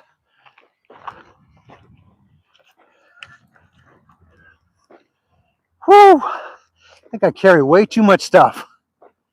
I need a wagon.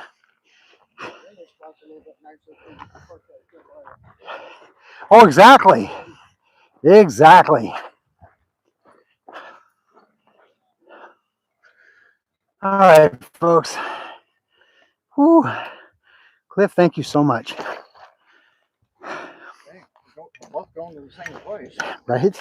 Why not? Appreciate it. Whew. That's my workout for the day. Thank you, sir. Got it? Yes, sir.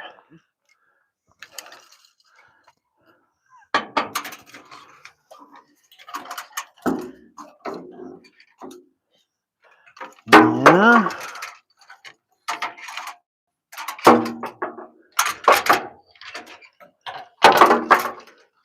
Well, there we go. Awesome. Oh, thank you, buddy. Appreciate that. Cliff, always a pleasure, my friend. Always a pleasure. Get some lights on this situation.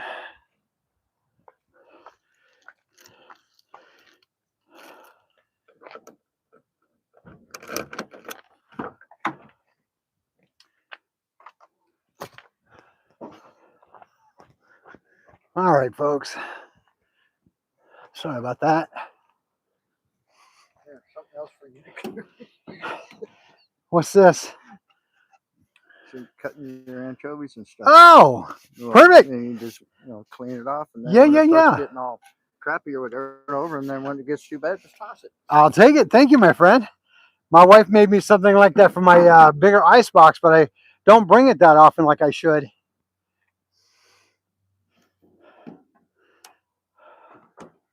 Usually I always carry one in here, and the other one got trash. Right? I left it outside, and it got rained on. But I had more of these cups Uh-huh. still, Right. so I'm like, man, we're bringing one. Well, I appreciate that. It's always a nice treat getting something. I do appreciate that. Uh-huh. So it's just all that no-name stuff, you Right. guys sell. Mm-hmm. Oh, yeah. No. Just cut it down, make it for cutting board size. It's perfect. But that one's I don't think that one's got any holes in it because there were some that didn't. Yeah. That I used for the top shelves and stuff. Right. Nope, So, this one's solid. yeah. So there's some Love to it. the sides, but they were long, you know. And then I made all the shelves, and you have to see this thing. I do. I need to come by and check it out. Great cutting board material for sure, though. Thank you, Cliff. I appreciate that.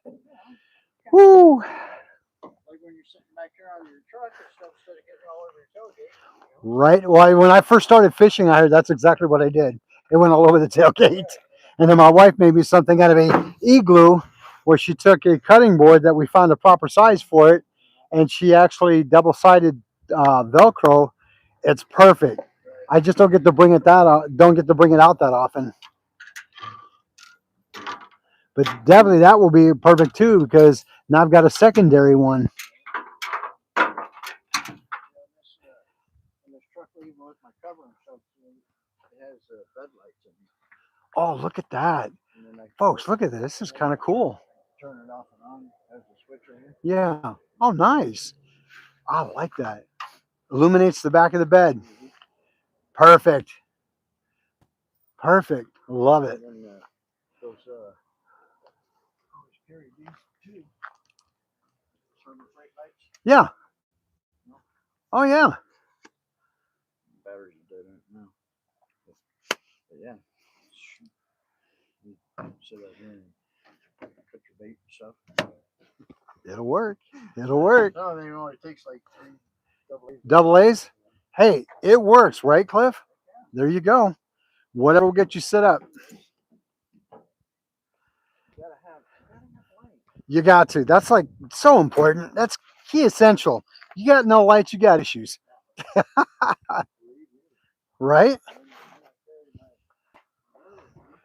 Right? Ugh.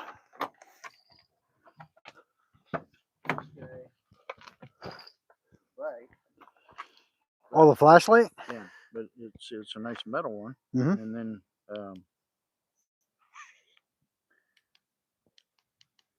oh, that's cool. so I can tone it down.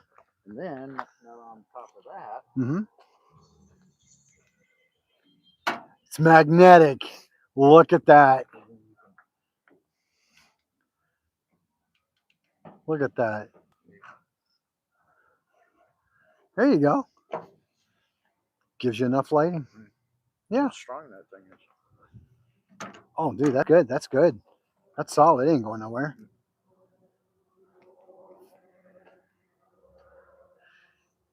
We got to have our toys, don't we? Folks, it's a known fact. Fishermen have to, and fisherwomen, we have to have our toys. I worked from 7 at night to 7 in the morning for 25 years. Oh, well, so you got to have I it. had to have You got to have it. Indeed. Indeed. I know it's like the work of the morning. Yep, and you don't like it.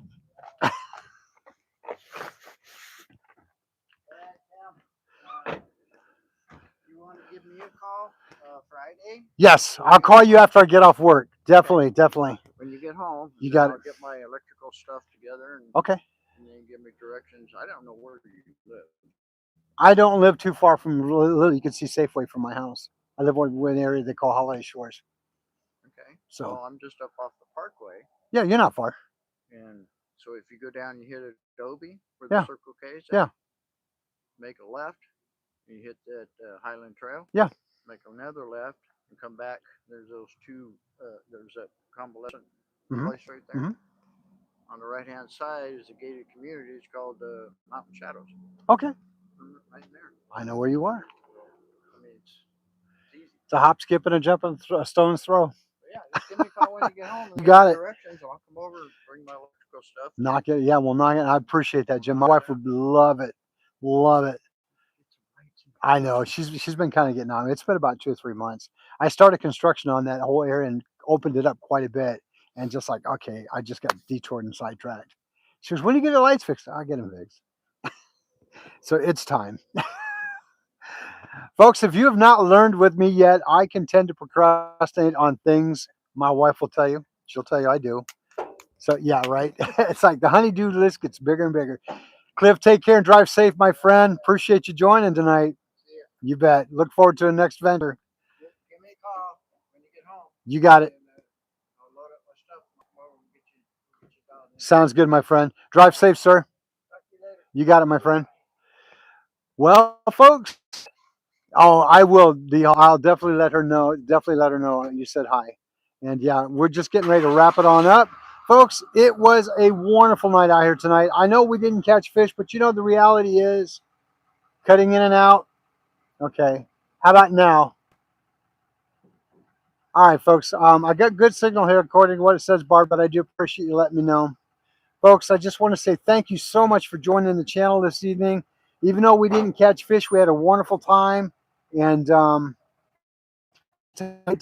out here fishing, spending time chit-chatting with friends.